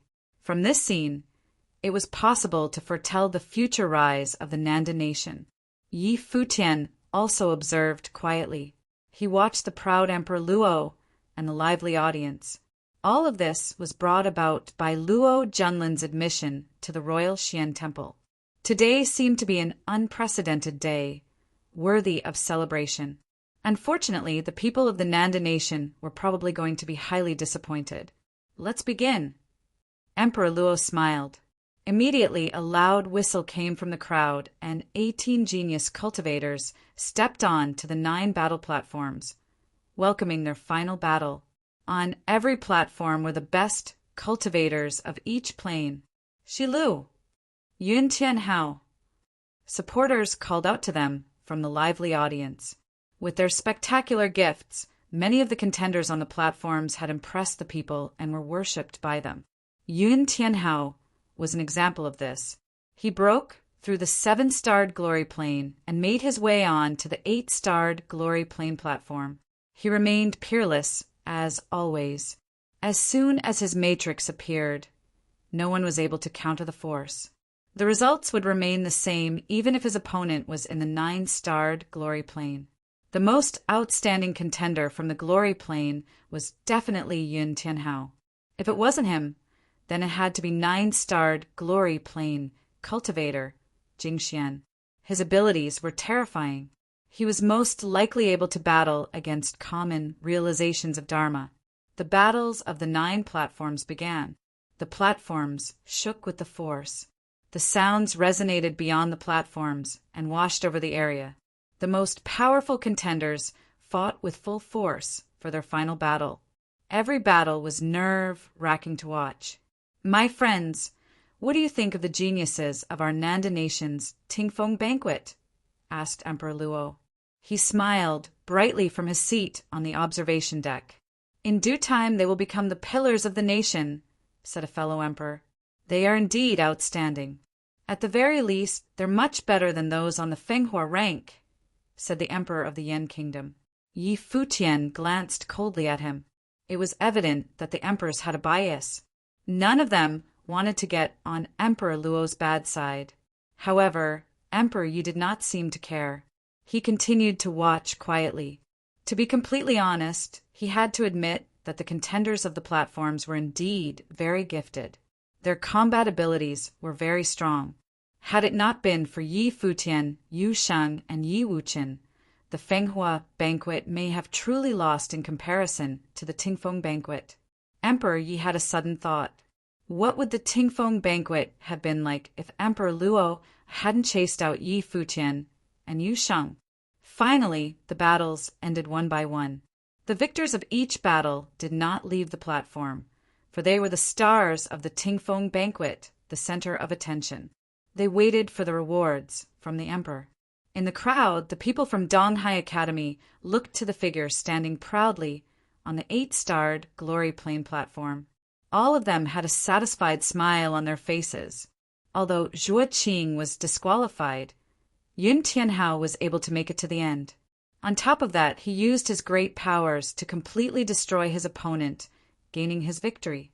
He fought hard to be the last one standing on that platform.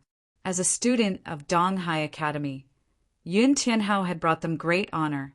Among the crowd from Donghai Academy, Headmaster Tang of Haiyan City's Haiyan Academy was also present. Beside him was Tang Yu. She still had some unresolved conflict with Yi Futian from way back on Mount Tianyao. Seeing that the young Yun Tianhao was able to make it to this stage, they also felt proud and happy for him. They had also spotted Yi Futian. Rumors had it that he was freakishly powerful. He had once fought against Yun Tianhao. It was unforeseen that he would become the best of a nation. However, the Yun Tianhao in the present was not any weaker than Yi Futian. In the end, 9 figures stood on the battle platforms with the utmost glory. The Tingfeng banquets, best of each plane, had finally revealed themselves. A smile spread across Emperor Luo's face. He was very satisfied with these 9 people. They all possessed extraordinary gifts. Perhaps with proper guidance, they could become great aids for his son, Luo Junlin. The strongest 9 have been born. The prodigy cultivators from our 4 nations are now gathered here. Would it be all right if we verified each other's abilities? Asked Chu Kuangren. Emperor Luo smiled at the 9 figures on the platforms in front of him and said, "The best of the Yunchu nation, Kengi Kingdom, and Yan Kingdom would like to test your abilities. Do you guys accept their challenge?" "Pleased to. Let's go." The 9 figures were ready to fight. "Very good." Emperor Luo nodded in satisfaction. He then turned to look at the cultivators of the 3 visiting nations and said, "I leave them to you now." Chu Kuangren nodded and shifted his gaze in the direction of the Kengi group. "You've avoided it for so many days and will finally show your face. Today marks the end of the Tingfeng banquet. You should have no more excuses." He stared straight at Yi Futian and Yi Wuqian as he spoke. On a platform, Yun Tianhao also had his eyes on Yi Futian. Speaking out loud and clear, he asked, "Yi Futian, do you dare battle with me?" His voice vibrated through the air. The best of the 8-starred Glory Plane cultivators at the Tingfeng banquet had challenged Yi Futian. Yi Futian looked as calm as ever. Whether it be the people from the Yunchu nation or Yun Tianhao, their provocations were unable to shake him. He lifted his head and looked at Chu Kuangren as well as Yun Tianhao.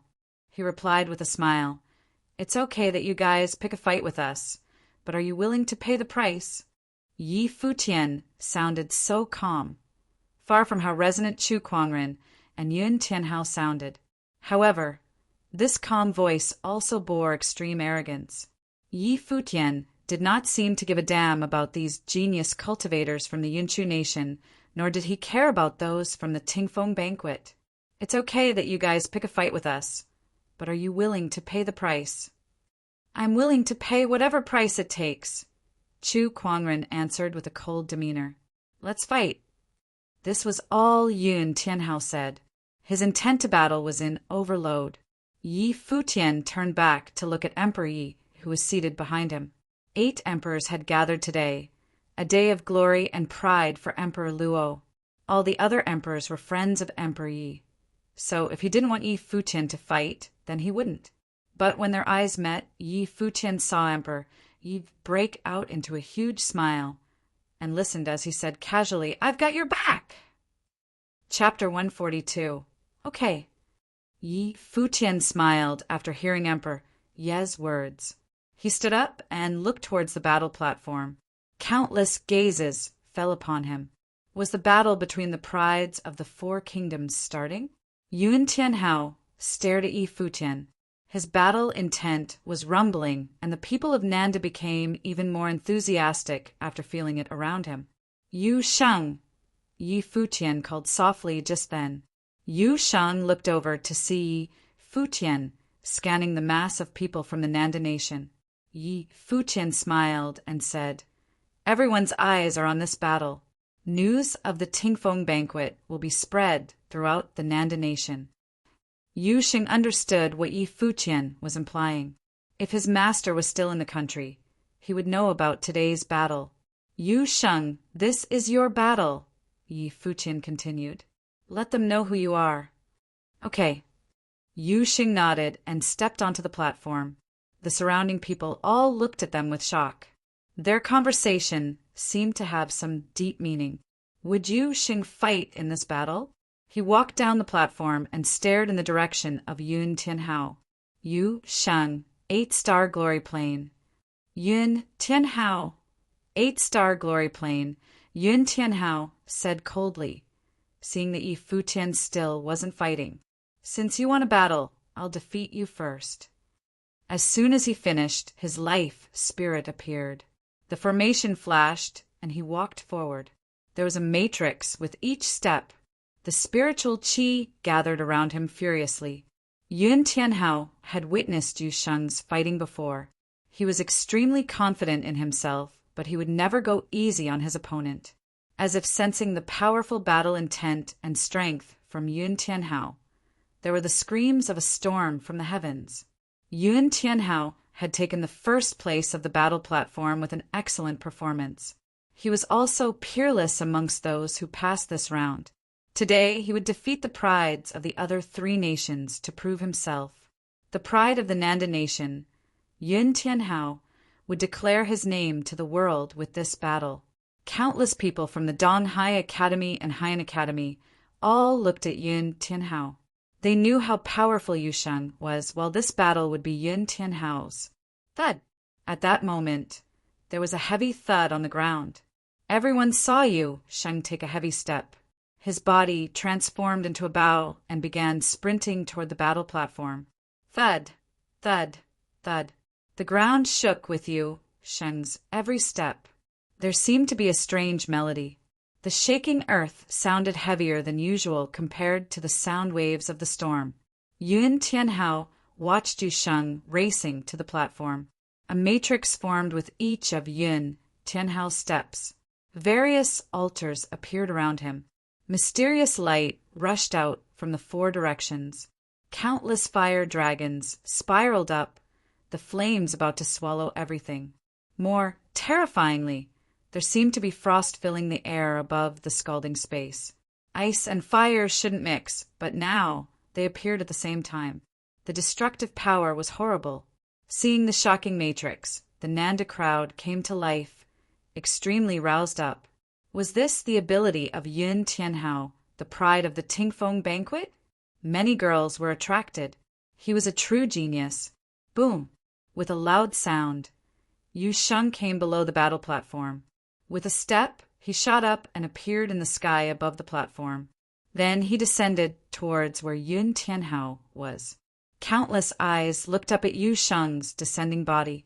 For a moment, he looked like a god coming to the mortal world. His muscular body was covered in a dazzling dark gold armor. There was a faint yet terrifying shadow on him, like a demon. The descending body had unstoppable power. Yun Tianhao roared, and the world was covered by ice. Yu Sheng seemed to be sealed with ice as well. The fire dragons spiraled up, melting into Yu Sheng's frozen body. The combined power of fire and ice was painful enough to make one wish to die. But everyone realized that the godlike figure didn't stop. The ice seal shattered. Bathing in the power of the ice and fire, Yu Sheng allowed the fire dragons to roar and bite without being affected. At that moment, he really looked like a god. How is this possible? Yun Tianhao stared at the descending godlike figure in shock. Without any time to react, Yu Sheng had arrived. Crack! There was a crisp sound. The spiritual qi within the formation danced wildly. Everyone watched with shock as the godlike figure stepped onto Yun Tianhao's shoulder. The bone cracked, and Yun Tianhao fell to his knees with a pained cry. The horrible power forced him down. The matrix formation extinguished. Everyone in the endless Nanda crowd had their eyes focused.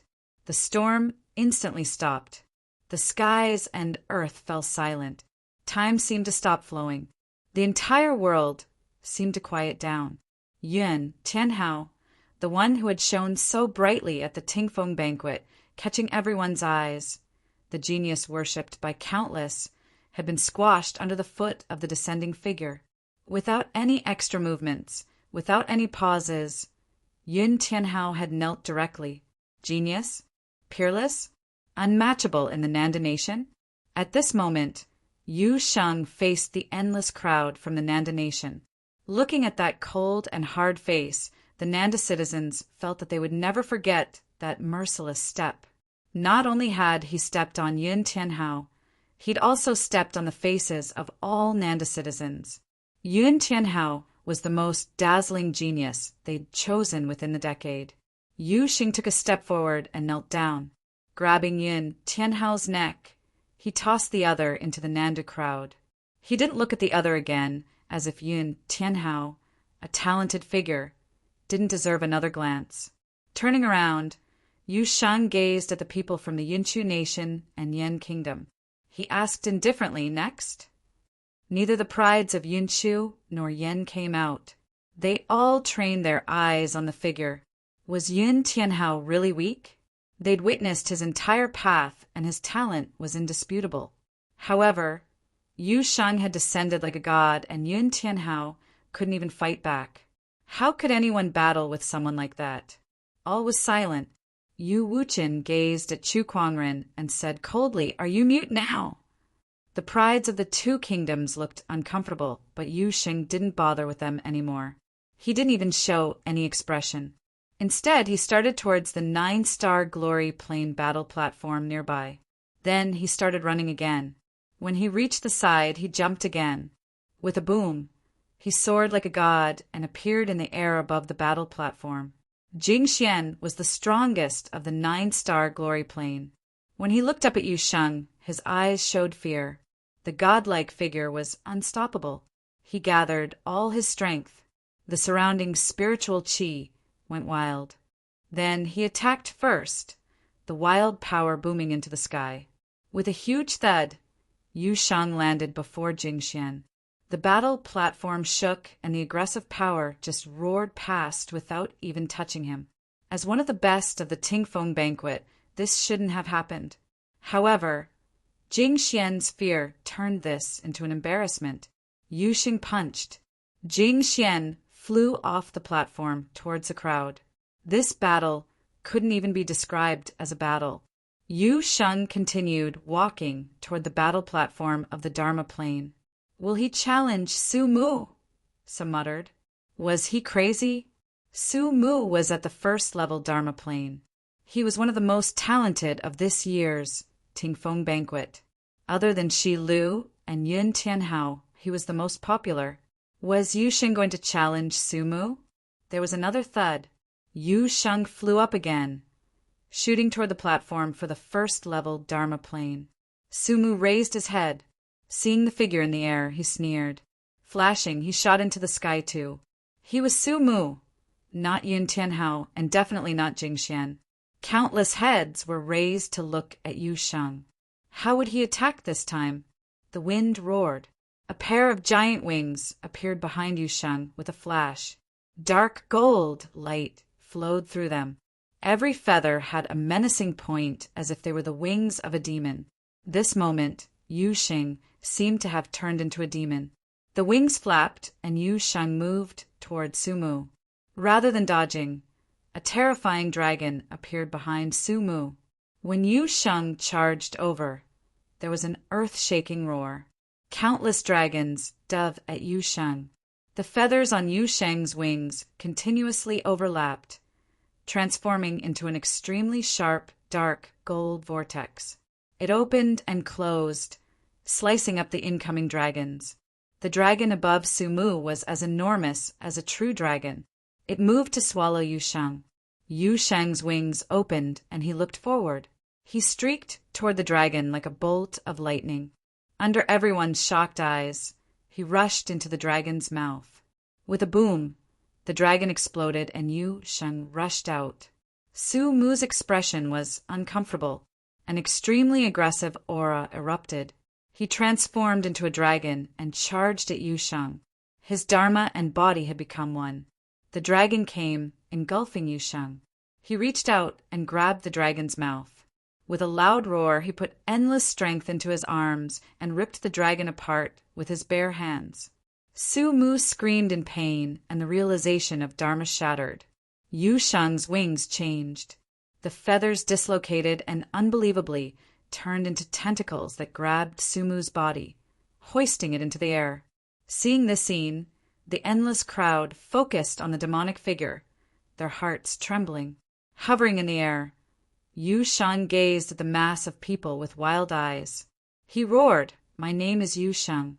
I am Yu Sheng, the disciple of Yi Xiang, headmaster of Donghai Academy School of the Finance Star of Donghai City, Nanda Nation." The violent sound waves swept through the sky and earth, resounding in the ears of everyone in the Nanda Nation. He was Yu Sheng, the disciple of Yi Xiang, headmaster of Donghai Academy School of the Finance Star of Donghai City, Nanda Nation. Chapter 143, Yu Sheng. From this moment on, it was the name no one in the Nanda Nation would ever forget. His name was Yu Sheng. He was from the Nanda Nation's Donghai City, disciple of Yi Xiang. The people had many questions. Who is Yi Xiang? Why is such an outstanding student from Donghai Academy fighting for the Kengi Kingdom? As for Yun Tianhao, he seemed to be Donghai's Academy best student. Then, what about Yu Sheng? Presently, the people from Donghai Academy were shocked into silence. There was a bitter taste in their mouths. Yun Tianhao, who the Haiyan Academy had high hopes in, had captured the attention of everyone. But what of it now? The three hotshots had all faded into the background while Yu Sheng stood out among them. Yi Futian smiled at that figure. Of course, he knew the reason behind Yu Sheng's outburst. After this battle, Yu Sheng's name was going to circulate all over the Nanda Nation. He was going to become a legend. And because he came from Donghai City, from Donghai Academy, it was only natural that the news would reach the city. As long as Yi Xiang was still there, he was definitely going to hear his disciples call from the Tingfeng banquet. "Senior Yi, you really hit the jackpot with this disciple/son-in-law," thought Yi Futian. He smiled brightly as he wondered what kind of expression that sly old fox would have when he heard the news. He would definitely be very proud. Beside Yi Futian, the people of the Kengi Kingdom were also in shock at the sight of the wings on Yu Sheng's back. Did Yu Sheng hide his true abilities during the Fenghua banquet? Or are these devil-like wings the result of his cultivation in the Nanda Nation? Back when Yu Sheng was in the 7-starred glory plane, his inability to fly was the reason why he could not win against his opponent's realization of Dharma. Now he was in the 8-starred glory plane, and with these wings he had brutally defeated Su Mu, who was in the Dharma plane. Not only them, but even the 8 emperors present were in shock. Yu Sheng's combat skills were too violent. He was able to destroy his opponents with pure and absolute strength. His powers disregarded all else.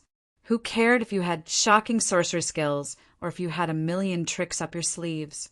His strength was able to destroy it all. The intent to kill in Emperor Luo's eyes grew stronger. He had only focused on killing Yi Futian and Huajiu, but now he realized he missed one person. The disciple of the Finance Star School's headmaster, Yi Xiang. Was this meant for Yi Xiang? How preposterous! He used this battle platform and stepped all over the pride of the Tingfeng banquet just to tell his master, Yi Xiang, that he was here. Beside Emperor Luo, Luo Junlin and Minister Hua had similar looks in their eyes. Shen Rushuang sat next to Luo Junlin and stared at Yu Sheng, stupefied. She had mocked Yu Sheng last night, calling him ugly, but after tonight, who would dare to use the word ugly to describe this devil-like being? Even Minister Zhua, who sat without a single word, lifted his head to look at Yu Sheng. He took a good look at his devil-like silhouette and then turned to look at Yi Futian among the Kengi group. Minister Zhua had only told the fortunes of Yi Futian and Huajiu, but he had just now realized this terrifying existence by Yi Futian's side.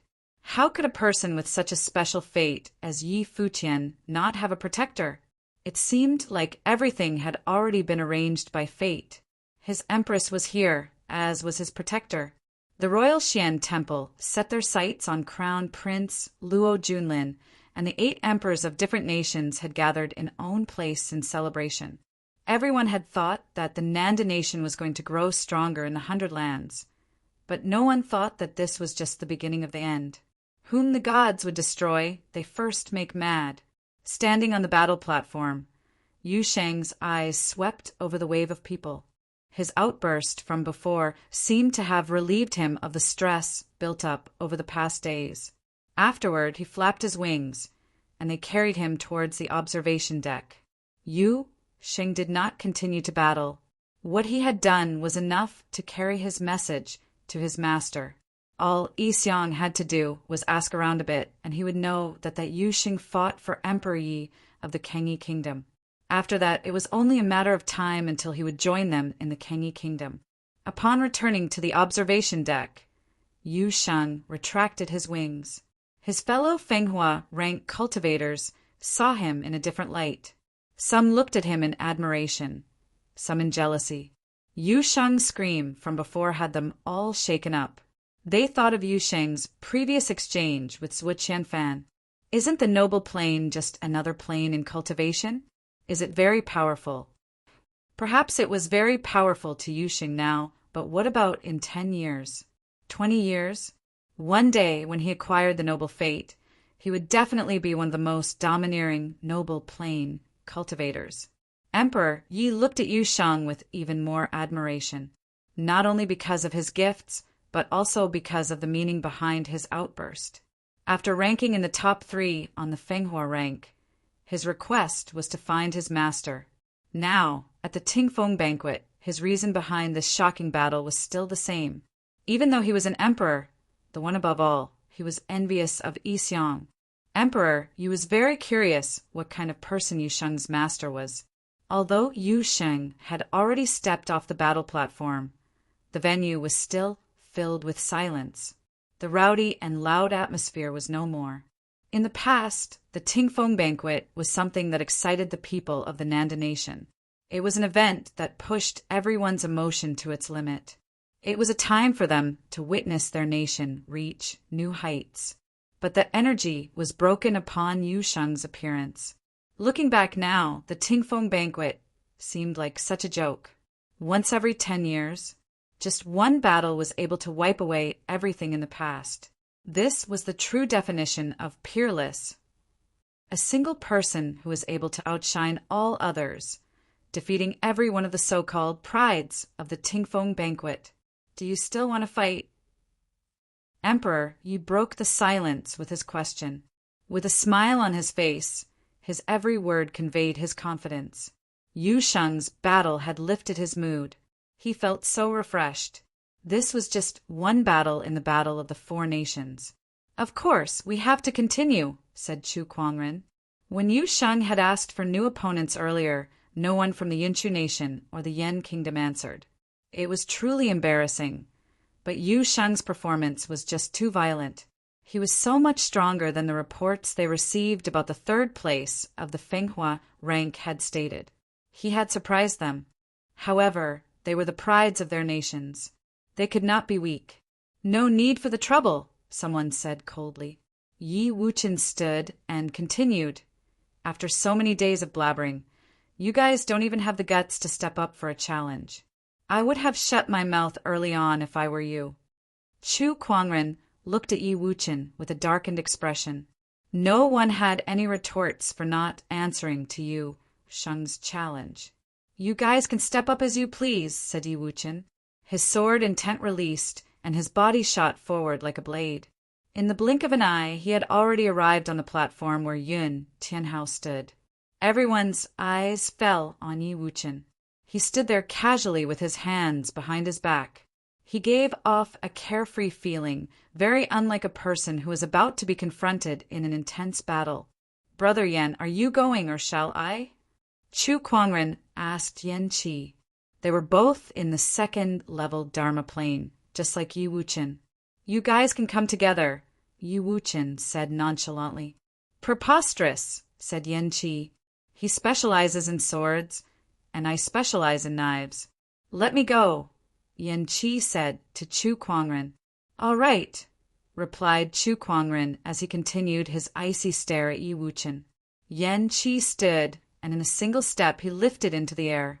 From his being, a force of knife intent was released, wanting to cut through everything in its way. Yan Qi was peerless in the Yan kingdom and was bestowed the title of a prince. His knife once cut through a cultivator in the fourth-level Dharma plane. One step at a time, Yan Qi made his way into the skies above the battle platform. His knife intent permeated through the skies, and like an invisible knife, it aimed to cut through Yi Wuchen's body. Yi Wuchen lifted his head. Looking ahead, his sword intent released, destroying the knife intent. The two powerful forces crashed into each other in midair. A large knife appeared in Yan Qi's hand. He suddenly sped up, and like a flash of lightning, his knife was thrown forward. The wind enveloped the knife, and the images of thousands of knives cut down at the same time. Yi Wuchen lifted a finger, and from it came a seemingly endless force of sword intent. It was under the sword intent that the thousands of knives were destroyed one after another. Yan Qi circled the skies above and released an even stronger force of knife intent. This second knife swung downward, more powerful than the first. Yi Wuchen still looked incredibly calm. He lifted slowly into the air, and the sword intent traveled with him. Countless swords appeared around him. Real swords. Go. Yi Wuchen pointed his finger, and the swords shot forward with a whistle, all charging crazily at Yan Qi.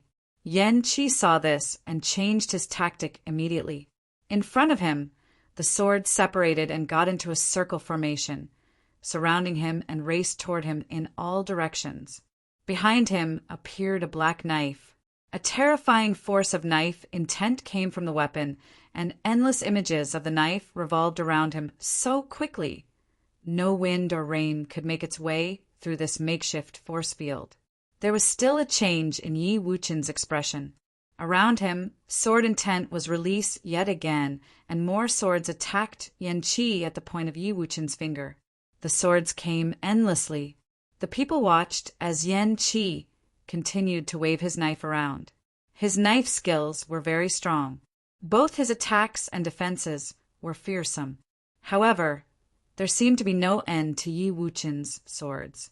Just when Yan Qi thought he could let down his defense to attack, his swords charged at Yan Qi's weak point as if they had eyes of their own. At this, Yan Qi realized that it was hopeless. There was nothing he could do besides defend himself. Forfeit or death? Yi Wuchen spoke unfeelingly. He reached out both hands, and the sword intent circling Yan Qi turned into a storm, completely burying his body in a storm of swords. In the air there were only swords. There was no Yan Qi. I forfeit. Yan Qi's voice rang in the midst of the storm. In the next moment, the storm of swords disappeared, and Yan Qi was seen once again. The scene just now kept replaying in everyone's minds. After witnessing this battle, the Kengi group realized that Yi Wuchen did not reveal his true abilities during the Fenghua banquet. There was no need for him to give it his all because, even without doing so, he was already invincible. Emperor, Yi should be the one who knew best about Yi Wuqian's abilities. He was his nephew, after all. Had it not been for Yi Futian and Yu Sheng's appearance, first place on the Fenghua rank would have been Yi Wuqian. No questions asked. It was all because Yi Futian was able to defeat a Dharma plane cultivator. During the Fenghua banquet, there was actually no one fit to be Yi Wuqian's opponent.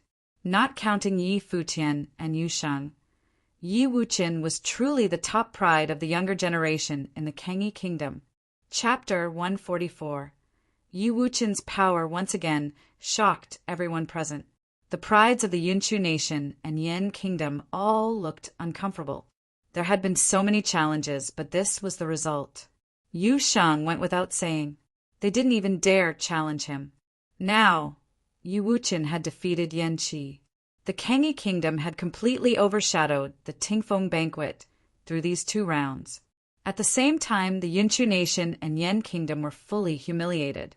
There had only been 2 battles between the 4 nations, but it was more like the Kangyi Kingdom's Solo's How. It seemed to prove Yi Wuqian's words from before. He didn't like trouble. Who else? Yi Wuqian asked indifferently. He didn't name anyone because he was too lazy to challenge anyone. He didn't care who wanted to fight him. If no one dared to, this battle of the 4 nations would be meaningless and could end. Chu Kuangren's eyes were extremely cold. Even someone as strong as Yan Qi had lost to Yi Wuqian so badly. Yi Wuqian hadn't even released his life spirit yet. Even now, they didn't know what kind of cultivator Yi Wuqian was. He was clearly a swordsman, but what else? Was he only a swordsman? If so, he was a terrifying swordsman who could fight, creating a storm of swords that wrapped around Yan Qi, each sword seeming to have its own life that searched for Yan Qi's flaws. A voice said. It came from above the battle platform rather than below. It was Shi Lu, one of the most excellent figures of this year's Tingfeng banquet, at the 2nd level Dharma plane platform. Yi Wuqian looked over. They stared at each other like at the Qixing Lake last night. 2 artistic conceptions were released at once. One was sharp, the other was cold. Without a word, Yi Wuqian stepped forward. Instantly, endless sword intent came out of him and flew toward Shi Lu, 2 platforms away. Shi Lu's eyes were indifferent. A frightening artistic conception bloomed from him. The world became frigid as endless double elemental spiritual qi of water and earth danced in the air. The sword intent grew heavy and seemed to be frozen by ice. They slowed down and stopped before arriving at Shi Lu. The entire area seemed to stop. So cold. Someone close to the platform shivered. It felt like the entire world slowed down, even the blood flowing in their veins. Yi Wuqian and Shi Lu walked towards each other at once, moving to the platform beside them. This way, the 2 occupied one platform and became even closer. The sword intent on Yi Wuqian strengthened. He reached out, and the swords whistled. They sliced through the air towards Shi Lu's body. Shi Lu's aura grew colder. The surrounding environment grew heavier. Everyone knew that this was the terrifying effect of combining the earth elemental's gravity spell and water elemental's ice spell. Countless straight ice sculptures in the shape of swords appeared in the sky. They slowed down bit by bit and then exploded. Shi Lu continued, walking forward. At the edge of the platform, he hovered in the air. No wonder he's one of the Tingfeng banquet's monsters, the people of the Nanda nation thought. Shi Lu and Yun Tianhao were probably the most popular contenders of the banquet's winner. It was clear that Shi Lu's abilities were stronger than Yan Qi. As Shi Lu hovered in the air, the Dharma appeared behind him. It looked like 2 half circles. One was water and the other was earth. They fused together, transforming into a full moon. The moment the moon was released, the double elemental spiritual qi went wild.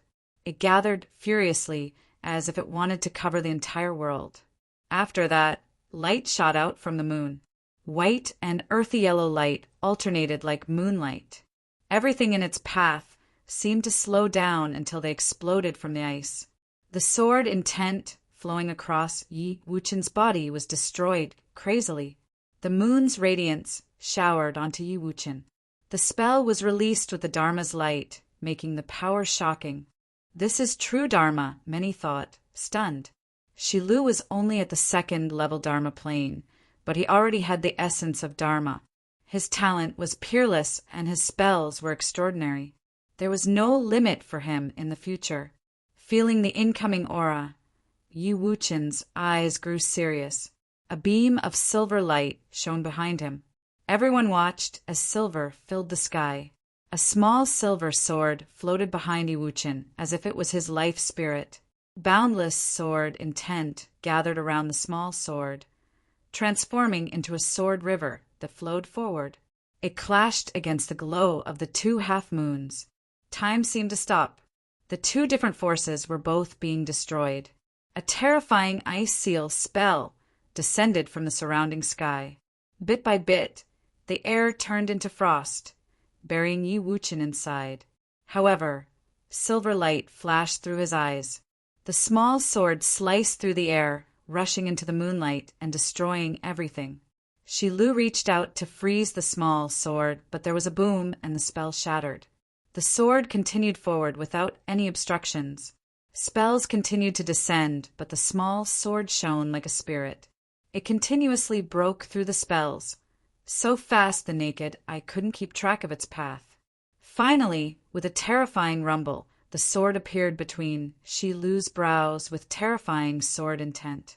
Shi Lu didn't dodge. He stared down at the small silver sword as if he could see Wu Chen's eyes.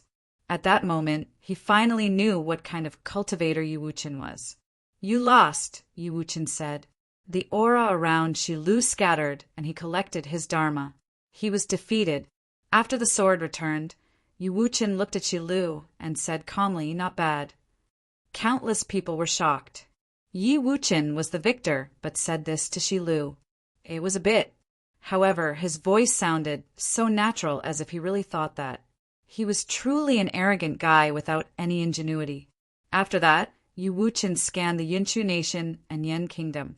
Finally, he went back to the Kengi kingdom spot. The teeming crowd was silent.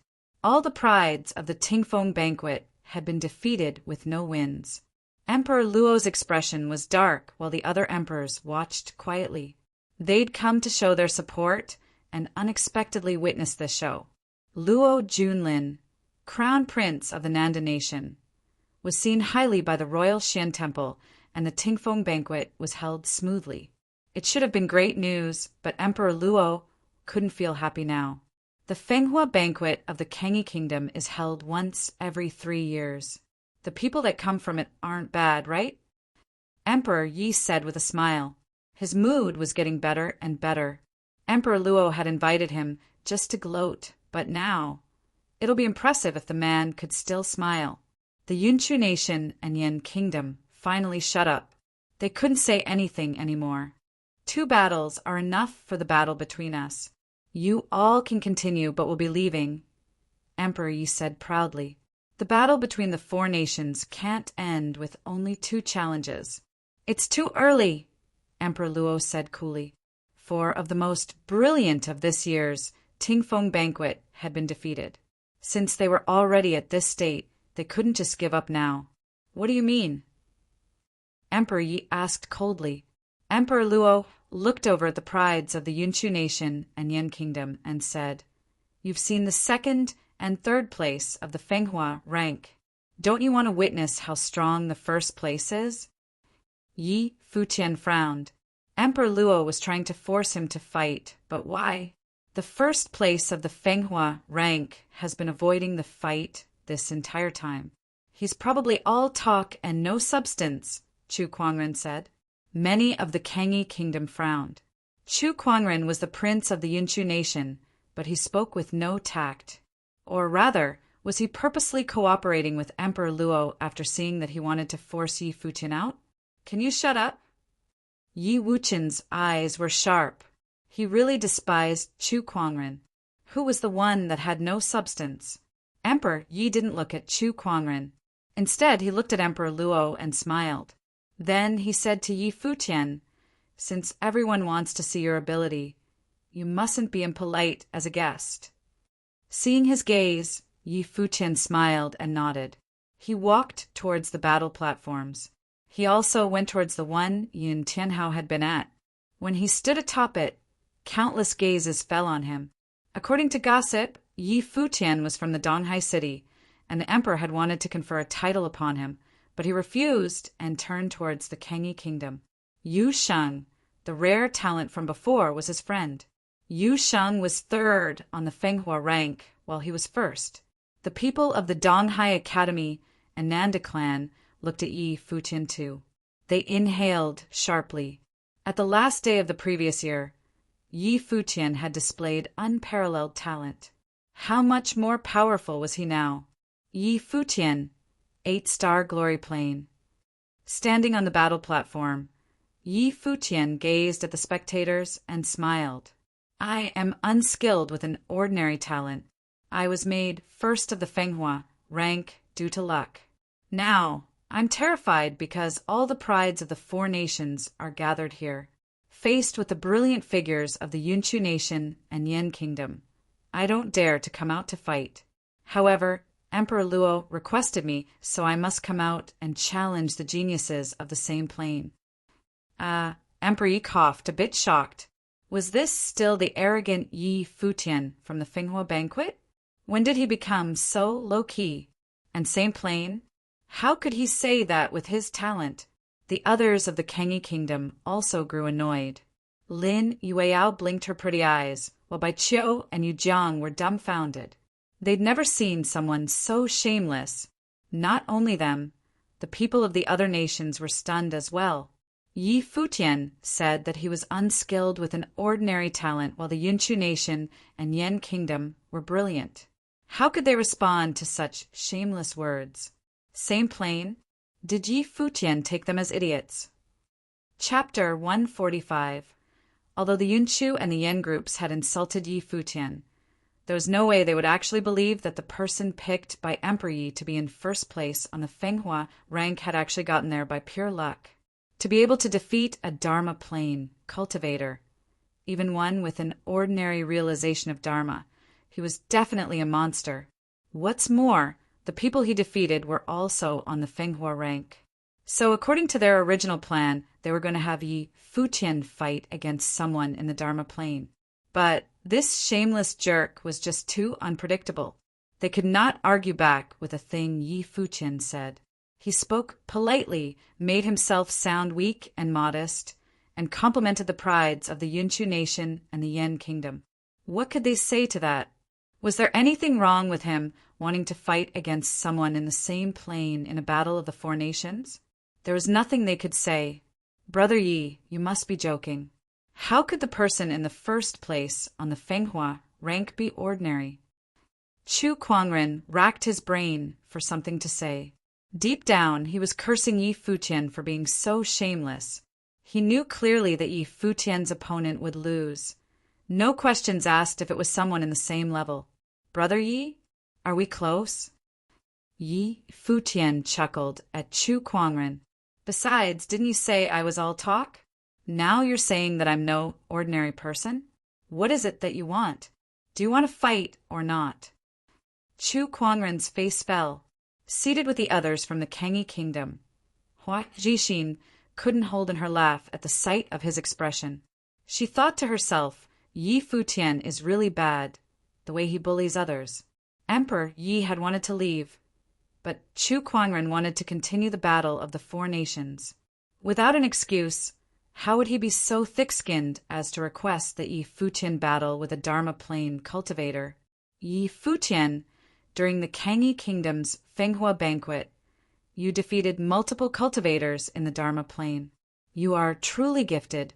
Why are you insulting yourself by putting on this facade? Since you have set impressive records, let's have each of the other 3 nations send out 1 person in the Dharma plane. We'll settle things on the battle platform, said Emperor Luo. Many people gave him a strange look. It was true that Yi Futian had set some impressive records, but it was slightly out of place for an emperor to request a battle between a glory plane cultivator and those in the Dharma plane. Yi Futian looked at Emperor Luo. When Emperor Yi planned to leave earlier, Emperor Luo refused to let them go and tried to force Yi Futian into battle. He was still not willing to give up. If so, then Yi Futian was going to make his wish come true. So, the Battle of Four Nations means that our Kangi kingdom has to fight Glory Plane to Dharma Plane.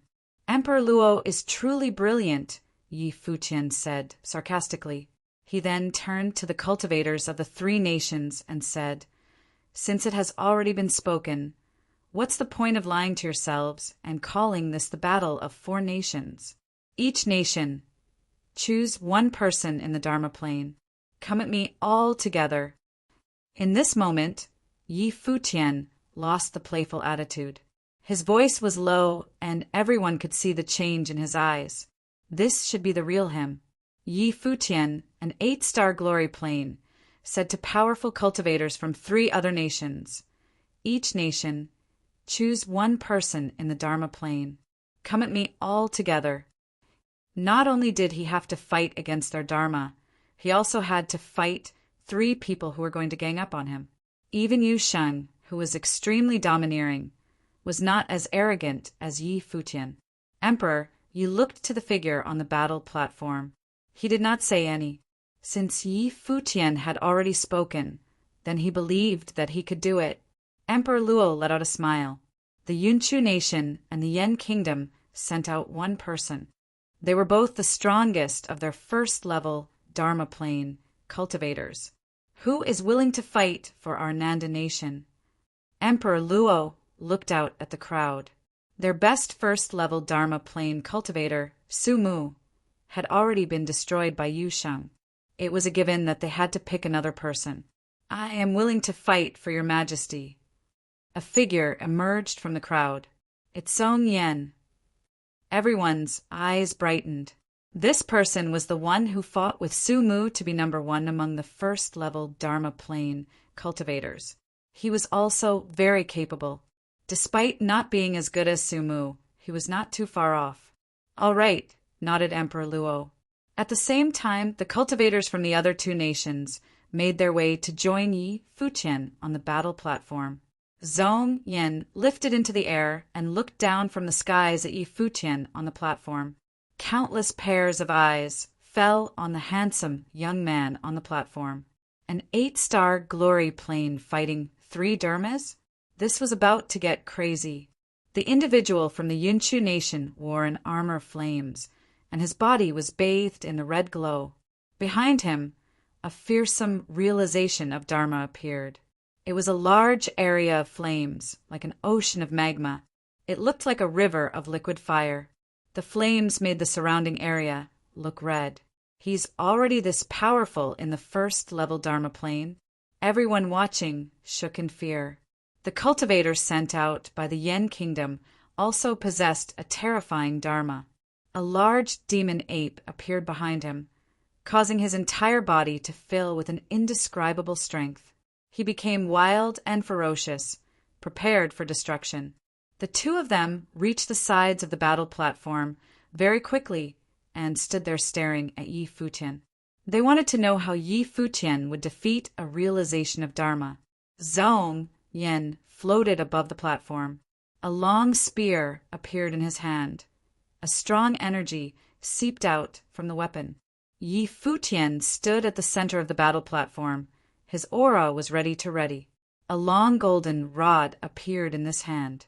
The Yunchu cultivator took a step forward, and immediately a wave of flames headed for Yi Futian in the form of a fire dragon. The golden rod danced in Yi Futian's hand.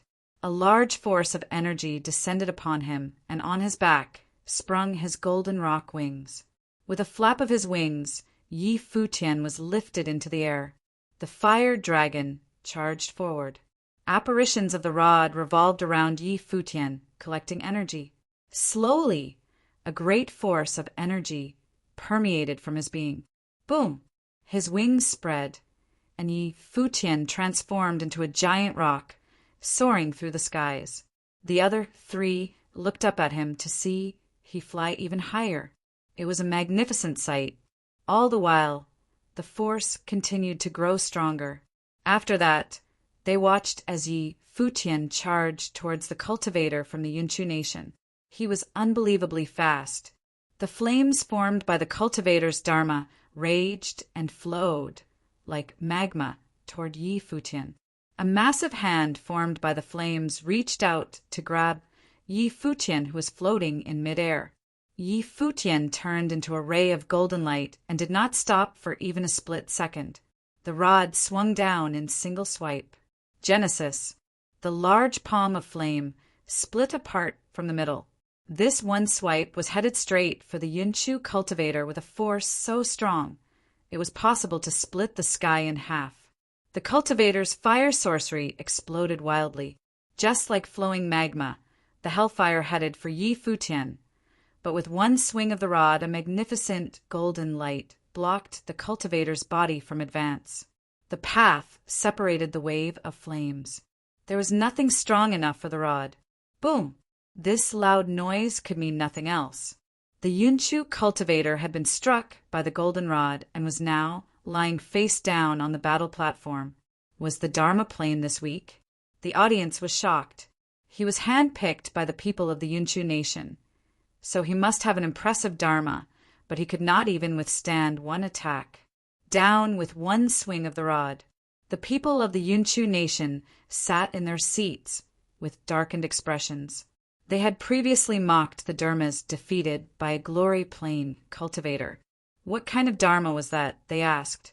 Now, the Yunchu nation's Dharma plane cultivator had also been defeated by Yi Futian in the glory plane. In one strike, one might add. After this one attack, not only did Yi Futian's energy not weaken, it actually got stronger. At the sight of this, the cultivator from the Yen kingdom, who had refused to gang up on Yi Futian for the sake of his reputation, could feel his heart speed up. With a growl from the demon ape, an apparition of the ape overlapped on the cultivator's body. He was filled with immense strength. But when he saw Yi Futian fly his way like a giant rock, the cultivator could feel the descent of his aura even before he got to him. His aura was strong enough to suppress everything. Boom! The Yen cultivator stepped forward, and the atmosphere became heavy. The demon ape roared in a fury, loud enough to shake the mountains. He lifted his hand to throw a fist, prepared for destruction. It was during this wild fit that Yi Futian swung his rod for the second time. As the long golden rod came closer, it looked bigger and bigger in the cultivator's eyes. The rod came down with such strength, everything was destroyed. The enormous demon ape was ready to charge forward, but was struck by the attack of the rod. Boom! Another crash. The Yen Kingdom's Dharma plane cultivator was thrown backwards, faster than the speed of the wind. Everyone was simply speechless. There were no words fit to describe this situation. Yi Futian did not slow down one bit. He headed straight for his third opponent, once again with a swing of the rod. The aura around Zhong Yan was shocking. His long spear shot out, and of course, it was destroyed by the rod. His body was sent flying. However, Yi Futian saw Zhong Yan's body exploding as he was thrown through the air. A residual image could be seen, descending like a shadow at an incredible speed. What seemed to be a dagger pierced toward Yi Futian. The blade glimmered in the sky. This sudden scene caused everyone in the audience to feel a clench in their hearts, especially for the Kengi group. Their eyes were frozen on Yi Futian. There was the slight noise. The dagger seemed to have broken skin, piercing into Yi Futian's body. It looked like his heart. However, the dagger never made it in. Yi Futian had caught it in his left hand, but he was still hurt. Fresh blood gushed from the wound. Zhong Yan lifted his head to look at Yi Futian. He had a peculiar look in his eyes. Was Yi Futian physically that strong? He was able to stop Zhong Yan's critical strike. Zhong Yan. Everyone was dumbfounded by this sight. He never displayed these abilities in battle with Sumu. That attack was too strange. A determining strike. He almost killed Yi Futian. But Yi Futian was actually able to stop this critical attack. It was easy to see just how scary fast his reflexes were. A dragon roar sounded. Yi Futian threw his arms out, throwing Zhong Yan to the side. Then his rock wings fluttered, carrying him upwards while his rod swung downwards. A loud crash resonated through the area as Zhong Yan crashed into the ground. However, this was not the end. At an incredible speed, Yi Futian picked up Zhong Yan by the waist with his rod and tossed him up into the air. Whoosh! His wings brought he into the air above Zhong Yan's body. Yi Futian's eyes were ice cold and filled with the intent to kill. "I forf!" Zhong Yan tried to scream out with blood in his mouth, but before he could finish the word forfeit, his utterance was disrupted by a loud noise. Boom! Zhong Yan's body shook in midair and then fell to the ground. His arms were limp as if he was no longer able to raise them. But of course, a dead person would never be able to raise their arms again. Chapter 146. With a slight sound, Zhong Yan's body fell down on the platform, not moving anymore. The boundless void was so quiet. Yu Sheng defeated Su Mu of second-level Dharma plane with wild attacks, while Yi Futian killed Zhong Yan directly with his staff. Even the talents of the Dharma plane from the Yunshu Nation and Yan Kingdom couldn't resist his staff. It was unprecedented that a man of the Glory Plane could be so strong. The people of Donghai Academy and the Nanda clan felt complicated about Yi Futian's change. He was even strong enough to defeat people of the first-level Dharma plane. Once he upgraded to the Dharma plane, he would be able to defeat people of the third-level Dharma plane very easily. But at this moment, Yi Futian didn't feel the pleasure of victory. He looked at the blood on his chest with cold eyes and then gazed at Emperor Luo in the stands. Yi Futian watched the final battle too. He witnessed the battle between Su Mu and Zhong Yan. Zhong Yan didn't play such a trick before. He seemed to save this just to fight with Yi Futian as the fatal attack. And before, the emperor had egged him on to fight.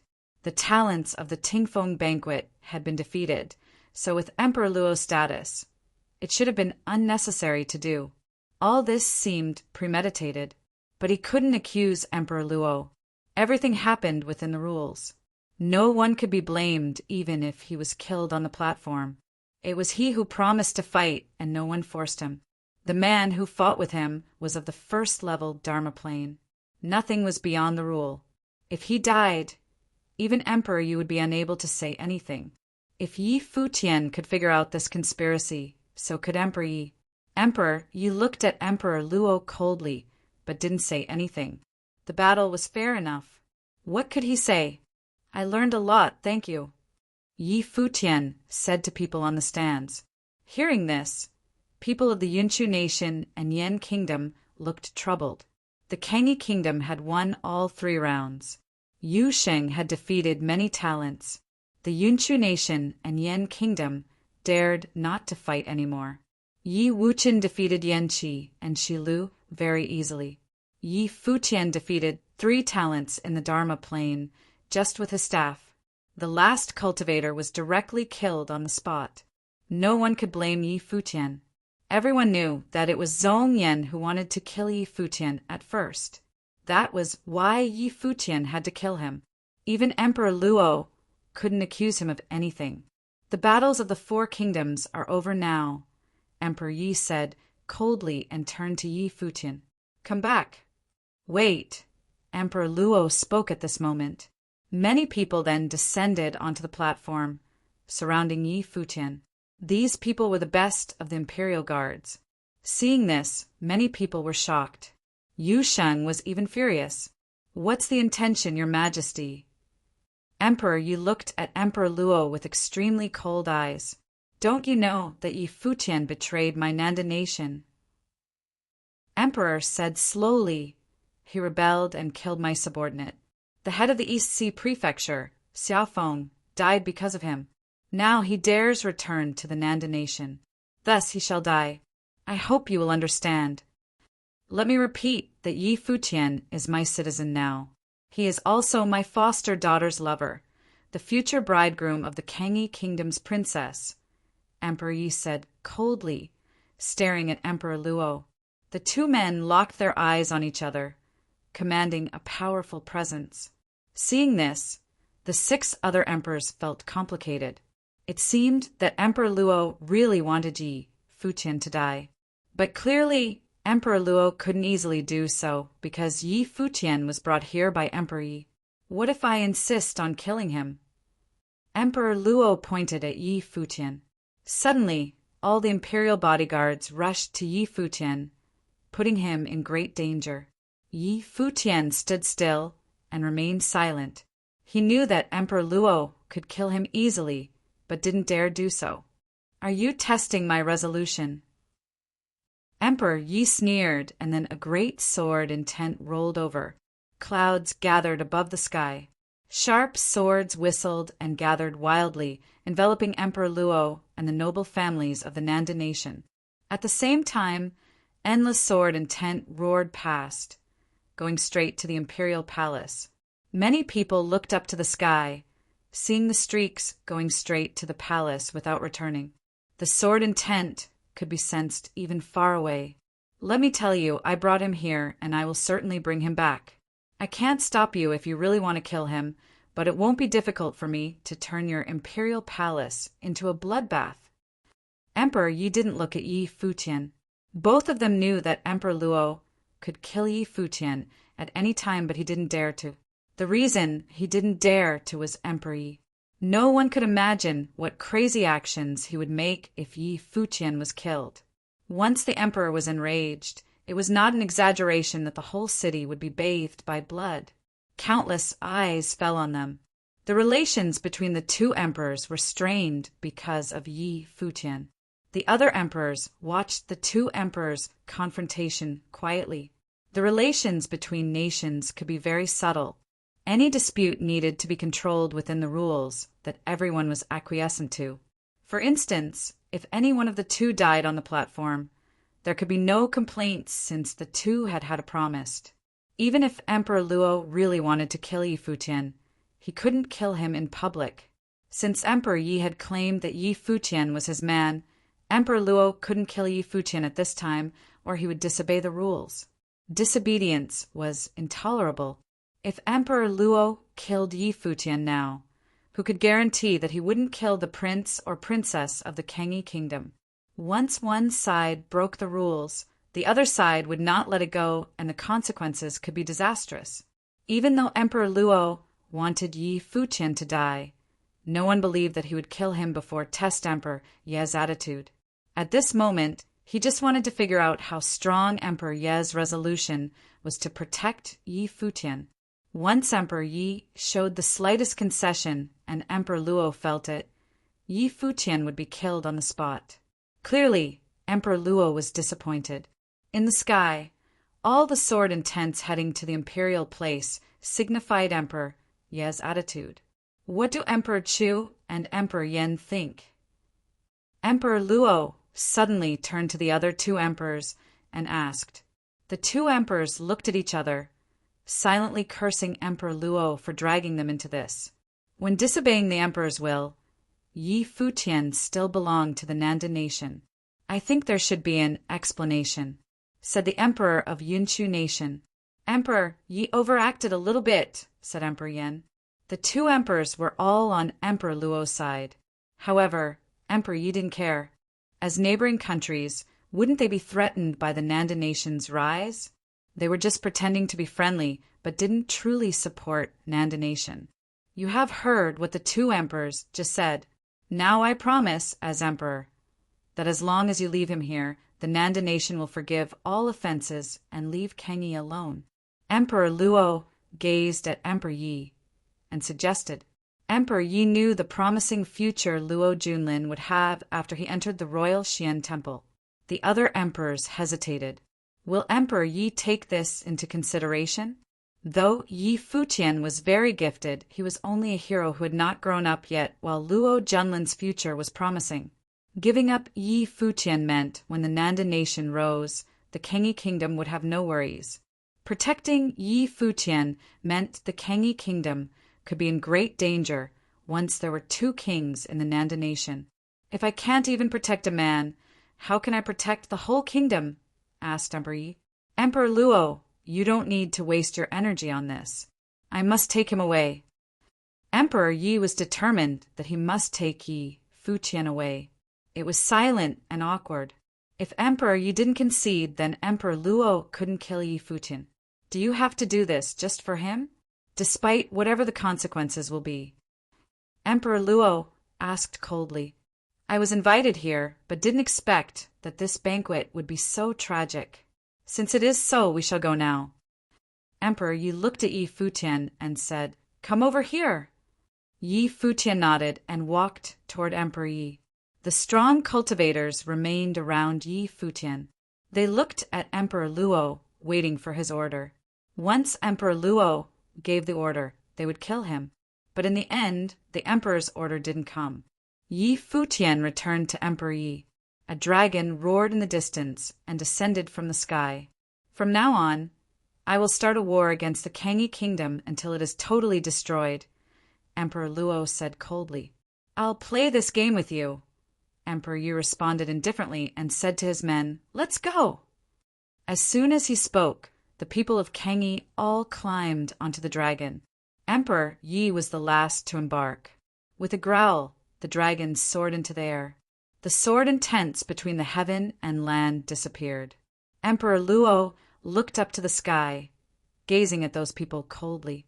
Yi Futian was staring at him too, without any evasion. The dragon flew into the distance, ready to leave. Yu Sheng was also on the back of the dragon, gazing at Emperor Luo's group with great murderous intent. Countless eyes gazed at the dragon as well as the figures on its back. Everything that happened in the Tingfeng banquet was like a dream. This banquet of the Nanda nation seemed to be held for Yi Futian's group. This 17-year-old youth became the reason of the two emperors' conflict. At this moment, countless beams of dazzling light shot over from the distance. The dragon stopped, and Yi Futian's group looked at the light. Another emperor has arrived? Emperor Yi was confused. Above the dragon, a few figures flashed by without even glancing at them. When Emperor Ye's group looked toward that direction, the lights stopped in the air above the platforms. Countless figures looked up to the sky. The several figures looked dazzling under the sunshine. Did they come to congratulate too? These people seemed to be more powerful than of the strong cultivators from the royal Xian temple, shining brightly like gods. Emperor Luo also looked up to the sky. His eyes shone, full of excitement. After 3 months, the gate to the ancient barren world will open to the 100 lands forever. Everyone can enter the gate freely. A voice was heard from above the sky. Hearing this, the 8 emperors became extremely excited. This voice claimed that a new era was coming.